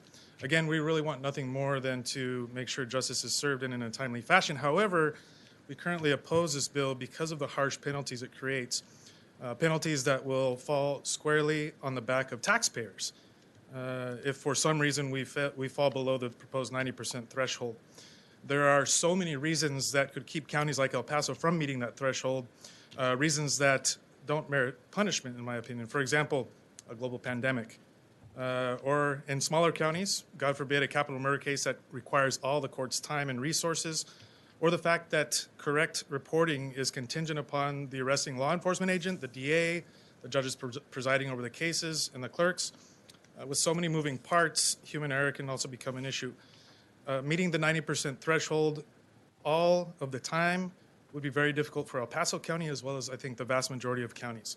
As a result, commissioners' courts would have to make tough decisions like downsizing judicial and public safety budgets or doing away with specialty courts or programs that, while not required, provide great benefits to community members like veterans, mentally ill, or those who suffer from substance abuse disorders.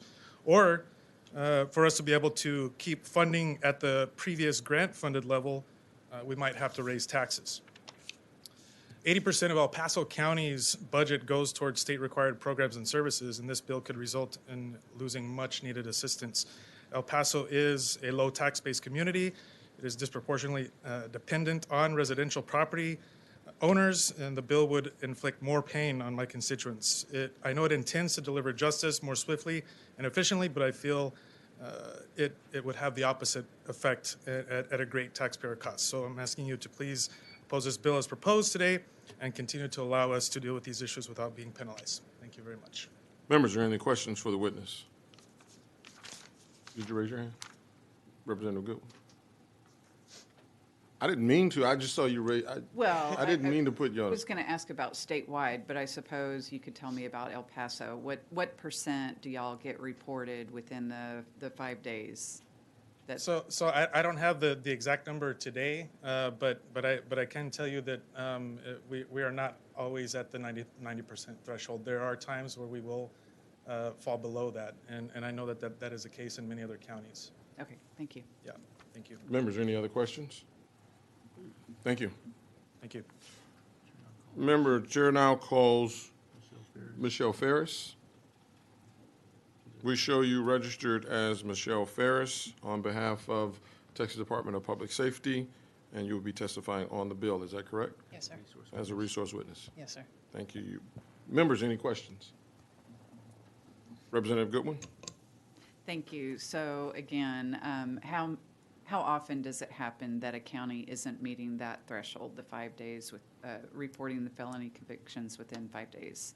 So we report, the way we compile the reports now, we look at a 5-year average.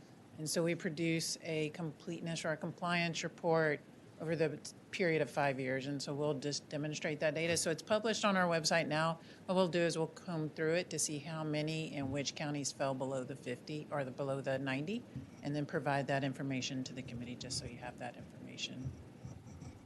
So if this bill went into effect, would you still be looking at a 5-year timeframe? That's how we were measuring it, simply because we do have those kinds of things. I think it's going to be whether and how you define consistently within the bill language, because it does say consistently report within the 90% timeframe. So you could be looking at consistently within the last year or consistently within the last 5 years? days or last 5 years, or so it's just what is the metric that we're looking to achieve. We do understand counties have that fluctuation. Sometimes they do, as he was speaking to, that they have high caseloads, but not enough courts to handle that. We see that in the border right now. All right, thank you. Members, are there any other questions? The last thing you said they may have high caseloads but not enough courts. But I thought this was based on the convictions, like if the conviction was reported. So it's not just the conviction, it's just that the case is closed out, so that the court has done all of the work to process the case through its docket. Okay, all right. So whether they're rejected, dismissed, convicted, that's all going into their completeness and compliance reporting. Okay, all right. Thank you. Members, are there any questions? Thank you. Thank you. There are no other. Does anybody else wish to testify on, for, or against CSHB 4382? The chair hears none, and call Chairman Guillen to close on the bill. Thank you, Mr. Chairman. Members, we are working on a committee sub. We've been working with the Texas Association of Counties and the Texas Urban Counties Association, and we came up with an agreement, and we just don't have the sub back yet that helps address their concerns, and that agreement would be to clear up that this only applies to finalized dispositions. And I can answer any other questions if you all have any. Members, any other questions? All right. If there are no objections, the committee substitute for HB 4382 is withdrawn, and HB 4382 will be left pending. The chair hears none. 4382 is left pending. If there is no further business and without objection, the House Committee on Homeland Security and Public Safety stands adjourned, subject to the call of the chair.